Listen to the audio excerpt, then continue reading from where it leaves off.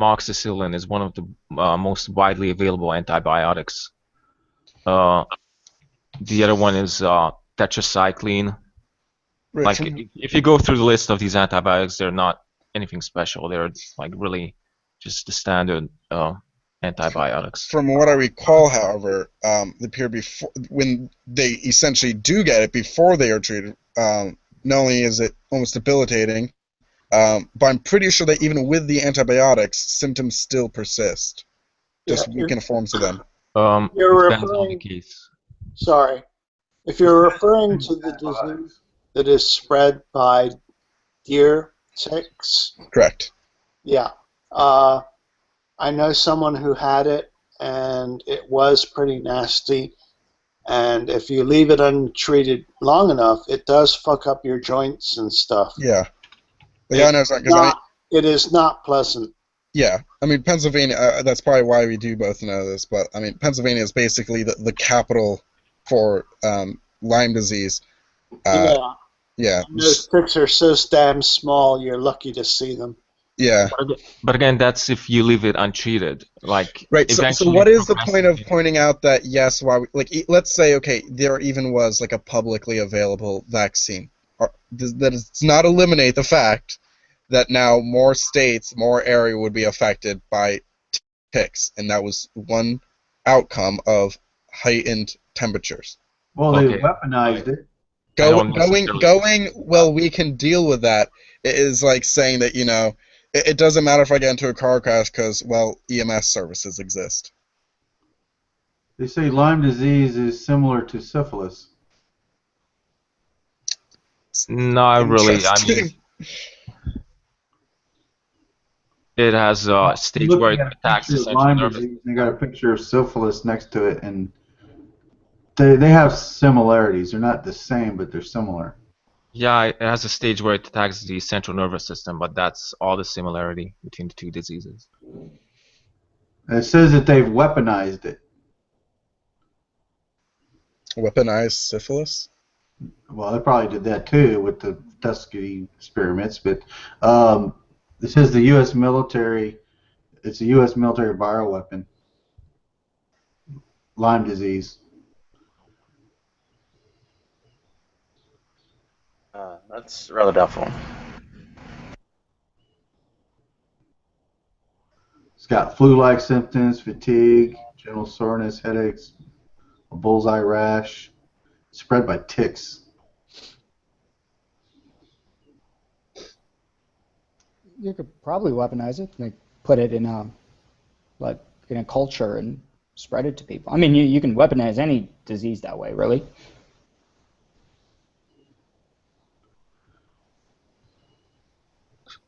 It says colloidal silver can be used to treat it. Colloidal silver is absolutely useless for everything, as far as I'm aware. It is used for developing old-fashioned photography. Silver Oh, knife. sorry. Yeah, you're right. I mean, medically, as far as I know. I mean, it has like antibacterial no, actually, I think you can use it topically, right? You can use it topically. Niacin. You can use niacin to treat it. What's niacin? It says otherwise known as vitamin B3. Are we talking about cure? Are we talking about helping the symptoms for syphilis or Lyme disease still? Lyme disease. Point still stands. Raising temperatures would require, we have to deal with those problems now. So the prevalence of Lyme disease is actually very low, even in endemic areas. So it's below 5%. So how would that imply some catastrophic 5% outcome? of what? 5% prevalence. You know what prevalence is, right? So 5% 5% of of the the population. population. You know how many people Correct. 5% of the population is? That's a lot of people, but it's not a catastrophic outcome because we do have No. antibiotics to treat it. Right. So Even you're very You're late talking stage. about close saying to that 200 million. you are supposing that I'm saying that increased territory of Lyme disease vectors is catastrophic. I thought that was your argument, that it's going to lead to a catastrophic outcome. No, for Maybe the I'm misunderstanding your time. argument again. Yes, you are for the second Oh, time. I'm sorry about that. Yeah, for the second time. It So is what? one of the factors which we would have to deal with higher increases of temperature. Okay. All I know is the person I know who had Lyme disease did not like it one bit, and the medication has side effects. It's not just simply, oh, pop a few pills and you'll be okay. You know, take an aspirin, you'll call me in the morning. No. Yeah, it's quite bad. Yeah. Yeah, it fucks you up. The antibiotic which is given is generally very safe. What I don't understand is why there's all this concern about the fact that our human history is filled with issues like this, where there's pandemics or there's certain areas where people lived in where almost the entire population was wiped out from disease or other things, but yet somehow that means we're all going to die off. Because this isn't like any other pandemic that had happened. It is literally, it's not just going to affect us, which is a problem. It's going to affect every single living organism on the planet, and very rapidly. Just like other climate changes in the past have affected our biological species, various species globally. Like the wiping out of the dinosaurs. That killed off 99% of everything living on the Earth, basically. Yeah, because see, even if our climate does change, that doesn't mean the end of all life. Sure. I Sure. can assure you that a whole bunch of fresh water being introduced into the ocean is not going to be pleasant. But it's Are we not talking about those? going to be the entire ocean that becomes fresh water. Oh, it's not going to become fresh water. It's going to And it's not going to stay fresh water. But you know what? There's energy that's going I to be mean, released. you guys seem Somewhere. You guys seem to have this opinion that man is so. Stop saying we seem powerful. to have this opinion or that opinion. Yeah, but you do give that vibe off. Like, to be fair to David, like, Clock, you do give that vibe off. chill, Bill. That he could actually destroy the planet. That is insane. Never said we could destroy the planet. Just to be fair to David, You're making it sound like we're all gonna frickin' die. No, I'm making it sound like there are major repercussions to what are happening right now, and that we either have to be mature enough to take on the responsibility. David, I'm just going to pick up right after you stop talking. You're talking about shit you can't do shit about. Right, David, so we have to have the maturity to either understand that we have a responsibility in the present to prevent future events from happening, or we're going to have to deal with them in the future, which And might we'll be, probably or have to deal probably, with them in the future because that's how human beings are. which might be, or probably will be, dramatically worse off. But And we survived. And we survived. So David, and Sideways. So I think you guys are sort of talking past each other because David, your only point is that we survive, and that's good enough, right? I mean, can you just say yes or no to that? Sorry, repeat that. So David, the point that you're trying to make is that no matter what happens, there's a very likely chance that the human race will survive, right? Yes. That's your only point, okay? All right, good. So, and Sideways, your point is that this doesn't in any way diminish from the fact that we can have major ecological consequences to our actions, and therefore, seriously reduce the quality of life for people in the future, right? Sure. Okay, so Sideways, I don't think that you can really, most likely human beings are going to survive one way or another. I mean, it will take a really major catastrophe to wipe us all out. I feel like I could make a maybe not compelling but reasonable argument for why the conditions which would happen under the worst case scenario for climate change might might lead to demise, quote unquote, of humanity. Right. Well, I mean, yes. I mean, It's unlikely. Yes. Yeah, exactly. Like if we invent the zombie virus and we all get eaten alive, or if a huge ice age melts and we become a snowball, obviously, there is pretty likely that we will die. But I mean, most likely it'll just be pretty bad. And David, I mean, you agree that we should worry about the environment because it does have even short-term repercussions on what the quality of life of our lives and our children's lives and our grandchildren's lives. So we should sort of worry about what we do to the earth. I'm not saying we should worry about it at all. But worrying doesn't do anything. What do you mean? Okay, so David, one example, okay? In the city that I'm in, we had huge smog problems, okay?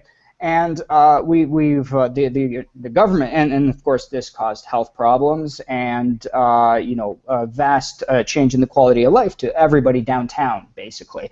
So what the government has done is implemented measures such as planting more trees, such as controlling the traffic, such as controlling what kind of cars can be on the road, and it has improved the smog in the city. So nothing you described is worry.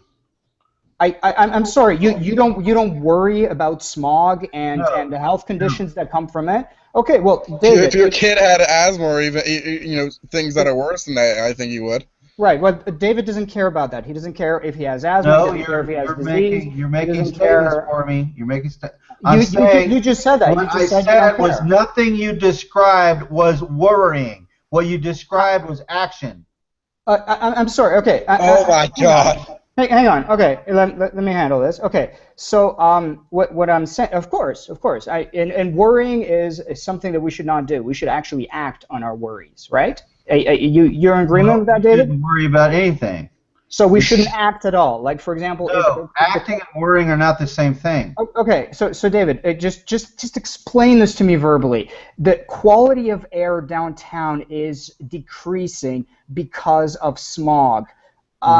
Okay, what do you do then? You identify the problem. Do you say that this is a bad thing? Well, sure, it's not a good thing. Okay, so worry. I'm sorry. So why are you against calling this worrying about? Because worrying just means that you're afraid and that you're helpless. Okay, that's fine. Can you give a different word than worry? Like there's concern, maybe a better word. That's fine. Debilitating panicness. No, because worrying is on the verge of panic. Okay, so this is worrying accomplishes nothing. Okay, so this is completely semantic issue. So to me, worrying and concern are the same thing. To you, they're clearly very different things. They are very different. Okay, that's not a problem. So we can use the word concern. Okay, so let me rephrase that. So David, would you disagree then with Sideways if he says that we should have concern for impact on the environment because it can have short and long-term repercussions on our quality of life? You agree with that? Sure. Awesome. Great. So this was it. Sorry, Sideways. I guess it was the term worried that he was hung up on. I know. I hate it when that happens. I don't even know when I used the word. I don't even think I did. No, he's not worried. He wants to bring on the apocalypse. Well, Sideways. Me? Sideways. My advice to you is not to worry about that. Well, if you want to do the way I use it, I worry about getting, skin cancer, and so I put on sunscreen. That's how I use the word worry.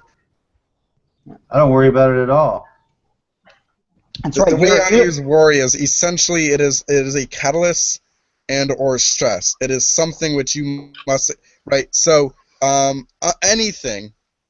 You know how many things there are in this life that can fuck you up? Yeah, and I worry about all of them. About each and every one of them. And I you won't even be able to live your life. Why do? So, refuted. Refuted? You sound like a scared little girl. Really? I wasn't the one shouting. You do. Oh my God, all these things are going to kill me. Oh my God. I mean, I go, crap, I don't want to get into a car crash. I think I'm going to put on my seatbelt today. You're not worried if it kills you. You think your body is just a meat suit for an immortal soul. Yeah. A liter of vodka a day keeps the worry away. We're all going to die one day. Why worry about it? Right. Do you wear a Think seatbelt? for yourself. I'm not going to die. Not ever. I wear a seatbelt because it's the law. Why do you worry about that? Yeah. What's the ticket? But I don't want to pay a ticket. I don't worry about it. I just do it and don't think about it. But you're going to die anyways. Why do you throw it away? Don't pay it. Now you're being ridiculous. What do you mean? Because you took the position of nihilism. Especially if it's nothing that you can do personally to stop it. There are stuff that you can do personally. Oh, bullshit. There isn't any. Really? So I never understood how it makes sense to anyone to go, there's nothing I can do individually to something, but then if everybody does it, then there is something. It's like you're going to get everybody. Chill. How unrealistic are you? Are you this freaking naive? This is like when people go, if you vote, it's just gonna, it doesn't matter. But then, everybody votes. Like everybody doesn't vote. David. Oh my God, you don't even understand the context of everybody. But two examples. The ozone hole, it's healing. That's an example of radical change that everybody or almost everybody undertook. That's helping. And the example that I gave of the city that I live in, where the smog conditions have improved. So, do you have an issue with that? Didn't voluntarily participate in that ozone thing. The laws were passed and people had no choice. Right. I'm not really sure what. So you're saying like if everybody okay, you guys are saying that we all get together and sing Kumbaya and solve all our problems. Oh my God. I'm not really sure what you mean. Okay, so laws are passed, right? But laws are passed by democracy. So for example, right now you can vote for people who will either support climate change, doing something about climate change, or who won't. Right now you can vote for that. Of course, the ones who won't will win. Right, but once again, it takes individual action. The reason why that's a reality is because people don't want to give up their creature comforts. That's true. That's true. I mean, that's why we have to have. So you're going to have to convince people to give up their creature comforts. That doesn't make So saying that this is the reason why people contribute to climate change does not mean that people, therefore, individually are not contributing. Just because there's a reason doesn't mean that they're still not responsible for it. Okay, what is the average person going to do to stop climate change? Vote for people who support legislature that addresses. You really think that's going to do it? Right. So political action. You are lower your waste. Recycle more. Use less. Reuse more. Drive less. Carpool more when you can. Insulating windows and doors. Replacing light bulbs to ones that are more energy efficient. Even replacing cars which still use non-renewable resources. Getting your energy from renewable resources. You're telling people to give up their creature comforts. Right. How is it your creature like it's? I've never met anyone who is pleased every time they turn the lights and go, oh, I love that somewhere miles away there's a coal factory burning right now to produce energy for this. It's not that it's creature comforts necessarily. It's just that people either aren't aware of it or don't know how to take action. And it's absolutely not. What did you just say? You said people should turn their lights off and live in the dark? And no, David, that is absolutely not what I said. Yeah, and sideways, just to add to your point, actually, David, there are plenty of campaigns out there, like public campaigns by nonprofit organizations that, for example, tell people to turn their lights off, tell people to recycle, and they do work. So people clearly do care about their environment, and they do change their behavior. People are turning their lights off. Yes, exactly. So and we're yes, still having climate change problems. And hang on. So people are clearly willing to give up some of their creature comforts. Absolutely. Like I said, in the city we were in, there was a big campaign for carpooling, and it worked.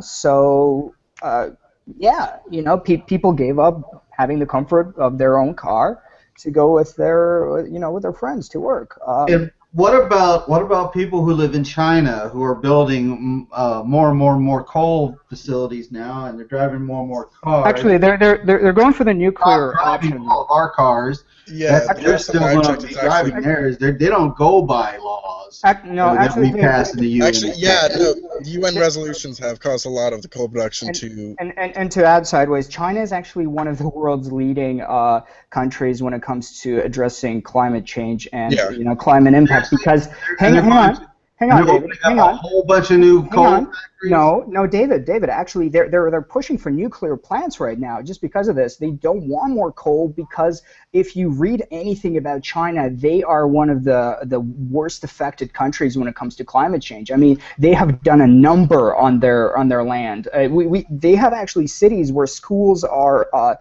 inside like air bubbles. Like the soccer fields are inside air bubbles because the air is so bad to breathe that they can't play outside. So they have like these filtered indoor facilities, and it's costing them, billions of dollars in health and infrastructure. Imagine a day in a giant city where there's suddenly a half-an-inch layer of dust everywhere. Can you imagine how much that costs to clean up? So China, if you read about it, is actually, one of the countries that realizes the most about how dangerous climate change can be.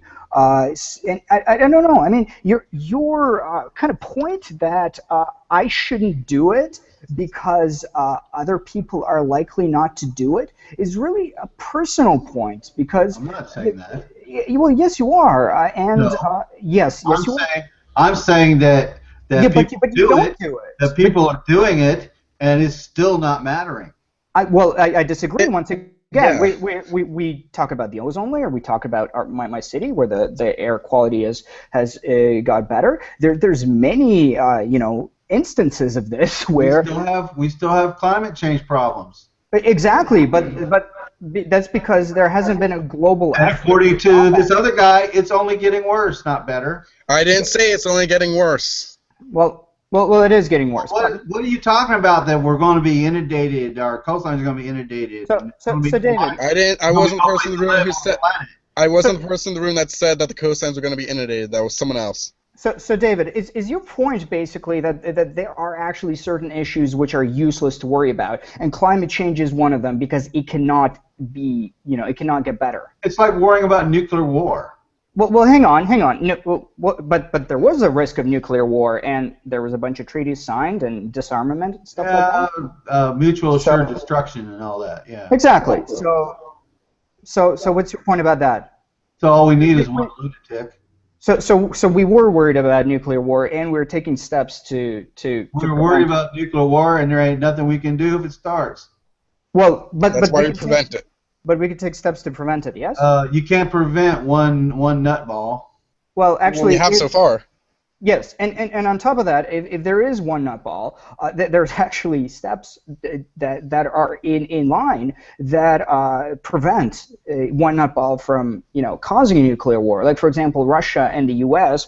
They have contact between multiple I don't know how old you guys are, but I lived through pretty much the bulk of the Cold War, and I saw people just absolutely scared to death, biting their nails, worrying every day. Right. And it was just stupid.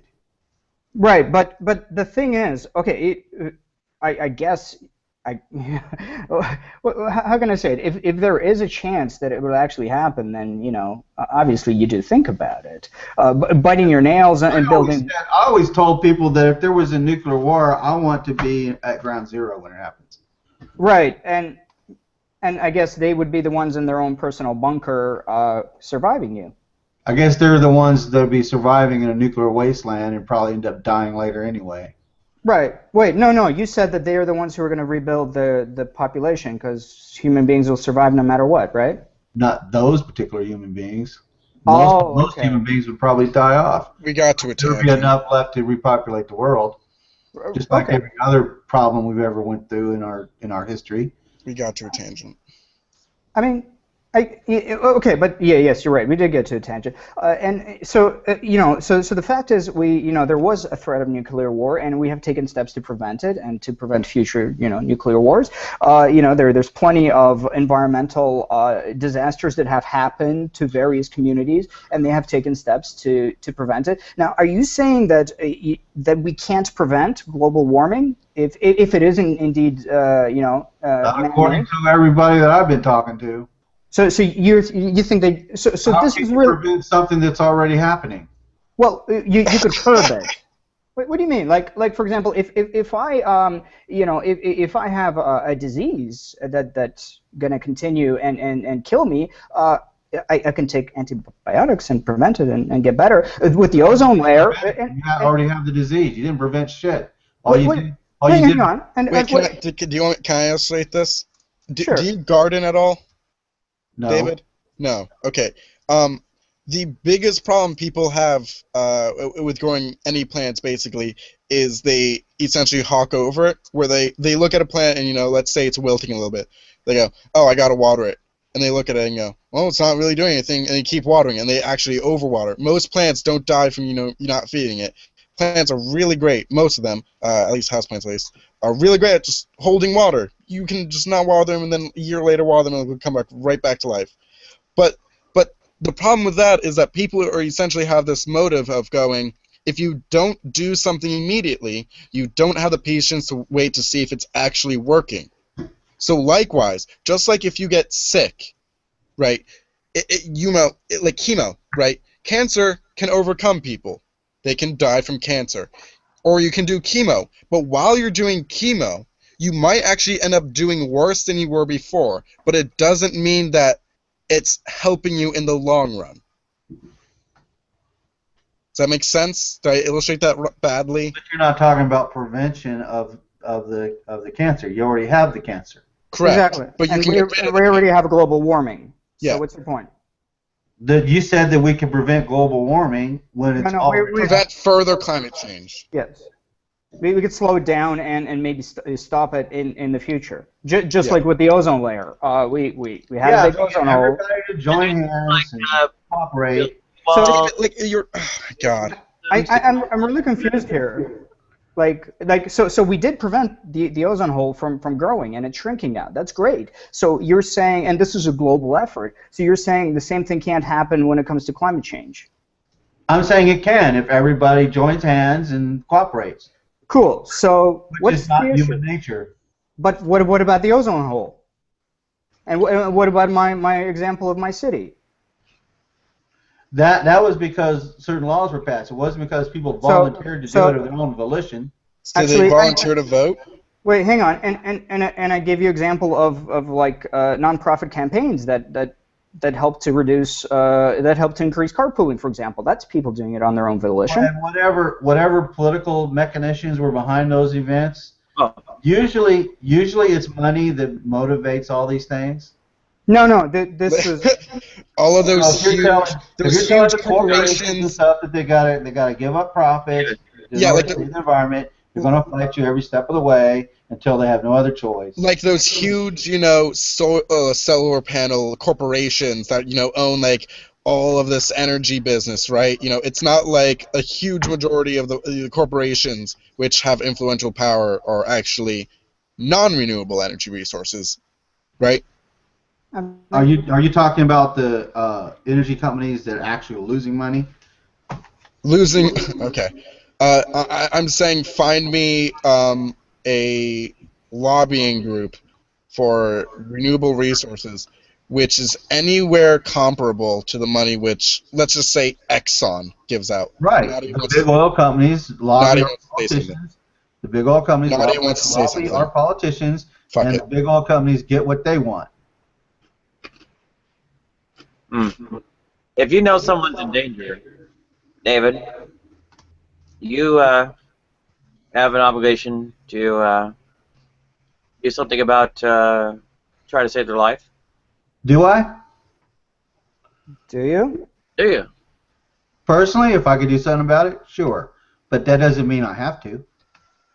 I'd say even more obligation. I think that's what she was getting at. A imperative. Like you ought to. Yeah, but under atheism, there are no moral imperatives. Sure, you can say that, but There are actually. Atheists are subscribe to varieties of moral systems, and utilitarianism and such are quite compatible. I could It's actually. irrational odds. Yes. And I could actually say that under theism there are also no moral obligations either.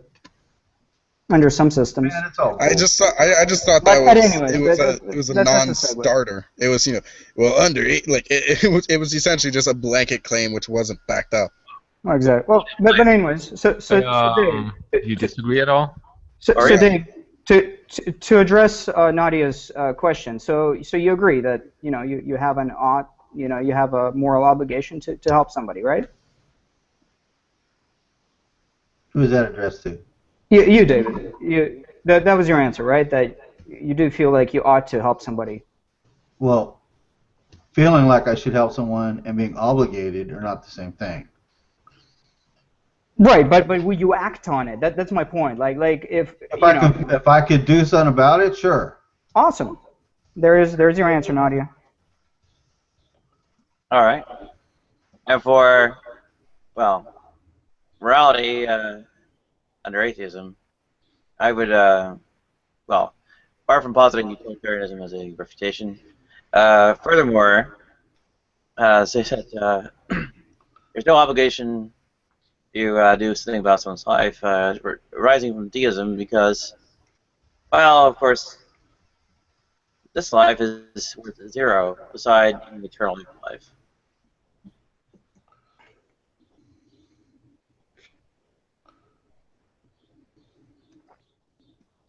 At least to the extent you deem it to have any value. It's only as, your ticket to the afterlife. I don't know what you just meant. Meat suits and souls are, not a big deal, aren't they? I don't mean to sound insulting, but you sound a little drunk. Yeah. So that's not an insult. What That's a compliment. Does anyone care if a meat suit is ripped or torn when it's an immoral soul wearing it?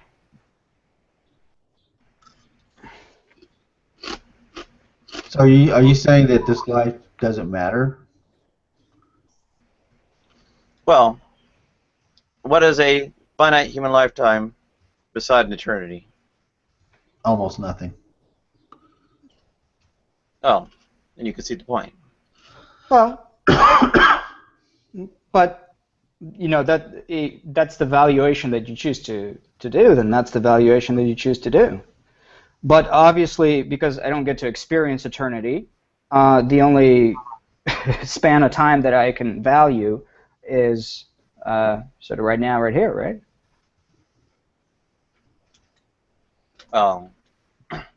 Under theism, there's no moral imperative to address a billion people suffering and dying, right? This is the part that I actually don't really comprehend when it comes to theism. So if the rest of your life is eternity, which essentially means that everything that you can possibly do, you will possibly do an infinite amount of times, then the only unique thing that you will ever have is this life.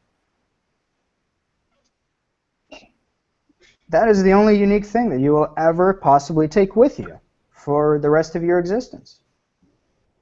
No, I don't agree with that.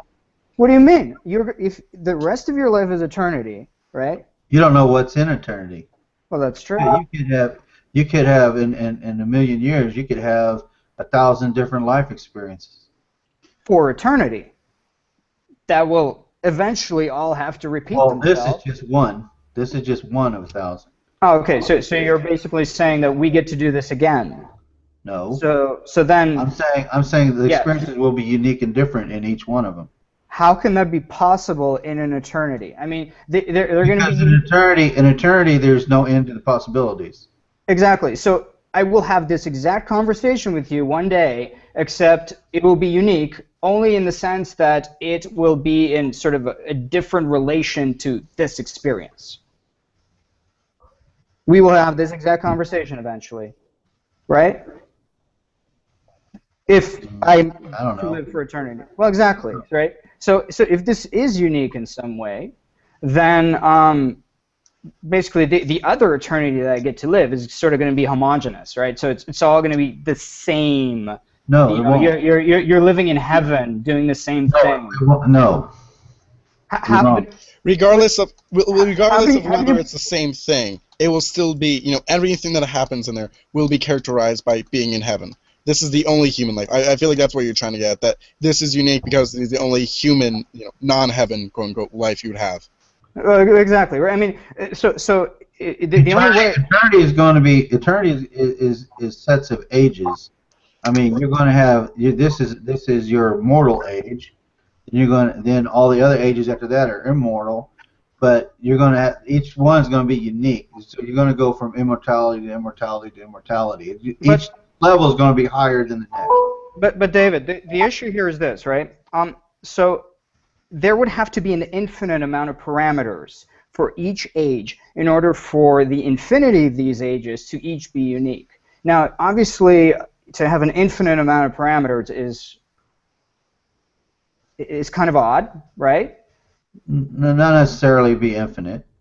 Okay, so if the parameters are not infinite, then eventually, throughout eternity, you're going to repeat the same thing, even if there's a very large amount of parameters. I don't even understand what you're getting at.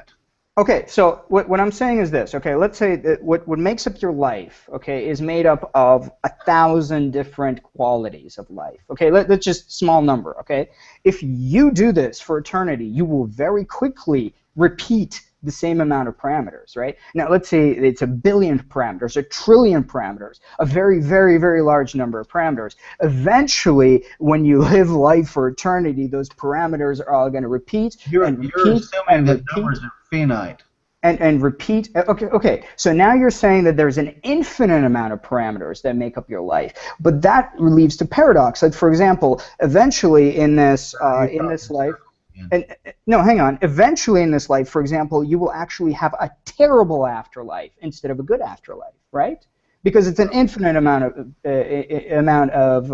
parameters. You trying to describe what you just described in the manner that you did it is like a child trying to describe the responsibilities of adulthood. Disagree. But how? Like explain to me. So you're saying you don't have the cognitive and ability or awareness to properly appreciate what eternity is. None of us do. Great. Mathematicians have a pretty good grasp of it. But and David, then my issue. Then my issue with you is. Then you're basically saying that we can't reason about heaven, right? That we can't reason about this. The only reason we get is what God tells us. Right, but you have to comprehend those words, Otherwise, it's just that's word why salad. He don't tell us a lot of things, because we can't. Exactly. So that's word salad. So God is telling you stuff, but you don't actually understand what He's telling you. No. So. But what God tells me, I do understand. Okay, you just contradicted yourself. So tell me, what is heaven? I'm saying that God doesn't tell us about heaven. That doesn't mean He doesn't talk to me about things here. How does it talk to you? How does God communicate with you? How does it do it? Can you explain how it does it? Spiritually. And David, we're talking about heaven right now, aren't we not? So I really don't care what God tells you about I heaven. can't talk about heaven because I've never seen it.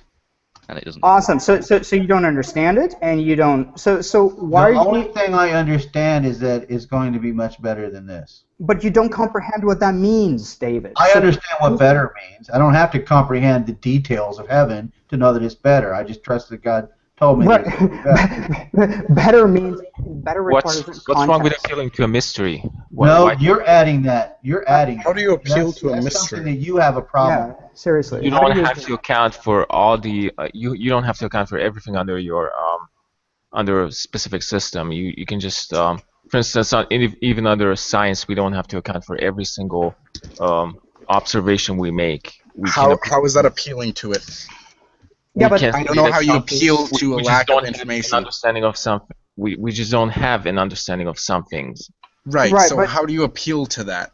How do you explain color to I someone was born saying blind? appealing in the sense that How do you explain colors to someone born blind?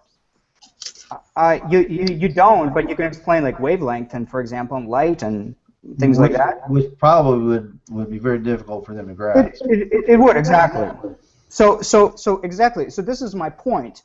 You don't know what light is. You don't know what color is. I don't know what color is. Yet you're telling me that color is very nice. This is the No, equivalent of the I'm not conversation telling you we had. that. I'm not telling you that. I'm telling you God told me that. You don't have to accept. You don't have to accept it. Okay, so you're blind. I'm blind. God is telling us color is very nice. No, Damn, no. that's The pretty good. situation That was, you're I really describing- like that. Shut up a minute. The situation you're describing is that you're blind, I'm blind, God's not blind. He told me, but he didn't tell you. Oh, okay, and you're telling me that it's very nice. Now, you No, don't I'm know not. what it You're means. I don't know asking what it me means. if God said something to me. I said yes, he did. Okay, But so I under don't what understand the context details. are I just you, thought- as a blind I just- person, oh telling my me as a God. blind person that color is very nice? Under what context? How am I supposed to understand this? Because you see, in You're order not, to make... because you weren't the one told about it. Thank you. Therefore, I don't understand it. You don't understand it. When you say this heaven's very nice... I never said I did. You don't even know what it means. I said I understand. God told me that it's better.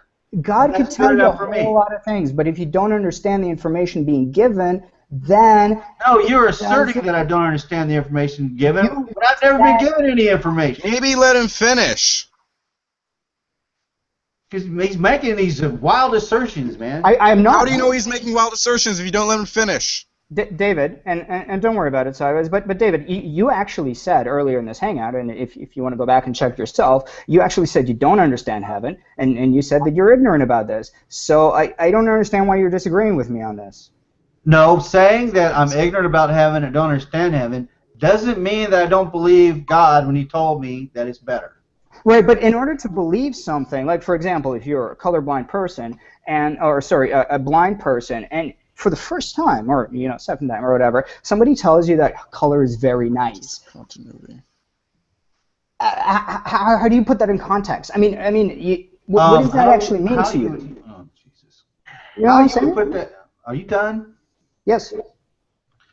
How you would put that in context is that the person born blind just accepts that you said it was nice. Yeah, but if you don't know what it actually, what this experience entails, then saying it's nice is really absolutely meaningless. It's like a little bit like me saying... Because they know what nice means. No, but it's a little bit like me saying visiting Alpha Centauri is really nice. And if you told, okay, you're telling me that. Okay, I told you that. You're telling me Visiting that. Alpha. You know what I would do? Yes. I would say, great. You think it's nice. Right, but you don't know what that means, right? Of course I know what it means. You don't know what nice means? No. Nice is very vague. In fact, that's like a word that like any English professor will tell you not to use because it's extremely not actually defined. Nice means pleasant. Yes. But Yes, what does pleasant mean? In order to understand Are you really seriously this stupid? No, right. So like a description would be like heaven is, pretty looking. Like heaven has nice sounds to it. It is gentle to the ears. Saying something is nice isn't descriptive. How's it not descriptive? Okay. If I say my trip was nice, nice is a mental state. If I tell you that my trip to Venezuela was nice, describe my trip then. Okay, I could say that it led to certain feelings in you, like led to pleasure, and obviously I understand what that means. So essentially, what you got from me is a synonym. Okay, go ahead, Dexter. I think. Right. Yeah. And this is what I'm talking about. The mental state I get, okay, like so the pleasure of euphoria, whatever you wanna say that it is. The part that is important, right, when we're talking about visiting Venezuela, visiting Alpha Centauri is nice, is why is it nice? Right? Because just because somebody's having a mental state doesn't really, it doesn't tell us anything about the actual location, right? Or why. Because maybe visiting Venezuela was really nice, and I had an epileptic seizure that made me believe that visiting Venezuela was very nice. But you don't know that part. So that comment that I am having a nice experience about X doesn't actually in any way give you any information about why it is nice, and therefore you don't really have any like I was saying, any perspective as to why. How would you describe life in America to someone who's lived in the jungles of the Amazon their whole life? It's very difficult. I've had an experience. Well, not jungles of the Amazon, but I had people who live in small villages in the jungle. It is very, very difficult. It is almost impossible. So telling them, in this case, telling them that living in America is very nice is really meaningless to them. So that means America doesn't exist. It doesn't mean that it doesn't exist. It means that they don't understand what I'm saying. So exactly. I'm a theist. Can I help David out here? Sure. I'm thinking of what he's trying to say is like you're getting onto a new roller coaster with your buddy, and he has no idea what it's like, and you look to him and you're like, I can't explain it, man, but you're gonna love it. It's like you're not really telling him what the roller coaster is gonna be like. You're just telling them that he's gonna love it. But like that is an instance where you okay, that is feasible. That is something that could happen. That's something that reasonably might happen. However, like if we push him to actually give any adjective about it, he can't. If you told me, oh, what's the ride going to be like? Well, at first, you're gonna feel like an adrenaline surging and like feel like very frightened, but it's going to be like kind of an okay feeling. Like it's not gonna feel like you're dying or anything. You're gonna be going really fast. You're gonna be pushed back in your seat. Wind's gonna be going through your ears. It's gonna be very loud. You can describe it. Exactly. What if he's so excited that he just cannot bring himself to describe it? He's just too excited to describe it. Dexter, are you too excited to describe this right? Nicholas, just to address what Sideways say. Nicholas, just to address what Sideways said. So what Sideways is saying here is that you actually have a mental framework, a context as to how this can be a cool thing that you can do. Now, if your friend, for example, stabs himself in the stomach and says, dude, this was great. Now, if you have no idea about what's going on, right, then you could do it yourself and find out for yourself. But of course, you know that he's lying because you actually have an idea of what it's like to have your flesh torn apart, right? So in this case, you know that he's lying. For the roller coaster, you can evaluate your friend's statement and you can actually feasibly comprehend, wow, yeah, that's cool. Now, what me and David were talking about is that basically that sort of, I think we were talking about like the infinities of heaven and how it compares to the value of finite life. So, basically I was saying that, look, if you have an infinite life in heaven, that sort of has a finite number of parameters, then eventually you're going to get to you're just going to be repeating the same thing over and over and over again for infinity, which means that this life... You assume that there's change in heaven. Well, that would be even worse, which means that this life is actually the most unique thing you will ever, ever, ever have for infinity. Right, so how's that a problem for theism? Well, no, this was a question that I posed, and I'm not really saying that it's a problem. I'm just saying that from a sort of a value statement, that to sort of have homogeny forever as a mental state seems like a really terrible way of being. Are you well, no, this started with the moral statement of whether you have an obligation.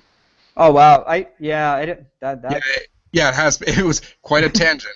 Yeah, exactly. So I was sort of just asking David as a theist as to how he compares the value of this infinity to the value of this finite life, but clearly a very unique thing. That's it. That was sort of my question, and I think David's objection was that Look, David's objection was that I just know it's going to be better than this. Period. Yeah, Because God told me so. I just rolled out of bed. I heard you say that his description didn't really say anything, and it sounds like you're stepping back from that now. Yeah, David actually said that he doesn't know what heaven is. That all he knows is that God told him it's nice. And so this is my example is. More than that, but. Well, exactly, right. I'm sorry. Nothing really that I can say. This is heaven, you know. Exactly. Well, anyway, so basically, he's saying that this is going to be a better, a better value than this life, right? That's what God told you. So, what I'm saying is that in order to sort of comprehend that, you have to have some sort of framework set up in order to compare this life versus the afterlife, right? Just like how you have to have a framework when your friend tells you, "Hey, if you're gonna doubt the report, right?" Not only doubt the report, but comprehend the report. Because, for example, if I have never seen anybody get stabbed in the stomach, and I've never had my flesh violated by anything, and my friend goes, "Hey, try this. This is awesome," and I'm completely ignorant about what's going on. So as far as you're concerned, as far as I'm concerned, I'm comparing it to all these other things that I've experienced that are nice, that are good, of high value. Why do you care? But what I'm saying is that when Why it actually do you care about heaven? If Let him finish. Why are you talking about it? Well, I care because I care about what you think, David. That's and. Well, what I think has absolutely no bearing on your existence. But you have a bearing in my existence, so. No, I don't. Yeah, this is I'm having a nice conversation with you. This is the part of the conversation where the person. What do you want to do about it? This is the part of the conversation where the person. I'm sorry, David, that's losing the discussion. Just complains that they're even having the discussion to begin with. No, I mean he's just going on about heaven, and he don't even care about it. I mean.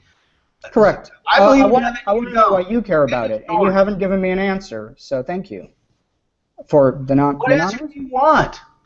Any answer. The answer you would give. Well, I actually. You want to know what heaven is like? He's not looking for anything in particular. He's just asking you for an answer. You want to know what heaven is like?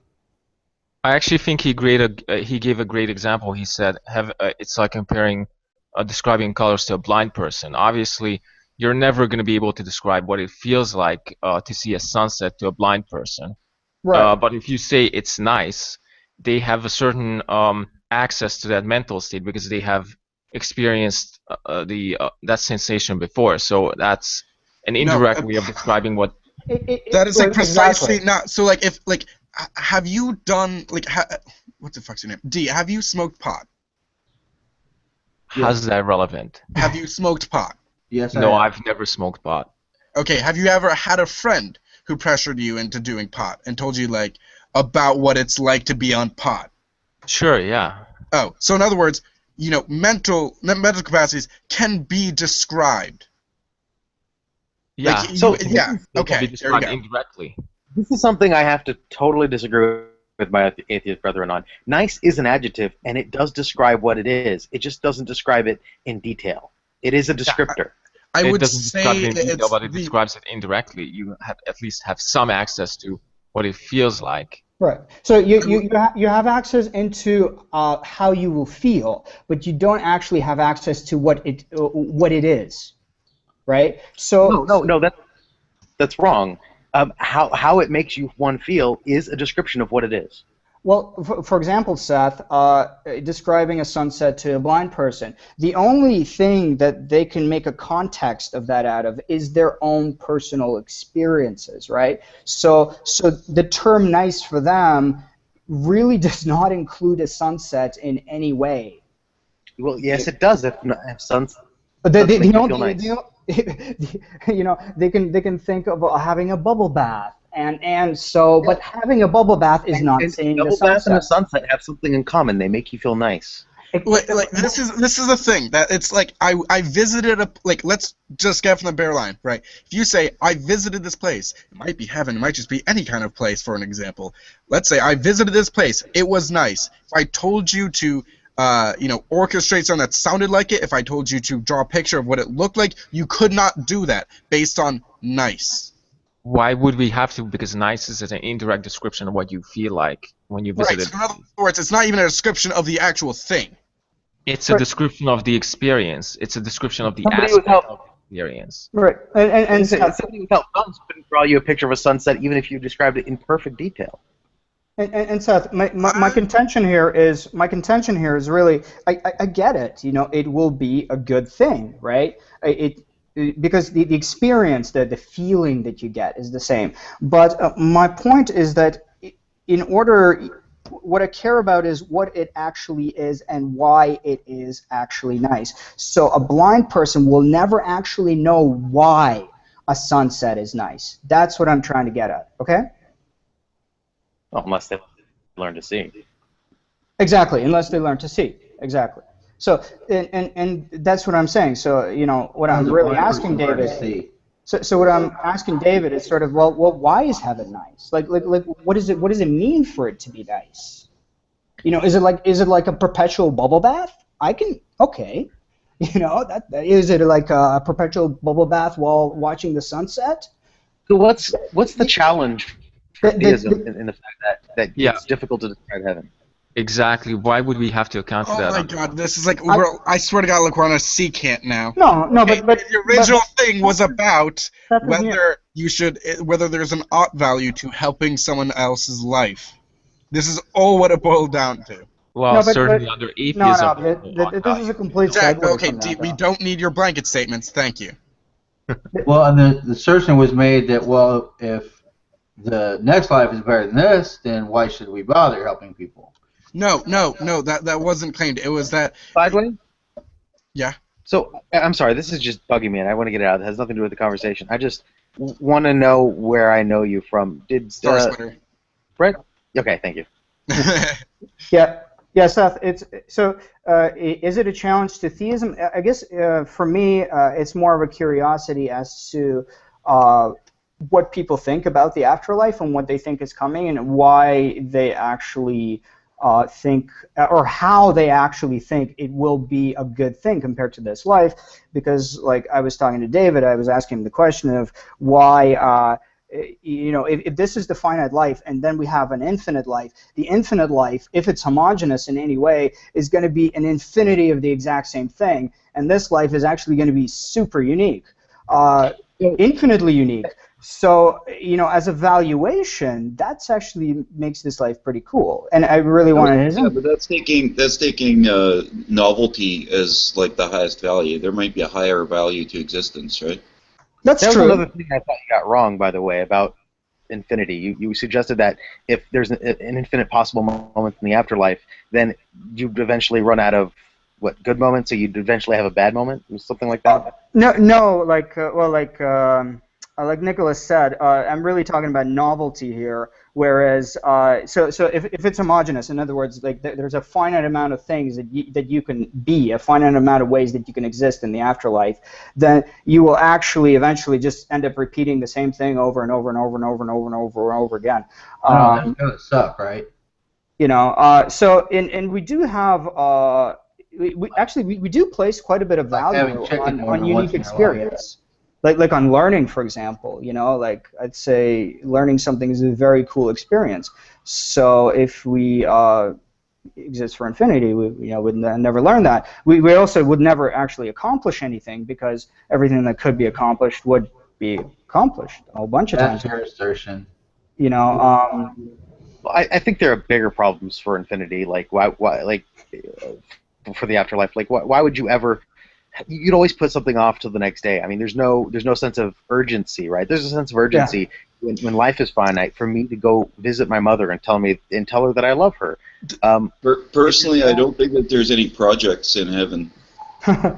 That's terrible, though, because like we really evaluate ourselves based on what we do and how we act. Conversation. This all came from David.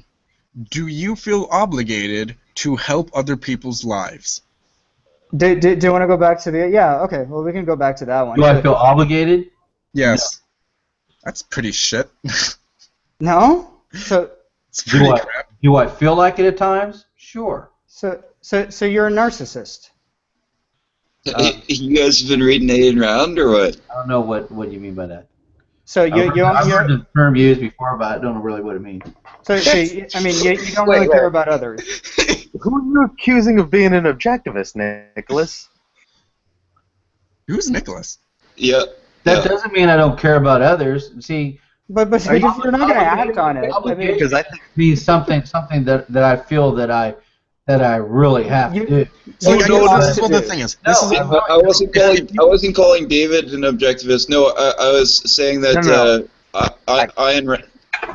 Ayn Rand says that it's terrible to feel obligated to do good things for other people. Right. yeah, I mean that's Ayn Rand.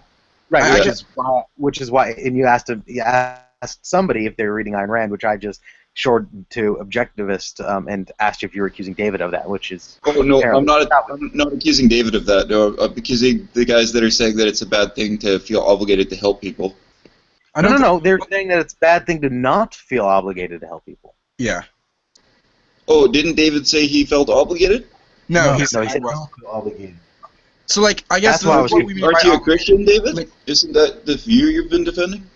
I don't even No. think he's Christian. I don't feel obligated to help people, but I do help people because I want to.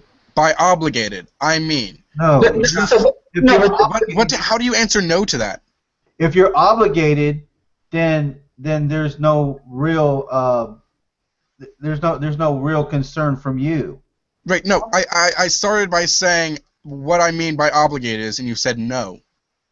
No, because if you're obligated, that takes away the incentive to do something because Right. I'm trying to explain. Okay. I'm not going Did for you that. let him explain what he means by obligated, and then you could agree or disagree with it? Yeah. Thanks, Seth. What I mean by obligated, I'm not even sure if it's the same that Dex means by obligated. What I mean by obligated is that if you were in a situation where you had the opportunity to do something, and you did not do that thing, afterwards you would either feel a kind of regret where you wish that you had done that thing in retrospect. So that's not an obligation, that's a desire. Right, D, that is what I'm saying.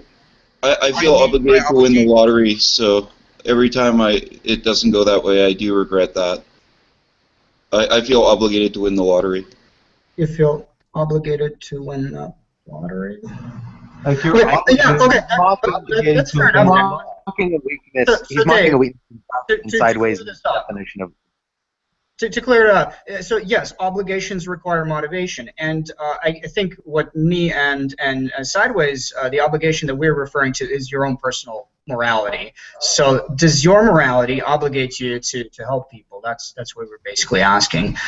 So like if you don't help somebody, you feel bad about it because your internal self tells you that, hey, I ought to have helped somebody, right? So I think we agree that. So you do feel that way?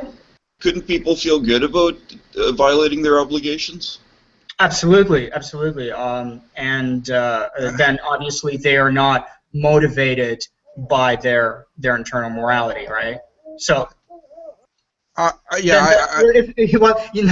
can't feel good about that. I mean, if you have a morality and you feel like you ought to help people, then how can you ever feel good about breaking that morality?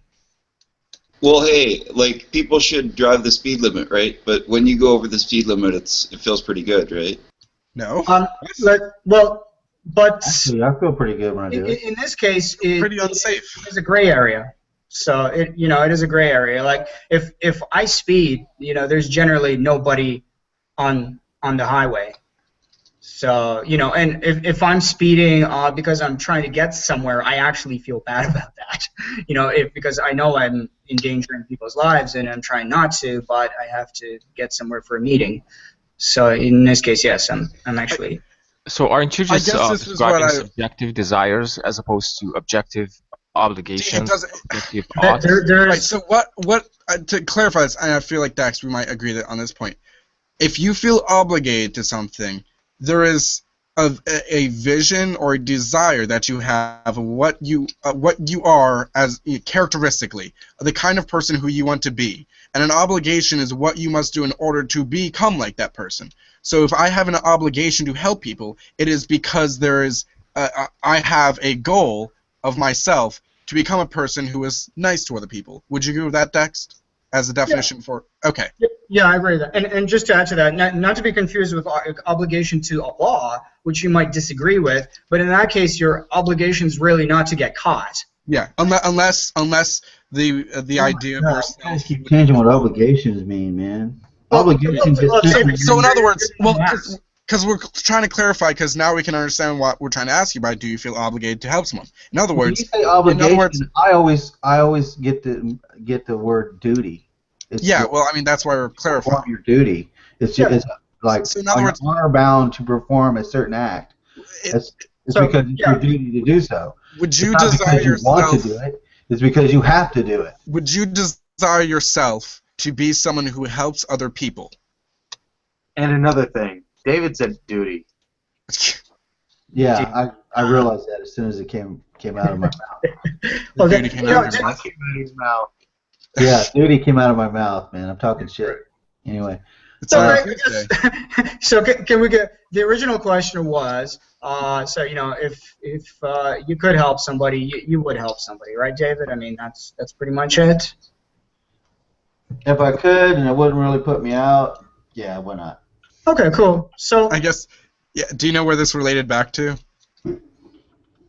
I do. I don't know if. Yeah. So in other words, why do you then not feel obligated to help people in terms of? Fun fact: this was the original topic: climate change. Because it's just one of those things that it's just so big, it's just pointless to even worry about. So you feel like you can't change anything based on your individual Not me personally, and I'm a bit of a loner, and I really don't associate with a lot of people, and right. Don't you feel like? And as long as it don't affect me, I really don't care what they do. Don't you feel like the people who you like might be affected? Not really. Like children, family. I don't know. Well, what people in the future. what they do is that's their business. I mean, what they do with their kids is their business, not mine. It's not like they're choosing to like live in like a hotter climate or like live with higher sea levels. Hold on a second. Did you say what other people do with their children is up to them? What they do is up to them. They're concerned for their children's future. Okay.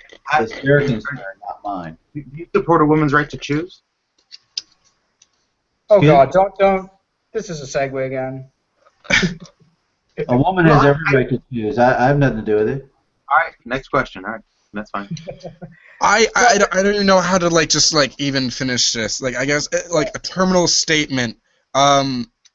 Next time anyone says that atheists shouldn't have to care about other people, here's evidence of the opposite isn't true. What opposite isn't true? You're a case of a theist. I didn't say I didn't care about other people. I'm just not concerned not about... care enough to Oh my God, not care enough to do anything about whether they'd be in a shitty situation. Yeah, I would say that's kind of a piss poor empathy. That's not what you said. So it is too like you care more about having like I don't know shitty light bulbs or driving like a car that uses gasoline than making sure that like people's children or grandchildren are living a healthier. They're not my grandkids. Okay, no, precisely. You don't care about other people's grandkids. I do. Well, that's probably because you're weird. Yeah, those atheists and their morality, caring about other people. So weird. Empathy. What the fuck is that? If we're gonna make normative statements so blatantly like that, can we at least take a vote? Who here cares about grandchildren? I do. I like grandchildren. I don't particularly concern myself with the decisions that It's parents not make the about their own decisions. kids. It's not the decisions. people aren't like grandchildren who aren't yet born are not choosing to don't masturbate because you'll kill a kitten. Are not choosing to increase carbon emissions into the atmosphere to raise temperatures and sea levels. They are not. So I should not drive my car to work. If I drive my car to work, somebody's grandkid's not going to be able to breathe. They are not choosing that. Therefore, it is not their choice. It is our. It is. So I should never drive my car and walk to work so that your grandkid can breathe fresh air. It is our choice whether we are going to emit carbon dioxide. That is the end of my sentence.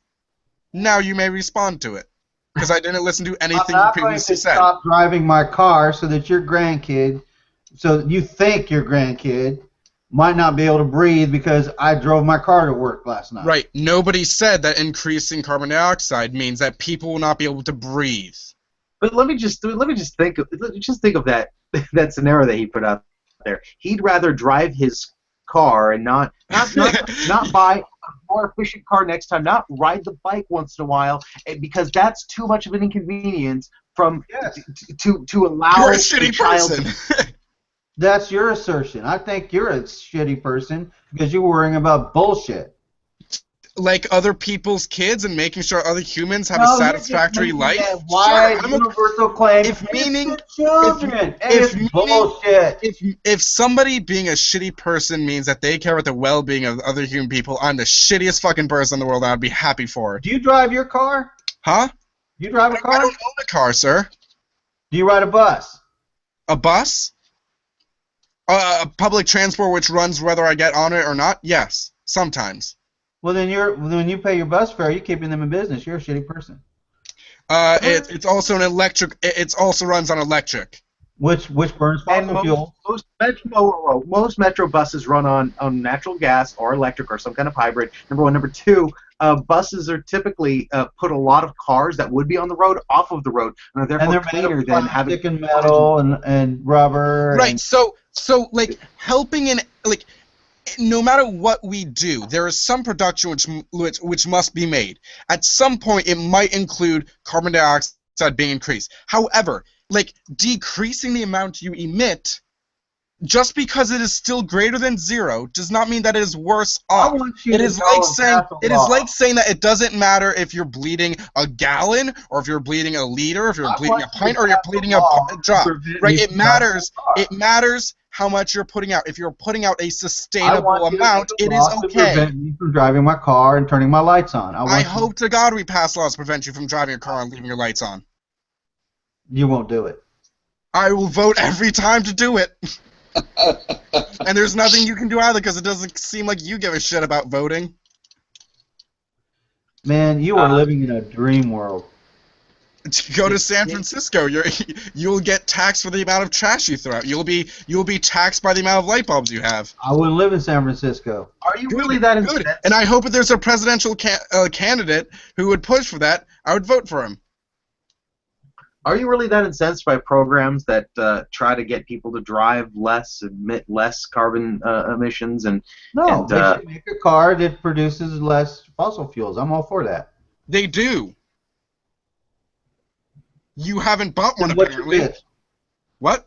Then what's your bid? Well, I don't understand why you're not doing such. You just said if there was an alternative, I would get it, but you haven't.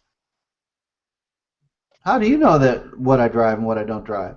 Do you drive a car that runs on solar or electricity or anything except gasoline? No, but I don't make. Okay, then what's the point? Either.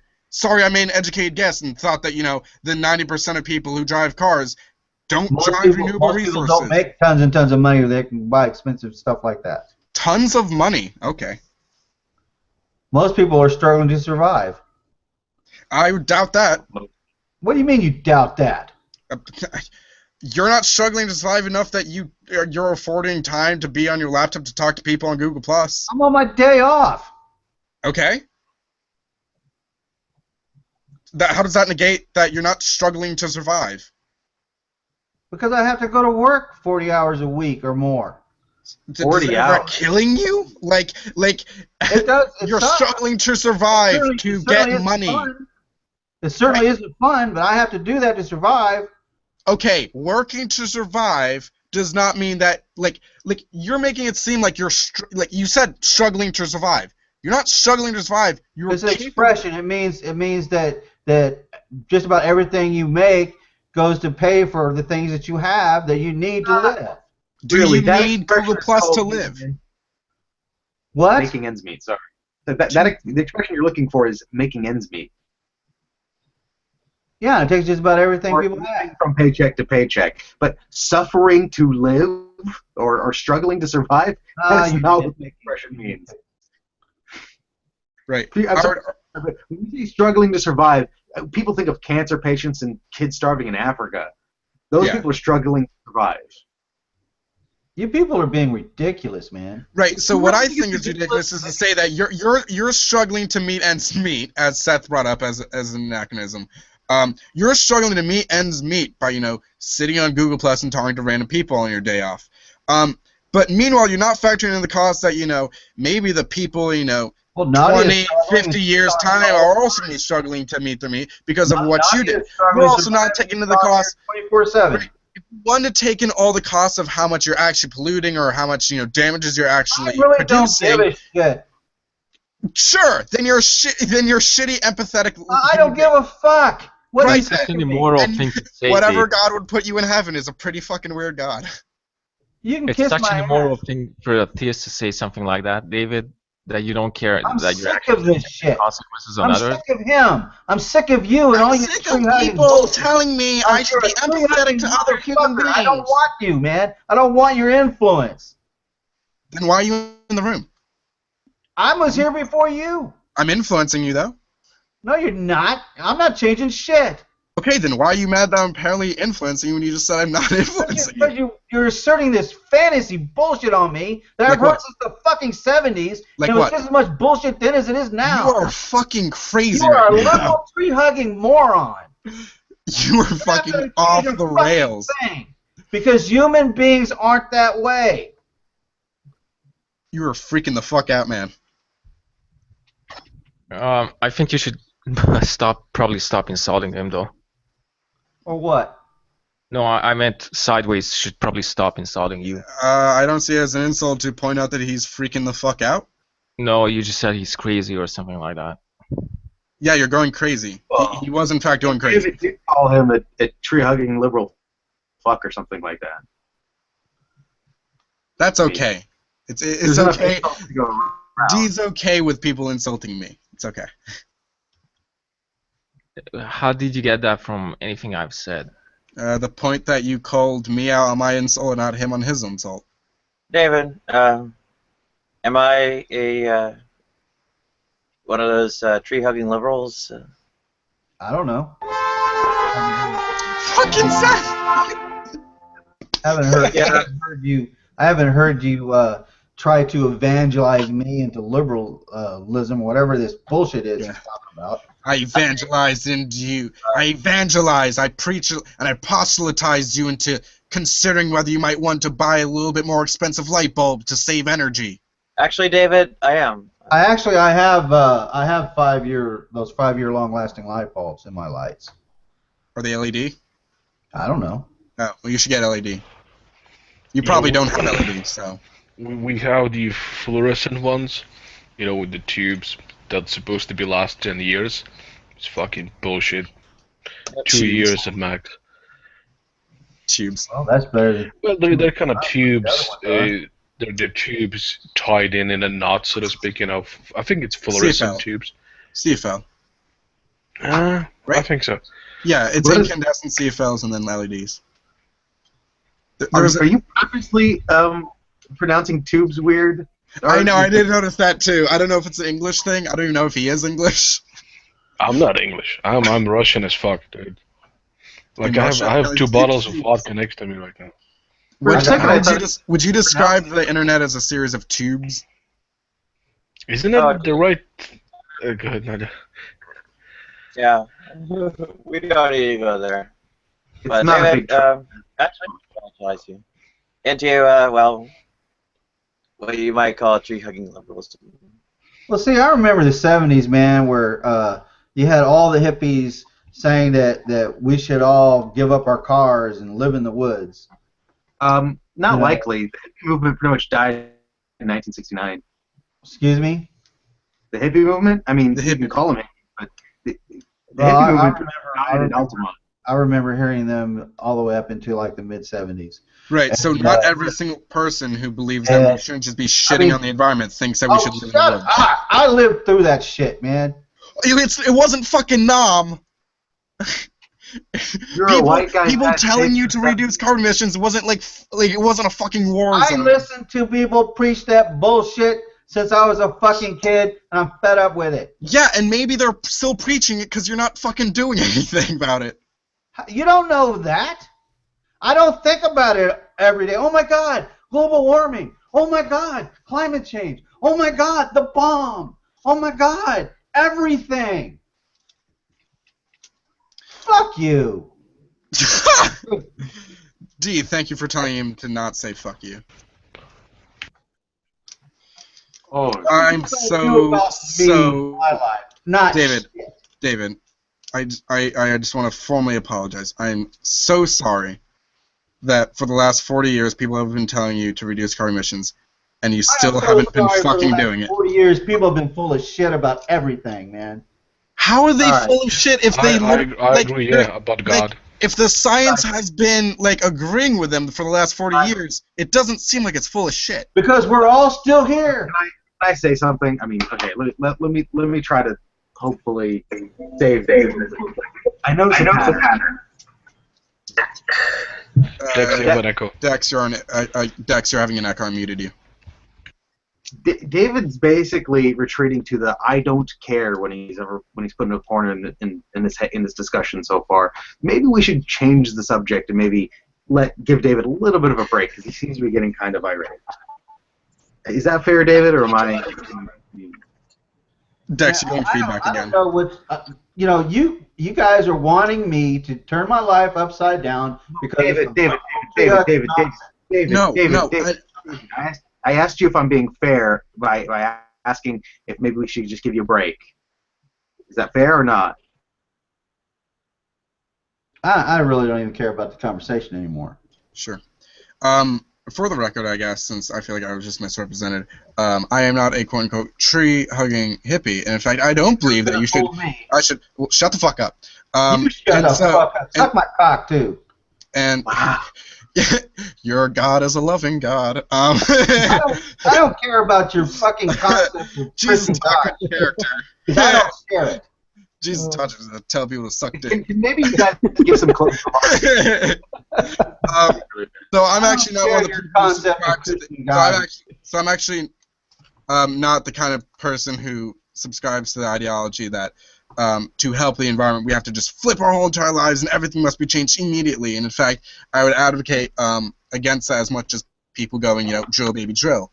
However, there is a portion of people called conservationists who believe in sustainability, which is just changing small parts of your habit and doing small things to help the environment and things that you can deal with. And so maybe I should just address that before David just completely fucking thought I was this guy telling him to live in the woods. But frankly, I don't think I needed to, because if someone misrepresents me, that's not on my fault. Yeah, that's fair enough. You sure do come across awful preachy, man. David, do you have some closing remarks so we can move on? No, he doesn't know. He doesn't know that my electric bill was only $26 this month. Where do you get your energy from? Hey. I'm not even trying to be argumentative. I'm literally just asking him. I know you are. No matter what I say to this dummy, it's never enough. I'm not trying to argue that. I'm literally just trying to have a conversation. Sideways. I thought you to tell you my fucking business. I think we need a break from the conversation. Supposed to be a final statement.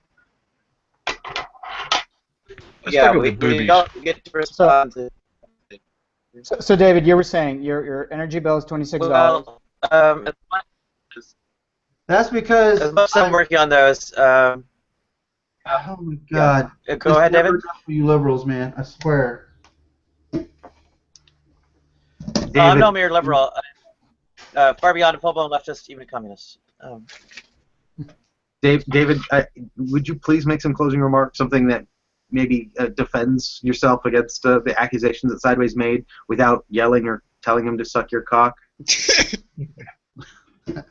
Look, I'm only in one room of my home at a time, and that's the only electrical power, apart from my refrigerator, that's constantly got electricity going to it.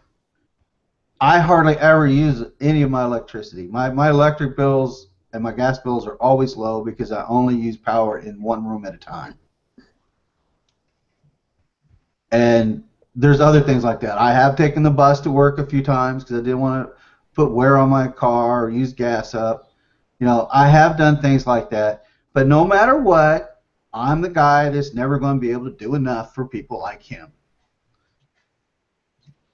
Should I do a closing I remark? know you want to respond to that, Sideways. I would too, but I did say closing remarks, and I think it's important that we move on from this. Did I give a closing remark already? I asked you for a closing remark. Oh, did I? I was just gonna say you should look into energy efficient refrigerators. Oh god. Yeah, hang on. Let's let David. Not my refrigerator. It's owned by the... It was a joke. Okay. Right. All right. I gotta Right. explain my As system to you. final statement, it stands unchallenged. Okay. God forbid that I live my life the way I want to. Excellent. So, I think, Seth, you were in particular interested in exploring, well, the moral questions. Particular, what was it? The statement from the rest about atheistic morality and challenging? Yeah, I can't remember exactly what it was now after all of that. Am I muted? Oh, yeah. I can't remember exactly what it was after all that, but I remember something about somebody saying something about atheist, there being no atheist morality or something. I can't remember. Oh, that was D. That was like one insertion from D, like an hour and a half ago. And we shut off in like 5 seconds. I don't know how you remembered that. Well, I think that's an important question. As an atheist, how you count for odds, or what we should do. May I? I've been actually sort of dying to share this and get both the atheist and the theist idea of this. But it'll take a couple of minutes. So, odds. So first of all, morality in itself is a tool to assist us in coexistence, cooperation. So the odds come from preferences. The way it goes is every human being has a preference, for example, to live, to eat, to keep their work. So if you're going to coexist with them, you ought not do things like steal or kill them, because it's going to have negative impact on yourself, on your relationship with them, and on society as a whole. So that's basically the nitty-gritty of it. So what about this guy that sort of seems to be just barely hanging on the edge and doesn't care? Well, it's an issue. Like, for example, because of David's statements, for example, I would certainly trust his moral scruples a little bit less if I was in a, like a personal relationship with him of some sort. It would be an issue, obviously. So everything we say, everything we do, is judged by others. So this is where we get the odds from. The odds come from the fact that we, as human beings, it is a fact that we coexist with other human beings. We can't opt out of that. But it's also a fact that we cooperate with other human beings. And so you're asserting that we should be forced to do good things? You're not forced, but if you don't do good things, there's repercussions to it. Well, yeah. Right, so that's just descriptive. That's not prescriptive of anything. So basically, you're deriving odds from preferences. And Exactly. Well, Dex, you prefaced it. Did you want everyone to, I guess, say their idea of where they get it from, where they get odds from? If you guys don't mind, is there do you guys see any issues with the way I describe it? I guess you could see it as I'd go about by different route, but I feel like we might get there the same way. I get my morality or my quote unquote oughts the same way as everybody does. Which is? The same way everybody does. So preferences. I mean, like, where do you get them from? That wasn't the original question. So yeah, that was elaborating on my answer. So you get your oughts from preferences, which is basically subjective. No, I literally mean, like, I get what, I understand what I feel like I ought to do, just like everybody else does, and that I don't subscribe to the idea that you get it from being beholden to a system. So D, and just to kind of clarify, for me, this is incredibly important. I want people to do things for me based on my preferences, because that's important to me. I mean, I wouldn't have it any other way. Like if somebody is helping me in a time of need, I want them to do it because they feel like they ought to help me because they are aware of my preferences and they care about my preferences. That's what makes it a moral act. If they did it because of some law, then they actually, like, I'm not important to them. It could be anybody in that place. So to me, morality based on preferences is actually incredibly important. Okay, so you're saying it's rational to act according to preferences.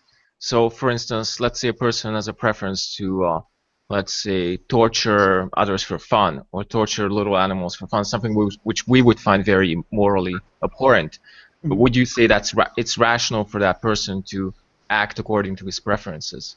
Well, so there's, once again, morality is a tool for coexistence and cooperation. If he's going to be acting according to this, he's going to have a huge impact on his coexistence with other human beings and his cooperation with human beings. And indeed, because it is my preference not to be tortured or to be killed, if another person wants to do this to me, then they're actually opting out of the moral contract between me and them, right? So can get people to cooperate with him. What moral contract are you talking about? I'm talking about the obligations that you would have towards somebody if you're going to coexist or cooperate with them. Again, obligations are based on preferences, so somebody might not share your preference to cooperate. Right. And therefore you wouldn't. And then therefore you wouldn't be your own preferences, not yours. Yeah, and then therefore you wouldn't have that tool for cooperation and coexistence. That's his point. Yeah, exactly. So then you can't. My preferences and your preferences are mutually beneficial. There's the cooperation. Exactly. There's cooperation, right? And coexistence, though. Coexistence is a little bit different because we can't choose whether to coexist or not coexist, right? Yeah. So I guess. So generally, the moral oughts that say don't do something, like don't kill, don't steal, they come from the earlier part, so the coexistence part. Like you don't have to cooperate with somebody, but you don't have to cooperate with somebody, but you still require some sort of morality. Like if they see you as a threat, for example, or if they see that you're going to steal their things, coexisting with them is going to be very, very difficult, right? Now, cooperation generally is the positive moral codes, like, you ought to help somebody in need, etc. So what about for a person who doesn't have a preference for coexisting with other people? Would you say it's rational for that person to act according to his preferences, or would you say it's irrational? Well, it's not really important whether it's rational or not at this point. If they have a preference not to cooperate with me, then essentially they don't want to have a society with me. If they have a preference not to coexist with me, well, actually they have no choice. Whatever they do is going to have an impact on me. But what's going to happen is they're going to be essentially opting out of having a moral contract with me, a moral relationship with me. And in that case, I am justified to do things like, for example, like to defend myself. Okay, so basically you're not actually describing objective moral standards because... Absolutely not. I think objective moral standards are ridiculous. Like if there's a moral standards, for example, for don't kill, okay, then essentially anybody who kills anybody is committing a wrong. Like, how do you get to justifications from objective moral standards? Okay, There's so a way around this while keeping objective moral standards. Pardon me? There's a way around this without rejecting objective moral standards. I would reject objective moral standards, but just by saying that it's precisely the problem of how to get an is from a not. Why would you want to? There's a way around it without rejecting objective moral standards. How's that, Seth? You prefer everyone to live out their preferences to their maximal degree. That's still preference. Yeah, well, no. He's stating it in a way. You're saying in like an edict that you would follow. No, right? What I'm saying is, what people want to do, they should be allowed to do until they trample on somebody else's freedoms, right? So maximal human freedom would be the moral imperative. I mean, I feel like we all three of us have different ideas, but I don't think either of us. Well, I guess you would subscribe to moral objectivity, then, would you, Seth? I don't know if I would explain it. So it really depends on where exactly you're talking about what morality is. The way I explain it is an objective moral basis. Right. Well, I guess let's just D. How do you get your oughts? Question time for you, I guess. How do I get my oughts? Yeah. I don't necessarily have an answer for that, but I do know that I do have an argument for objective moral standards. So I would say I derive my oughts from intuition, and I don't think that's incompatible with objective moral standards, because I do have an argument for the existence of objective morals.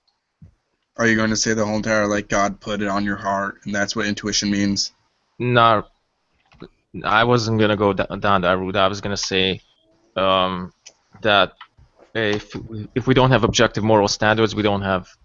Well, there's an argument in philosophy. It's pretty complicated. I'm not sure if I'm going to have a chance to explain it here. I guess, I mean, you're not really following the argument if you get yours from intuition, so... If anyone else wants to ask questions, go ahead. Why is there something wrong getting your morals from intuition? Well, it'd be subjective, and therefore, I mean, if you're trying to argue for objectivity, it'd be pretty weird to have a subjective moral set. Not if your intuitions correspond to objective moral facts. So, in other words, you're not getting your morality from intuition; you're getting them from moral facts. I'm saying my intuitions. I believe my intuitions correspond to objective moral facts. Well, right, if you're not following the objective moral facts, you're following your intuition. And if you're following your intuition, that's just subjectivity. It's based on what you're thinking. But do you understand I'm saying the two correspond to each other? It's like saying that my morality is objective because my morality or my mind is or my intuition, just like yours, is based on the universe or reality. And therefore, it's like saying my beliefs are objectively true because my beliefs correspond to the state of the universe. That would be the analogy that I would use. Yeah. I think the issue. The issue there is, aren't you committing the problem of getting an ought from an is? So your intuition is this way, therefore you ought to act that way. Yeah. Again, like I have a completely different argument for justifying objective moral facts and objective moral standards that I think I don't want to go through here. No problem. Why should I follow your intuition? Because I believe objective moral facts exist. I don't. Why would that make me want to believe in your intuition?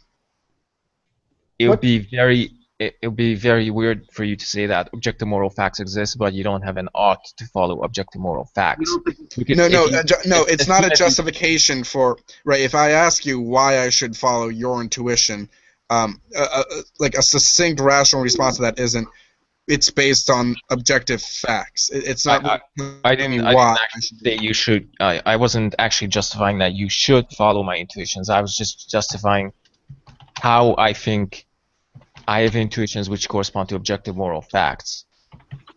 Okay. So in other words, sideways, you would have that intuition as well, which also pertains to that objective moral facts. Is that true, D?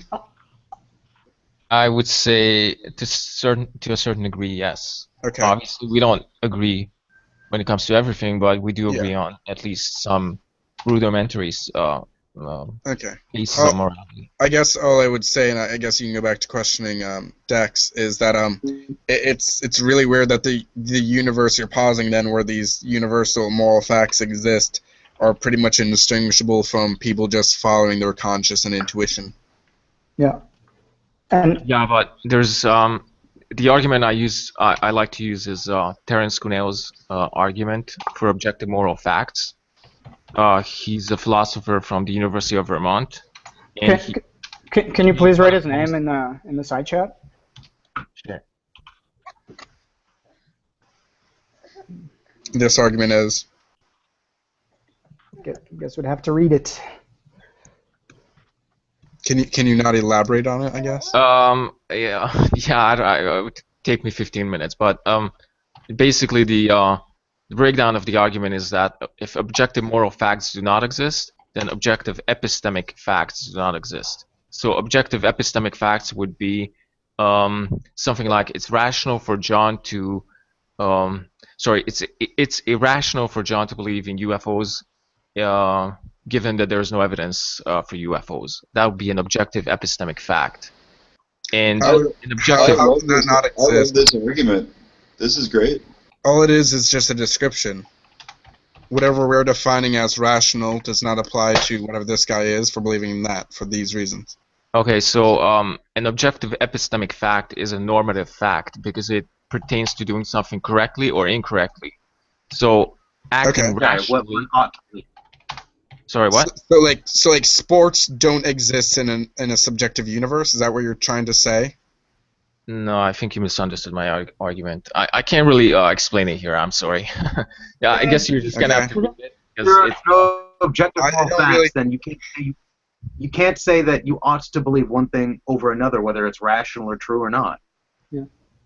And yeah, it's sort of like that, but it's a really interesting argument. I've never heard it. Couldn't I just say that, like, if objective moral facts exist, like yours, you also can't do that at all either because, just it would just be whether something's following a rule or not, and that doesn't have any actual morality base to it. It's essentially like saying that, there is a rule in the universe that blue is the best. It doesn't say anything about ontic grounding. It's just saying, hey, if my moral intuitions are accurate at all, then there are objective moral facts. I guess what I'm trying to say is, like, I can say it's a fact of it's an aesthetic fact of the universe that blue is the best color, and things might break it and things might follow it, and so what? So well, if I may interject, and this is sort of a reply to Seth as well, and I know Art disagrees with me on this. So I believe that we get our sort of the oughts from preferences, right? But the way to execute an ought, for example, if you were to coexist with somebody, if you're going to have a relationship with somebody, there's actually an objective way of doing it. There is always a best path to it, right? So in this case, you can attribute a truth value to that. You can attribute a truth value to the way that you ought to live your life. If you are, for example, want to live a life where you never steal from somebody, there's actually an objectively true way of doing that.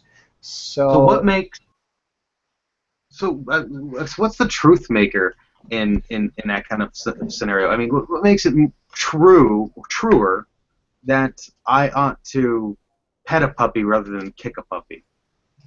Once again, it has to do with the relationship between your preferences and the preferences of everybody else that you coexist and cooperate with.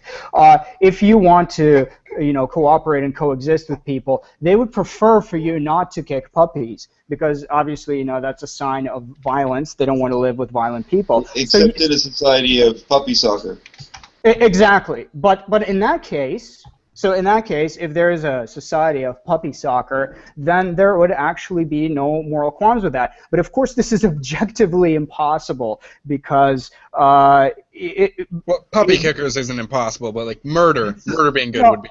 Well, it's objectively impossible because we actually all share the same, the same universe, and this universe follows specific rules. So if there is a society of animal abuse, we know objectively that this is essentially a society that encourages violence in some way, and this is essentially a worse society than a society in which there is no puppy stalker. Right? So, you seem to be begging the question by saying things are worse or better without actually defining why things are worse or better. There's a preference. It needs to be the truth maker in your claim that it's worse to kick a puppy than to pet a puppy is that people don't like people who kick puppies, and exactly. that seems subjective. It is subjective because it's a preference. I prefer to live in a safer world, so I don't want violent people around me. Now everybody else around me seems to share that sentiment, and this is not just based on random sentiment. This is the real world. Generally, people who kick other people are going to be more violent than that kick dogs are going to be more violent than people that don't kick dogs. The Greeks used to love to torture animals for fun. Plus, there have been societies in history which condoned animal abuse. There have been unstable societies. Exactly. This is why I brought up that, it's not impossible for that to exist. It would be impossible for, an instance, a society that condones murder, because it'd be inherently futile. Not necessarily murder of, for instance, slaves. Right, so in other instance, allowing murder in the society would still not exist in that situation. So there have been many societies, like stable societies in history, which condoned murder of slaves. Murder of slaves? Yeah. So in other words, not murder. Okay, so you're just okay. But I mean, once again, sorry for clarity. I can think of one. The Spartans used to murder every year their slaves. Yeah, but once again, on an objective scale, is it better to coexist and cooperate with a society or within a society where you get to kill slaves all the time, or where you have no slavery and you don't get to kill those slaves? I think objectively we can go towards the direction of slaves. our sort of global preferences. So our preferences are anchored in reality. They're based on reality. They're not just whimsical ideas. Do you think maybe we should run a test society and test the demographics and see which one does better? What? Objectively? I mean, isn't that what we do with nation states already? But pretty much. No, you're still begging the question there to see which one does quote unquote better. Part of morality and having an objective morality is defining the good. Right. And the good is that which meets the preferences of the people you're cooperating and coexisting with. I'd say that's consistent. I don't know if I'm getting a slight feedback echo or what.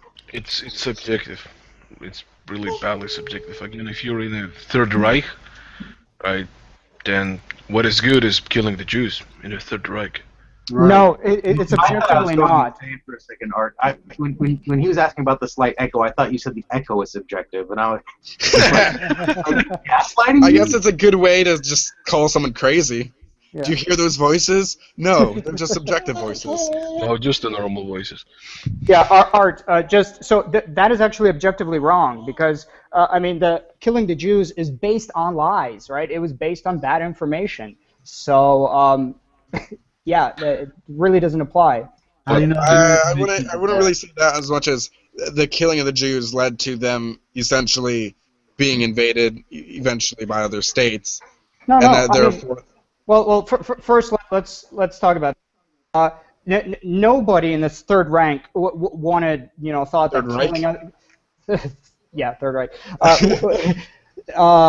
Nobody in that society actually thought that killing people was a good thing. What they had was a justification to kill a certain kind of people, and that justification was a bad justification. It was objectively bad, and that's pretty much that. So, in other words, you know, it was the justification was based on a lie. So, and I mean, even if the Nazis won and took over the world and managed to sort of hide this fact, right, that the justification is wrong, and managed to hide it perpetually, then yeah, we would all sort of think that killing the Jews was justified, but this fact would still be objectively wrong. How do you know? How do you know the true objective fact that isn't hidden and will stay hidden forever is that it was good to kill the Jews? Well, but you're proposing that such a fact can exist, and I don't know if such a fact can exist, and everything I know tells me that such a fact cannot exist. How would you know how to affect it? This is why I'm just a moral non-cognitivist. It just makes it easier. You know, it's almost like saying, how do I know that I don't exist? Well, I don't understand like when you like talking about like moral facts as if it's like something.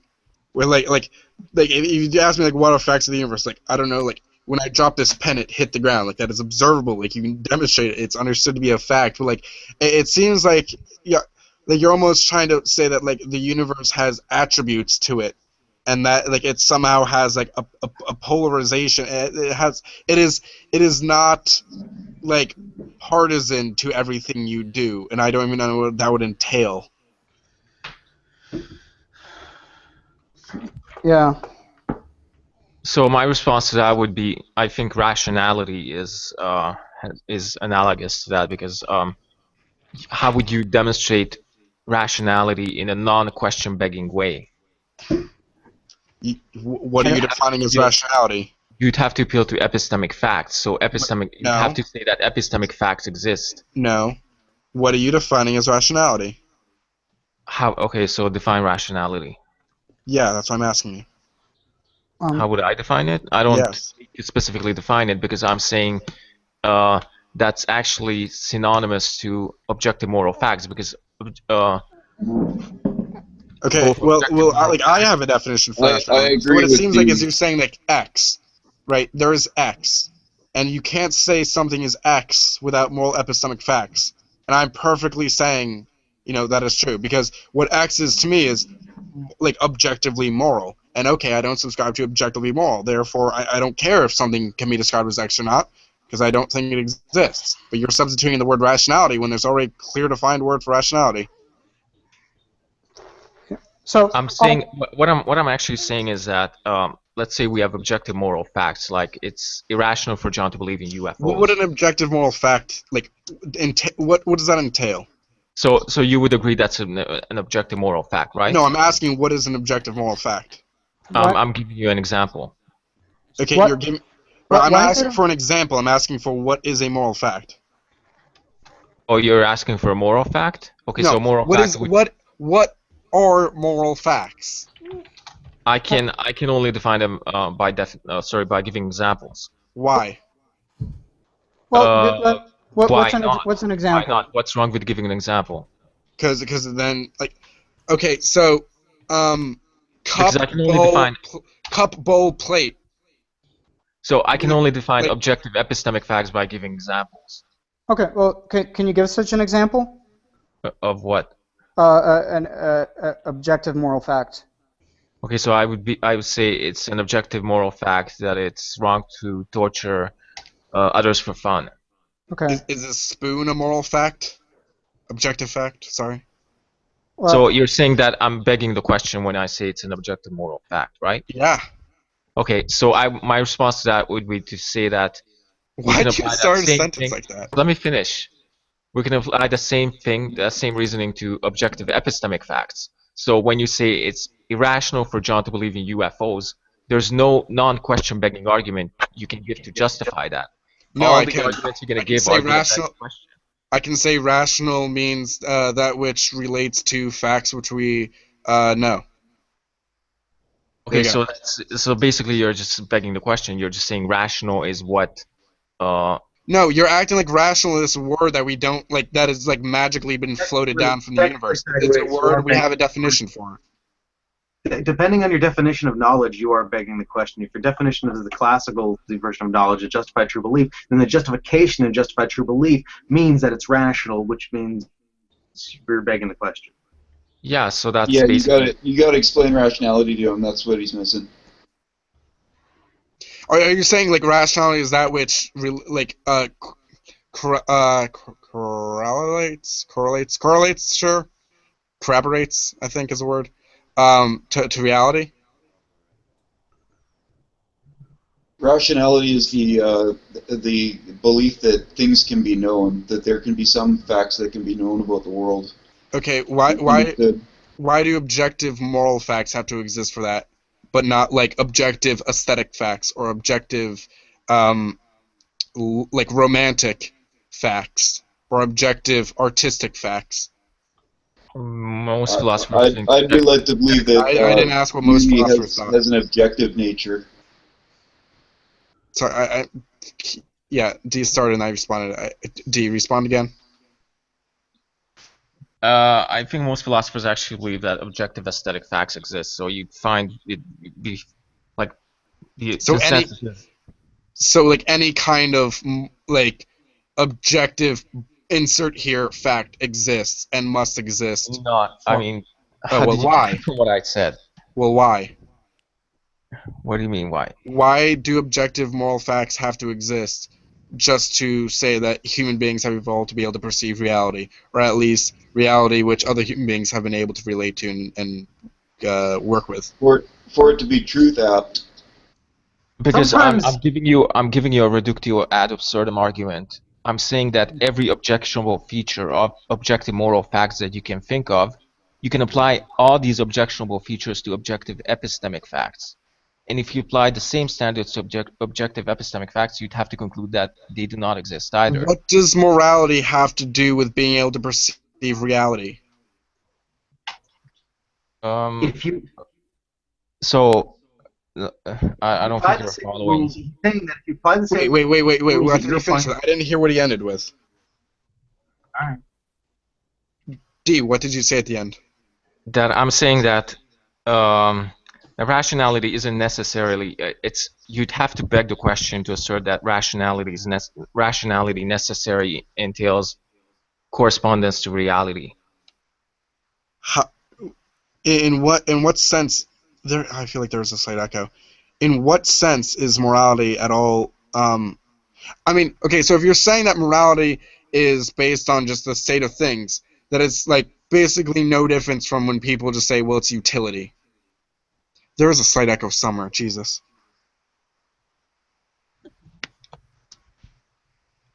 I don't know if my headphone's busted. Simon, can you mute for a second? I just want to see who's coming in with a mute. Test, I get. Oh, okay, yeah, Simon. Okay, I don't know if anyone else is getting a little bit of feedback, but Simon, I'm getting an echo from you. That was me, was it? Okay, no problem. I'll do something about it. Thanks. I mean, if you're saying that morality is that which corroborates with reality, I'm just going to say that reality must exist for us to perceive it, and reality exists, therefore we can perceive it. You don't need this attachment of morality because it's not morality. It's just things exist. And I guess you're trying to shoehorn and say things exist because that's the way they should exist. But I would just reject that as with Occam's razor, I guess.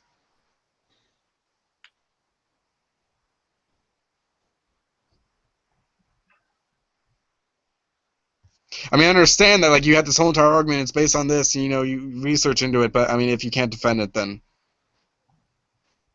no. He's just basically saying that you can refute his argument, but that means don't make claims about morality because moral claims aren't truth apt. Right. Well, that's why I'm a moral non-cognitivist. Because I don't think that anyone really is pointing to something called morality, which wouldn't either be defined by something else already, or would it be better characterized as something else. Ought you be a moral non-cognitivist? Huh? Ought you be a moral non-cognitivist? Aren't I being? Is that what you're asking? Ought you be? Ought you be? Ought I be? I don't think it's a...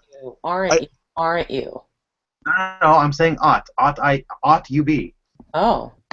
Should you be a moral non-cognitivist? I could make an argument that you should be a moral non-cognitivist because I feel like I have a compelling argument for it. Sure. So you But if should. if morality is just if morality That's is just exactly- oughts, if morality is just oughts, it's a checklist. And so what? So what special privilege does it have? So let's I hear. don't think that. So could you give an argument to justify moral non-cognitivism? Why we should be? Sure. D. What is an objective moral fact? I can certainly give you an example. But you can't tell me what it is? Tell you what it is. I'd say it's facts which are which pertain to morality, which do not depend on the desires or goals of an agent. Okay, what is morality? What is morality? Yeah. Those would be facts pertaining to courses of action in which there's a correct or incorrect. Okay, what's the difference between incorrect and correct in your sense? Okay, so you realize that you could apply the exact same argument to objective epistemic facts. No, because I don't think that the universe has Rationality. within because I don't think that the universe has built within it a checklist of this is correct and that is incorrect, and I'm not really sure if there's no different outcome of whether something is correct or incorrect unless you're saying there is a different outcome. If there is a different outcome, then morality is just is essentially just pragmatism. I was on the same page with D until right now, and I realized something. Maybe I'm being foolish or naive, but D, what is an objective epistemic fact? I mean, I know what epistemology is. An objective epistemic fact would be, again, I can just give you, I want to give you an example. So an objective epistemic fact would be, we would say that it's irrational to believe in things without evidence. What makes that an objective epistemic fact? I mean, it's something I agree I mean, with, pretty much everyone would. So you basically reject there are objective epistemic facts. How is that a response to what are they? I'm just probing this situation because I'm questioning whether or not this statement objective epistemic facts makes any sense or not, because I have some I'm starting to think that there might be a hole in your argument. Okay, so I think most people would actually agree that it's objectively true that believing things without evidence is irrational. So this is just pragmatism. This is exactly what Dex believes. That would make it. Well, that would pragmatism. be an objective. That would make it objectively rational or not rational. That wouldn't make an objective epistemic fact. So you reject the existence of objective epistemic facts, or are you saying we don't have access to it? We don't have access to it? Let's say that I am.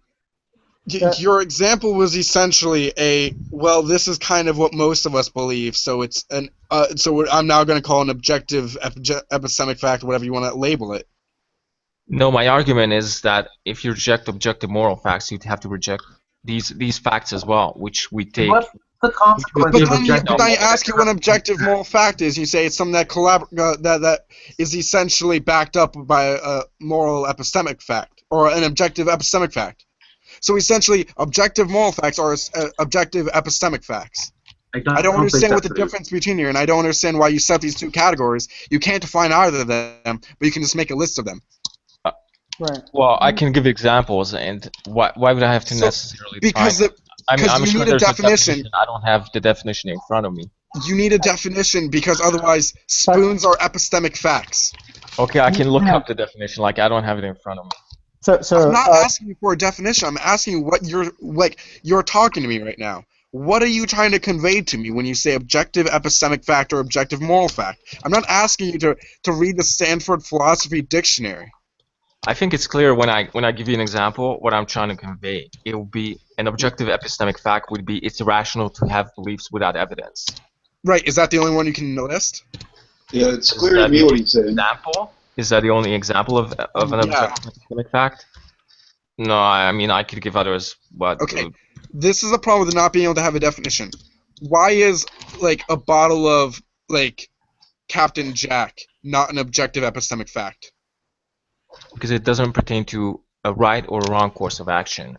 Oh, so objective epistemic facts are that which corresponds to right or wrong actions. Right. There's a definition. Right or wrong way of doing something. That's a definition. Thank you. What is right and wrong? Right and wrong in terms of epistemic facts would be, again, so that's the point, that there's no non-question begging argument to justify what's right. It's not that there isn't It is literally you're trying to shoehorn in that there are things called right and wrong. Well, Is there hang on. such a thing as rationality or irrationality? Hey, let's try to cut people off so much. There's a matter of decorum, you know. Yeah, sideways. You're kind of grilling him, eh? Just let him talk and ask questions that Sorry, would. he does like pauses them. Yeah. So would you agree that there is such a thing as rationality and irrationality, or would you reject such a thing? Why are you talking about rationality and irrationality if we're talking about right and wrong? Because they pertain to a right or wrong course of action. What else pertains to them? You think you could better highlight your argument if somebody would, if Sideways would just follow your line of questioning for a couple of rounds and see where it leads? Sorry, are you talking to me? Yeah. Yeah, I'm not sure if I can explain this argument really well right now. Don't fault me for rejecting it then. Well, if I may ask something to D. Well, your speakers are up. We can hear you typing. Who is that, Baltzar? Oh yeah. Yeah. Yeah. So D, basically, you're saying that moral facts are independent of people's preferences, right? So, for example, it is a moral fact that murdering me is wrong, okay? And somebody, and there's people out there who don't murder me, and the weird part is, it's the reason that it's wrong to me is because I really don't want to be murdered. I don't want to be murdered. Now, if I want to be murdered, why would it be an issue if somebody murders me? I mean, I don't think. Okay, but you're right. Okay, so obviously this is in the context of society and other people. But let's put it in a really kind of tight context. There's just two people in existence. Okay, two people in existence.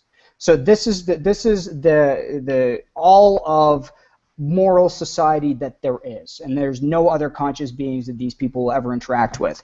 So person A wants to be murdered. Now, person B, what should that person B do? So again, I wouldn't define murder as the killing of somebody who's willing to die. Right. I don't think that would be murder per se. Okay. You're right. Exactly, right? And you're absolutely right, because murder is unjustified killing, right? So, but we could sort of put it in another way. If let's say person A wants to die, and there's person B, so they want to die. So person B has a justification to kill person A. So in this world. Let's say there was an objective moral fact that killing is wrong. How? Like, under what circumstance in this world of just two people can killing possibly be wrong if A has no qualm about dying? He wants to be killed. So obviously, objective moral facts depend on circumstances. You wouldn't just say that killing is wrong under all circumstances. That would be I think that would be a categorical fact, but right. You wouldn't say it's wrong under all circumstances. You would say objective moral facts entail that killing is wrong under certain circumstances, but not others. Okay. So I'm sorry, I was trying to cut you off. I should have let you finish. But and you're absolutely right. I agree with that. And the circumstance is what? It's preference. That's what the circumstance is. No, I don't think preference so. Yes, it is. I mean, it's the preference of the person. The person does not care about living. He prefers to be killed. Moral involving consent, the objective nature of them might coincide with consent. Right. Thanks, Ninja Gaiden. But we're not just talking about how can I say it? Does there need to be consent in this case? Like, let's say person A wants to die and person B kills him. Now he doesn't get the consent. He actually doesn't know whether A or wanted to die or not. So, I mean, in this case, B could go, and let's say B likes life. If he was going based on his empathy, in other words, hey, I want to live, therefore A wants to live, that would actually be a wrong fact. So, and because he would be the last person left, it's not like anybody else is left to evaluate him and going, hey, you didn't go based on your empathy, therefore you did a bad thing. So it's all based on preference. That is the format basically. I think you're probably jumping to a conclusion. I think some moral facts may probably depend on preference, but I don't think the preference can account for all moral facts. Name me one. I mean, theft. I prefer not to have my shit stolen. Rape. That's indefinite. That's the definition of it, right? It's in the definition. Killed. I prefer to live. What else? I prefer to be helped, right? That goes into the whole cooperating with people. Like, I prefer to be helped when I'm down. What about a baby that can't give consent? What about a baby that can't give consent? Pardon me? Well, you're talking about how I can do all these things to you because you can give me consent, but a baby can't give me consent to do things to it. Sorry, but how does consent factor into this? I don't give anybody consent to be moral or immoral. They either are or they're not, and that is actually how I evaluate them. So it's not like I give somebody consent not to kill me. But you're saying all these things are justified by your consent. Justified. Would that be the right word? They're justified based on the effect that the person,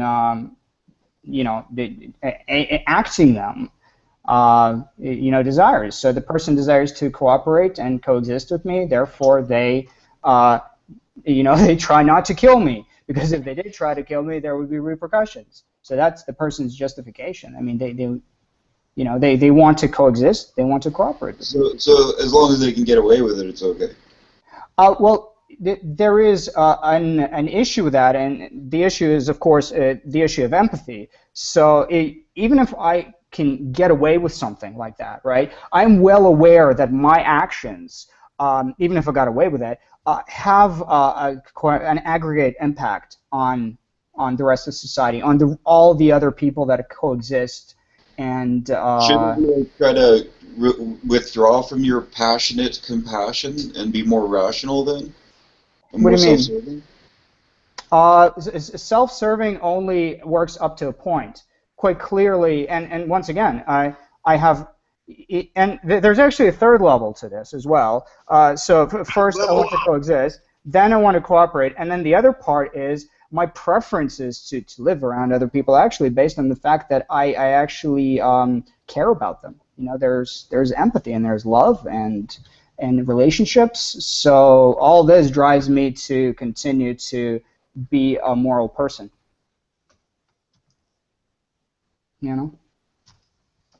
So you're addicted to people? Pretty much, yeah. I prefer to live with people. I prefer to, exactly. So that's my preference. And obviously other people are fine with that, and that's why we live together. I mean, I think and this is where like, for example, our concept of justice, our concept of law, is really based on containing these people that break this moral contract. In other words, they become people that we don't want to be around. We can throw them in a cell. We can eliminate them, kill them. The best way to deal with them is to actually exile them from our society. Unfortunately, that's impossible now. That's why we have to throw them in jails. And actually, to me, this idea of punishing people, it is not a good thing. In other words, it's not something that we want to do, but it is justified as sort of a means to an end of keeping our society what we want. Well, I think that there's certain actions that even if I were the last human alive would be immoral. So his argument works for me. Sorry, say again? I believe that even if I were the last human alive and I was in no society, that there are some actions I could still perform that would be immoral. So his argument worked for me. Like what? No, absolutely not, because you have no moral contract with anybody. Wait. Like what? Like for instance, looking at child porn, for instance. Okay, but you're not, at that point, everybody's dead. I would still consider that immoral. You're not, that child is dead, everybody's dead, you're really not hurting anybody and can't... I still think that's immoral. I have this intuition that that's still immoral. Okay. Is that intuition just from being from a society where it was moral? Exactly. Immoral? Sorry. I don't feel ready to accept that. I feel like my moral intuition applies to something more real than that. Well, I mean, apparently pedophiles don't. No, but I think Sideways is correct. So this intuition is based on the idea that you in your mind can still picture yourself in a society, and you still understand what it's like to have somebody. Like if you have children and to have somebody lead over your children like that would be a terrible thing. So you still have the empathy from the society that you lived in, but let's imagine that everybody's dead and suddenly you come over a picture of a child, right? And for some reason this turns you on and you have no idea why. But you don't really know what children is, and you don't really understand what value they have to anybody. So you're basically a monkey masturbating to a picture of a child. That's not immoral because you don't understand the context of what's going on. I can't describe the exact nature of why I believe that would still be immoral, but I still have this intuition that would still be immoral. That's your empathy, of course. That's because you understand. It's subjective. I want to say that it refers to something that's objective, which is his entire argument. Yeah, but okay. So what do you mean by objective in this case? I mean, subjective simply means that it's based on the preferences. I mean, even if the last human being in the world was like a pervert, I still think it would be immoral for him to be doing that. Right, but if everybody was a pervert, that basically means that everybody prefers to be perverts and to be perverted upon. So you're actually being immoral because you're not doing what everybody else prefers. I disagree. I would say that in that world either there is no morality or they are the ones that are immoral. So if everybody prefers perversion, okay, it's not a bad thing. Okay, I disagree with that because I feel like moral facts are based off of more than just people's preferences. Right. Okay. I do agree with you there, and I think maybe where we can come to a head is that the fact that perversion is not preferred is based on the objective reality that we live in. I mean, there's just no state of affairs that I could possibly think of where a society or a species can thrive under perversion. So obviously, every scenario that I think of perversion is bad. What do you mean by that? The Romans did. No, but it's certainly not to the extent that we're describing here. Japanese samurais had a similar relationship. Sorry, say again? In Zen Japanese samurais, they used to have a young samurai student, and right. There was some unnatural relations going on there. I agree, and there were absolutely, but once again, it is my belief that the justification of these things, right? Like for example, I bet that these samurais wouldn't do this to their children, and they thought that was not right. Oh no, it wasn't considered abuse at all, and it's not something they just did with anybody. That was considered part of the relationship, just like with the Greeks, like the ancient Greeks. Right.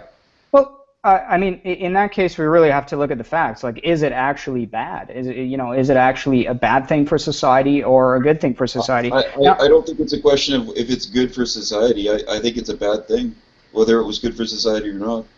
So, are you actually saying sexual assault of children is we should look at whether that's a good thing for society or bad.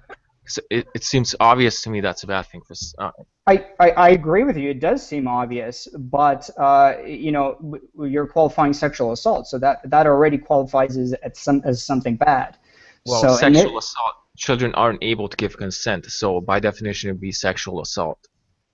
Right, and we have sort of reasons, we have good reasons as to why this is a bad thing. So if those reasons were to disappear and were replaced with reasons for why this is a good thing, then, but by what can we say that this is wrong? So, but once again, preferences are based. I have a deep intuition that there's an objective fact that that's always wrong.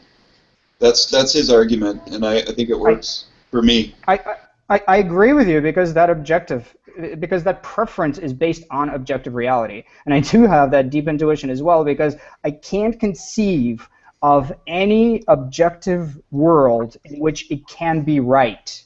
That's where my intuition comes from. That's an objective moral fact. If there's no possible world in which it's false, it's a necessary truth. So yes, exactly. So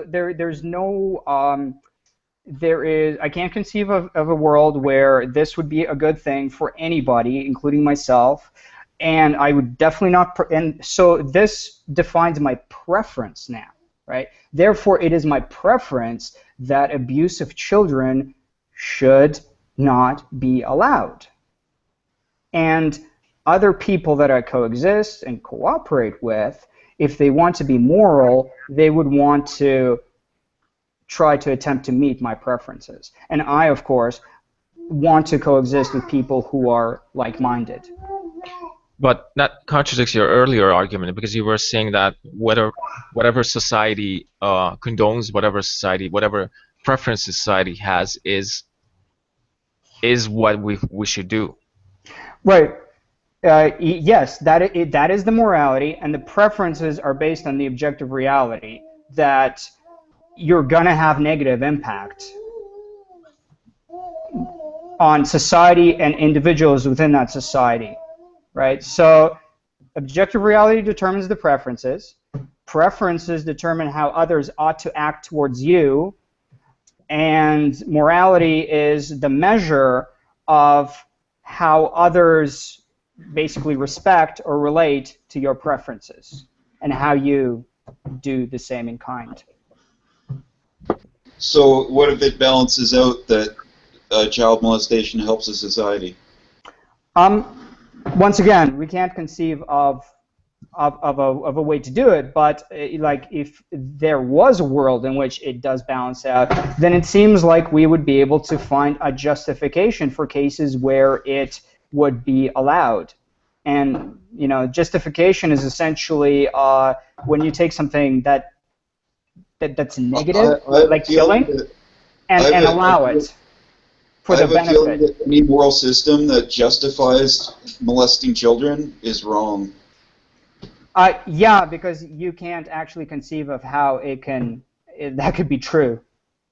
No, it goes deeper than that. Even if you could show that it was good for society, I would still think it was wrong. I don't think I can show you because I don't. I don't believe that it can exist. The possibility that can demonstrate that it was good for society. Well, wait, because I want to object because it seems like you're pulling child molestation because that's completely obvious. But there's obviously lots of moral things which haven't been totally agreed on.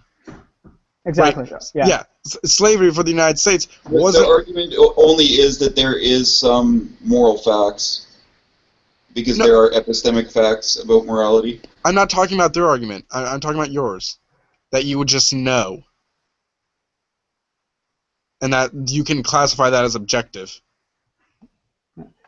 Yeah, unless your objectives are those things in and of themselves. I'm saying for my statement to be accurate or to be false, then there must be an objective truth about it.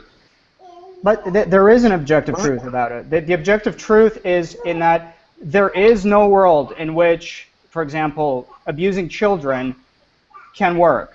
And the other objective fact is that in order to meet, and we prefer that, and the other objective fact is that in order to meet that preference, right? Because that is, then we ought to act a certain way. And the way that we act can be objectively defined. So that there's like a best objective path towards that preference. Well, I think we mentioned two societies that worked pretty well that allowed child molestation. So I'm saying, I'm granting the possibility that there can be a world where the child molestation helps the society, and I'm saying even in that world, I think it would be immoral. And your system says it's whatever's best for society, and I say therefore your system is immoral. What two societies? Yeah, the ancient Greeks and the Japanese. We talked about this. Right, but ancient Greece, that was not okay. Oh, God. Okay, child molest. Yeah. Okay. No. Just because it was allowed does not mean that it was actually a good thing. It wasn't even allowed. Allowed doesn't mean that slavery was actually better, right? To say that was like child molestation as we think of it now is just not understanding the systems that they were under.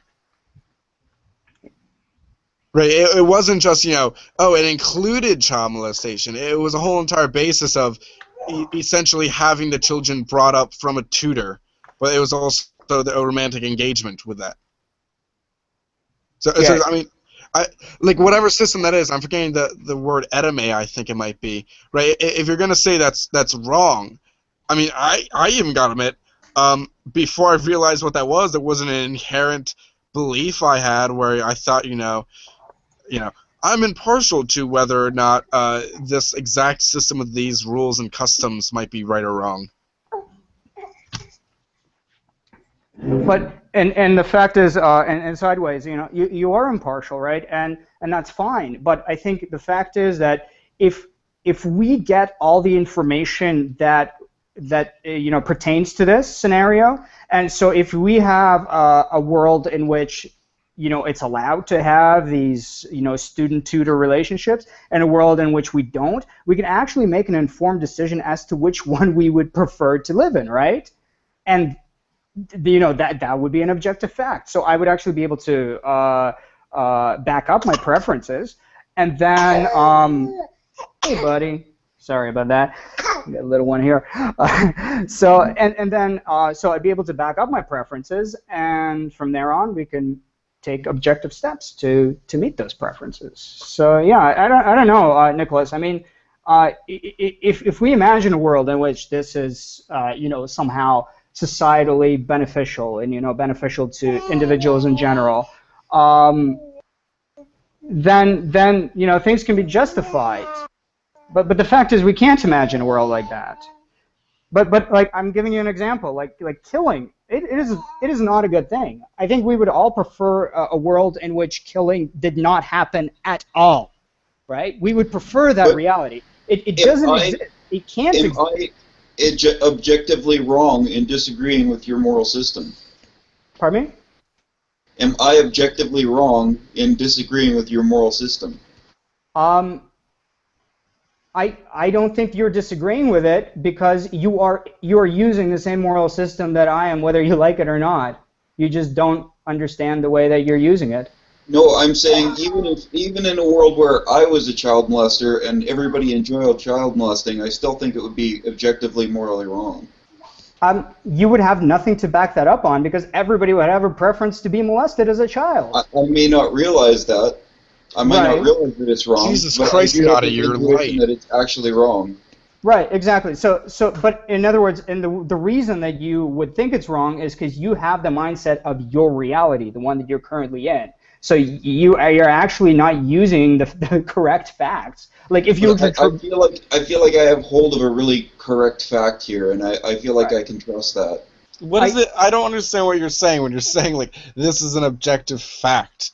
That like this is good and this is bad. Like I just don't understand what even like you're trying to convey with that. I feel like this is just like you're speaking philosophy.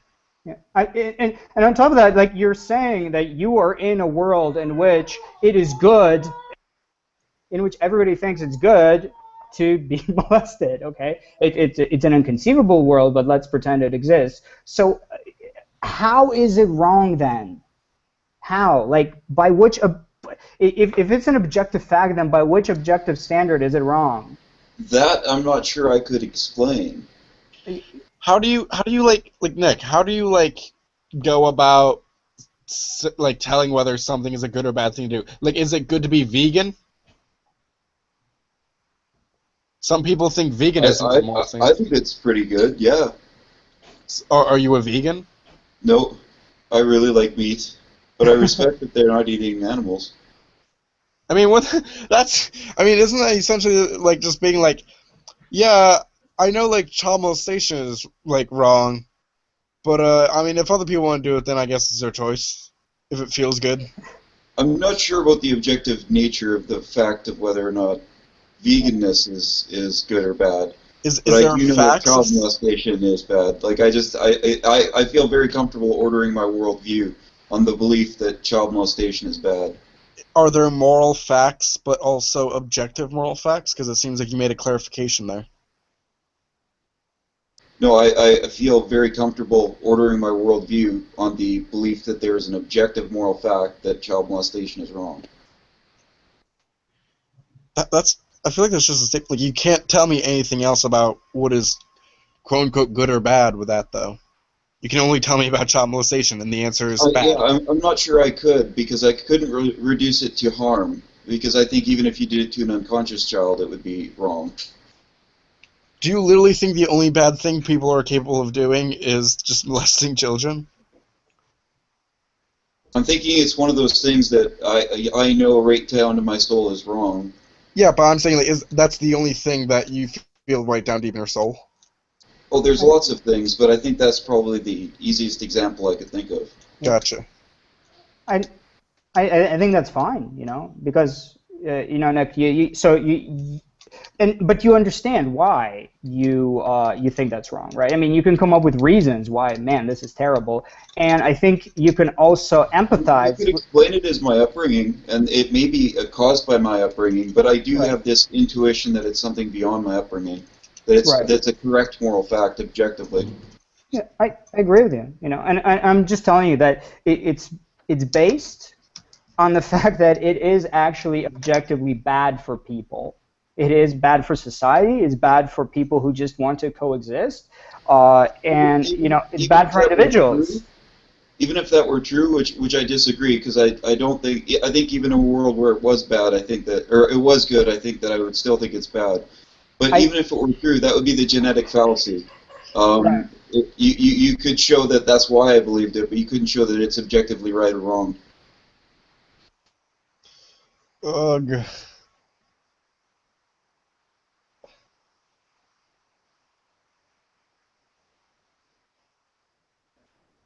Someone wants to tell me what right and wrong is.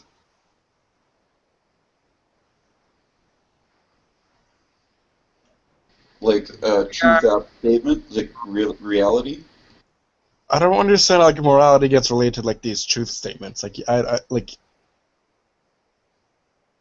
if you're just talking about truth statements, I just call that facts.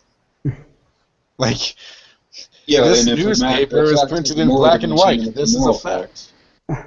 Sorry, I didn't hear you. Hey guys, sorry to interrupt. I gotta run, unfortunately. It's been such a great discussion. Thank you, everybody. No problem. Yeah, Nick, I hope to catch you again later, and Sideways, likewise. Thanks. All right, have a good one, everyone. Take care, Nadia. Enjoy the beer. Take care, Lex. Take care. Take care. So, Nick, I actually didn't hear your response. If moral statements can be true or false, then they have to be truth apt, and so there's moral facts that are effectively true or false. But Welcome, sugar. like it's like just not telling me what you mean by right or wrong or morality. Like No, this that's whole entire not what the discussion, if argument I had tries to do. huh? That's not what that argument was trying to do. I know. I'm just asking this separately. This is Mr. Moral Non-Cognitivist guy.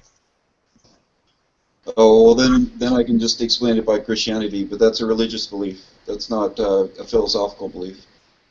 Then why not just say that morality is like some like just a religious like tenet or standard within your religion?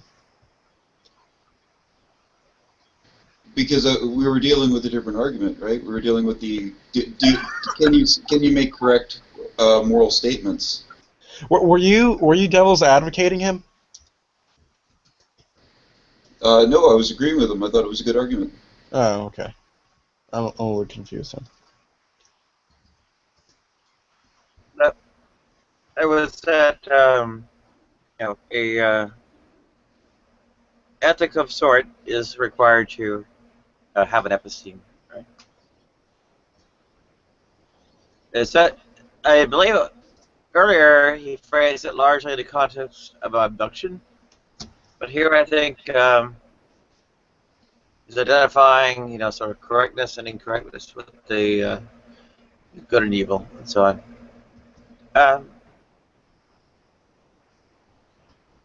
Yeah. Would you say that informed consent is quite a bit of somehow informs your ethics and so on? Me? Well, actually, Nicholas, but I suppose. I'm sorry, you're kind of breaking up. I couldn't understand what you were saying. What about informed consent? You say that informed consent informs your ethic. No, I think even if a child were well informed, I think it would still be wrong. Sad that Dexis went now. I just finished something and I wanted to ask him something, but I think Go ahead, boss. there is missing one dimension. I mean, I don't agree with this definition of objective. I can only see objective as human independent. But if you go the way of that Dex went with objective, it's missing that it's how to say temporary objective. So a good example was a great argument he had with justification. So what the Nazis did was objectively not wrong, not right. I mean, it was just objectively wrong. The justification was wrong, and therefore also it was objectively wrong. However, this requires that the information we have is true, and this truth is temporary. Like science, we have one theory being changed to another theory, so it's contemporary, and it would be that with moral also. So because it builds, what Dex said, it builds on our information. Do we have enough information, like the example of the Third Reich? If the Germans were objectively informed, they would know this was wrong. But since they believed in this conspiration, they acted in good belief, or and that is a problem. So when you say objective, it's not always that we know what is good today is good tomorrow, and that makes a little bit so it will always lack some kind of objectivity, because we are just we don't know if the information we possess today correspond with the reality. So then, so good. Sorry. So it's like if we take the example of the Jews, you can also take the example of, is it objectively right to use a lot of money on disabled people? So here it gets a little bit more gray, because they are not so very productive. So objectively, what we know today, we can make a calculation. Is it, does it benefit the whole of the society? I mean, with the Jews, I love this example. The first time I've heard it brought up, mostly it's just ignored. But in that case, you can really say it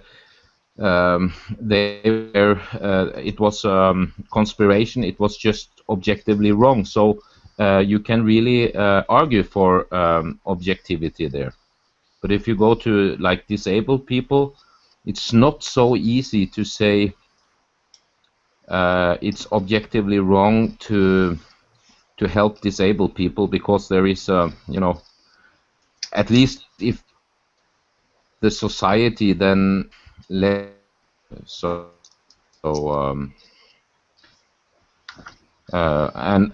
there could be something that we don't know. Perhaps helping disabled people, if we have enough information on this chaos system, that this is objectively it is good. It will benefit the society in another way.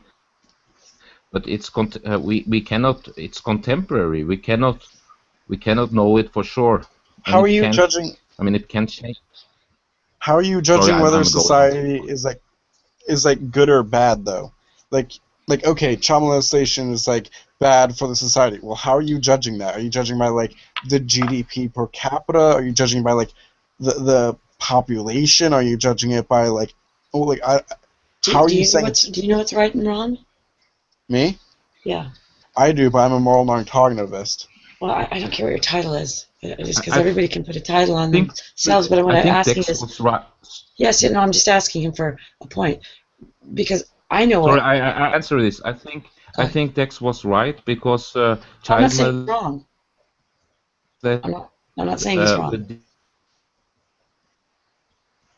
So it will the society will degenerate, and it will not flourish. Ancient Greece. But I mean, the problem is. Sorry. Ancient Greece flourished pretty well. Yeah, they had very strict. It was not that ancient Greek or Roman Empire. They had also cases of really moral, sexual moral, and so on. It was something for. Many times they blame the political disaster in Rome for. Let's say some immoral action. But like if you're saying like, okay, child molestation is wrong, child molestation was in ancient Greece, you should have seen that like immediately. It shouldn't have flourished. If you're saying that, you should have seen a decrease in society. Child molesting was not in ancient Greece. It wasn't. There were no child. No. Oh God, do I need to look up what the heck that thing was called? Ancient Greece. Child teacher thing. I kind of feel like while we argue whether it's right or wrong, we always forget that it just continues to happen. It continues to happen, and how do we stop it from happening? Somehow I feel like that's so much more of a powerful issue to debate.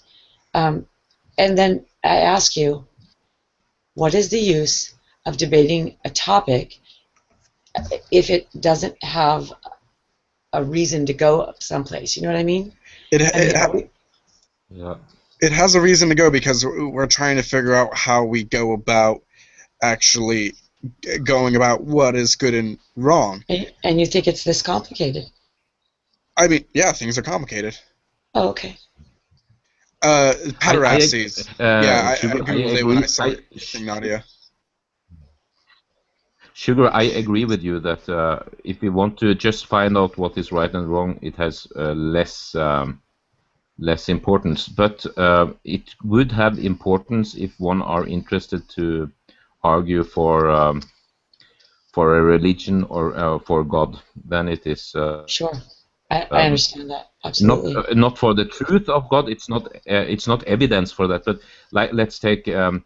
Putting out all children like in ancient Rome. Ancient Rome is the most successful technological and I mean just in mass empire that has ever been, but they put out the children. So then suddenly this this objectiveness of moral is difficult to defend. But if it is absolute, that is human independent, then you have to defend it. But it can only be objective for those who believe, because you can. I mean, if you think that the Bible or another scripture from another religion, if you think it's not written by humans, I mean inspired, then it is objective. But only for the believers. Of course, the non-believers would say, yeah, but it's subjective. It's human-made, so we are in the same situation. Right. I think that if you were to ask somebody who survives child molestation, if they want you sitting here debating the dynamics or the objective, subjective, or if you want to all just agree, yeah, this is messed up, why are people doing it? I mean, how can we stop people from doing it? I think you'd get a really clear answer, and that's really, I see that as an issue in this world today. Well, I don't care what your religion is. I mean, I really don't. You can believe whatever you want. I don't have an issue with that. But I really, and I think I'm getting a lot of heat for this, and I think I'm going to have to stand up for myself and say, this is a great place for debate, and I think it's absolutely essential. But at some point, one has to ask themselves, the subject that we're talking about is child molestation. It is what people take their own life for. It ruins their entire life. And somebody wants to sit and talk about whether is, that offends me. And I want you to hear that. That's all. That with the debate without action and a resolution, without resolution and action, is chasing your tail. I very disagree. Agree with this, Sugar, because what we are doing in a debate like this. You agree, honey, or you disagree? Yes, I agree, because the what happens in this debate is when we try to find objectivity and reason for it, suddenly child molesting is gets a little bit relative. Like we get used to And it. Like it doesn't terrible. seem. Yes. Yeah. So if you don't get, you can always give a reason. I think the interesting question is, of course, how biologically. I think most people are just programmed from evolution not to have, not to feel sexual attraction for children. I mean, everything under at least puberty or something like that. So I think it's evolutionary programmed. There's something about the chemicals in the brain between a father and a daughter, and vice versa. They say is programmed that way for that very same reason, right? But my interesting question is if we can talk so much, debate this, like you said, like we can talk so much reason about it, that suddenly this programming perhaps will be overturned. But I don't. I hope that it's established evolutionary, so there is no. So it will always Balthasar, feel wrong. You live in a more sexually progressive country. Scandinavia, on a whole, seems to be slightly more progressive than we are as far as sexuality and whether it's dirty or immoral. No, do you think?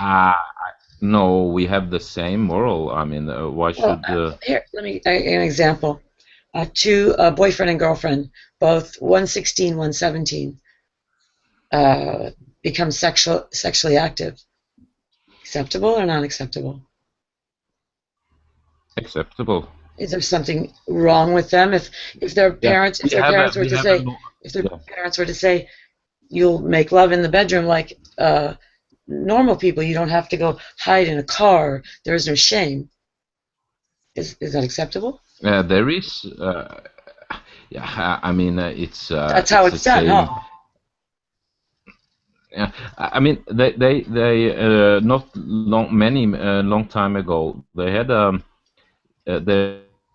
there was a case in Norway where parents had come together and had abused children that was like some month old, their own children, and you know, it's just I don't want to talk about it. It's just so unbelievable, you know. So I mean, it's the same people here. We have the same. We have the child molesters. Talking about teenagers, the view of teenage sex. If a 16-year-old or 17-year-old, if they have sex, is that a bad thing in your country? Yeah, I think the sexual age is perhaps 1 year lower in here and in Sweden than in rest of Europe can be. But I don't know if it's. I think it's 16. I think it's but everything under there, you will then be. Yeah, you can. It's a crime. Yeah. No, I understand crime and age of consent. I'm not talking about that. I'm talking about. Yeah. Yeah. Talking about. Yeah, but I think. Yeah. Our parents, the parents. I mean, if it's no, it's no. It's fine. Yeah. No, we have perhaps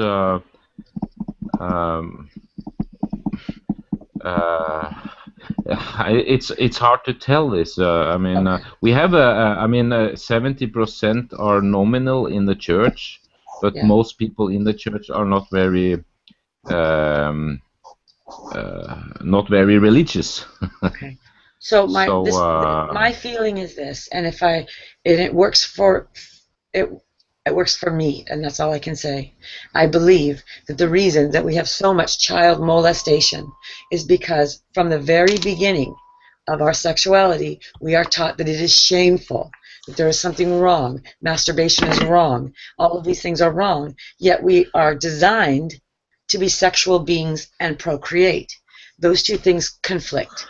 When they conflict, people act out. When they act out because they feel shameful, do you see the cycle that goes on and on?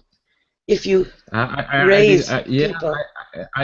It sounds a little bit like... no, I disagree.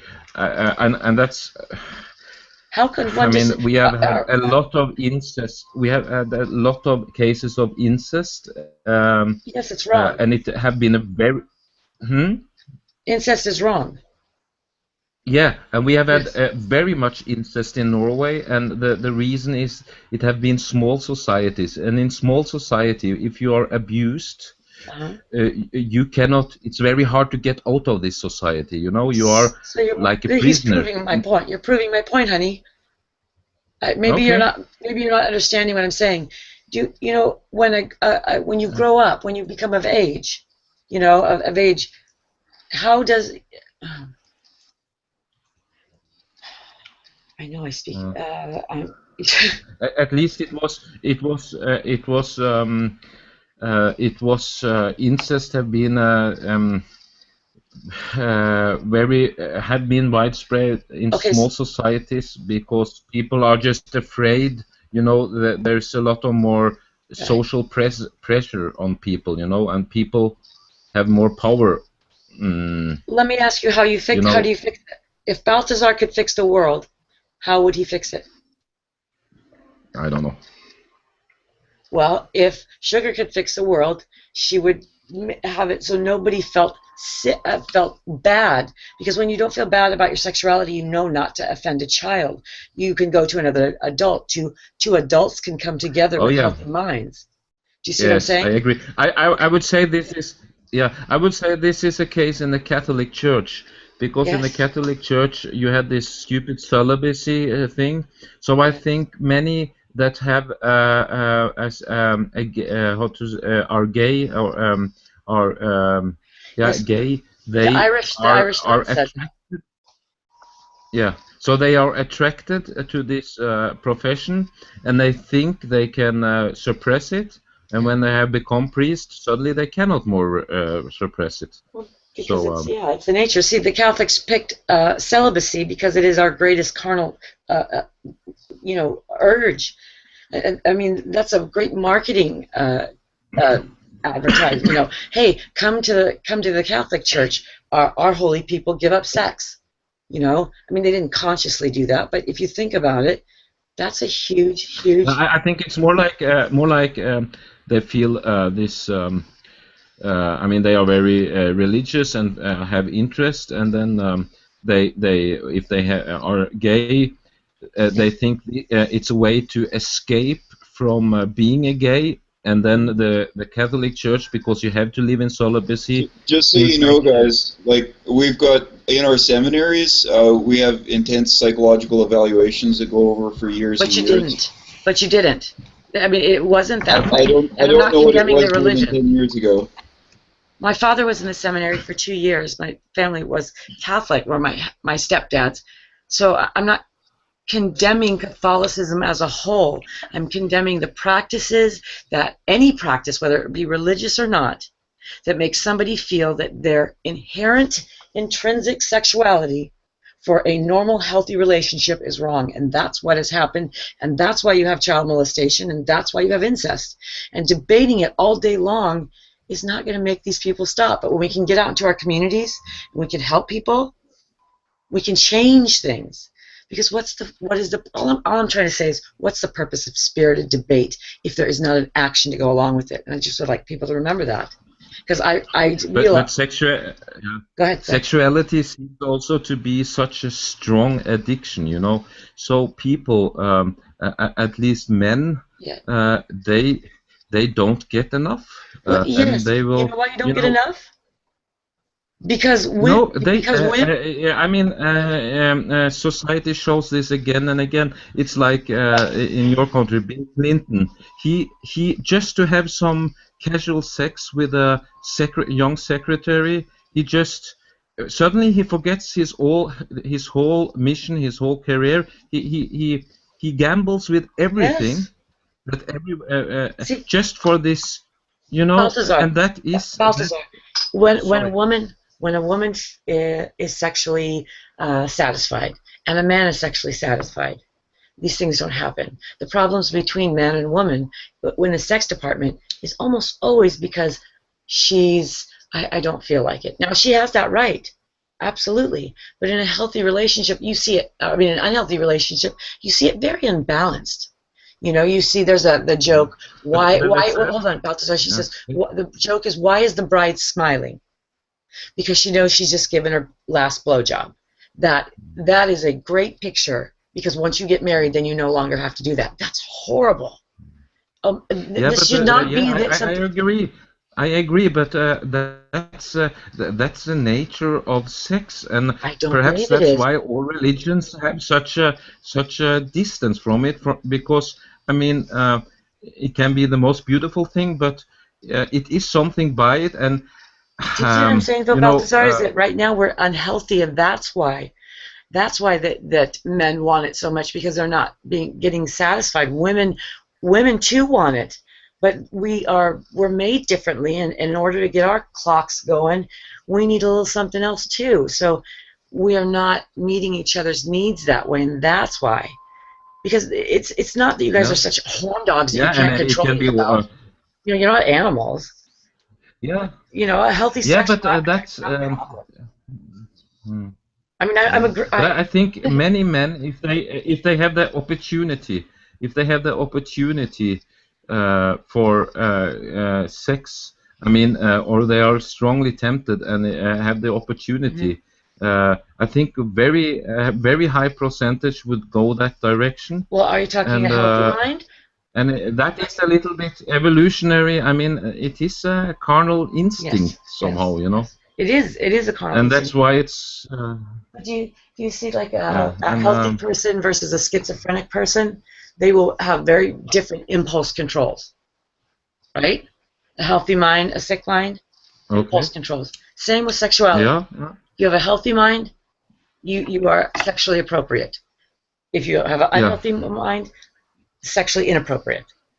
So It's the same thing. When you grow up thinking that Yeah. this feeling that you have is dirty and nasty, you're going to do things wrong. Yeah. You know what I mean? It's Yeah, just and I think Sugar, I think you have a point with one thing, and when I think about it, what you said with sex between young people, I think there is a case for that people who have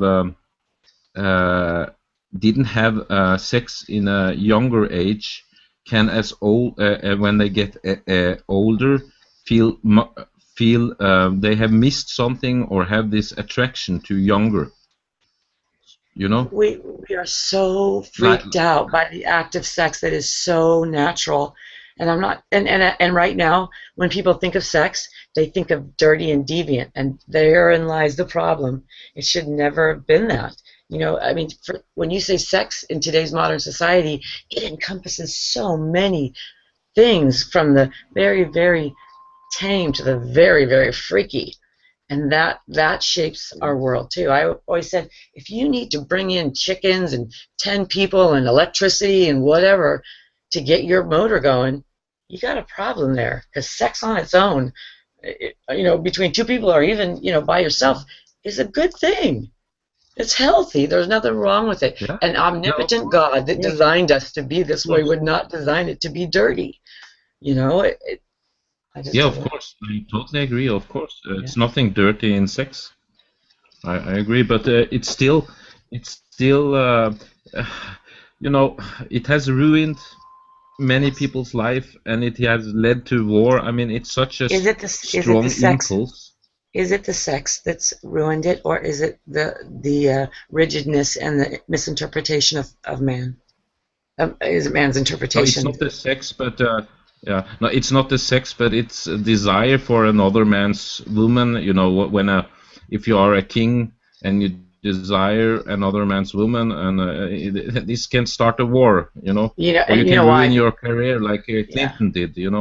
Well, it's not the sex. That's true. Because we look at the world as a whole and other mammals, and I know people love to go, I am not an animal. You're right, you're not an animal. You're higher evolved, so you should know better. So in the simple world, Animal Plus. But they also don't have monogamy. A lot of them don't have monogamy. So then, what do you say? Is it monogamy the problem, or is higher evolution the problem?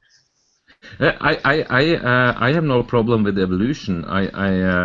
This is a scientific question for me, but what I have a problem with is what happens in this debate since it started is the notion that every time we can show that we are animals, it's like fantastic.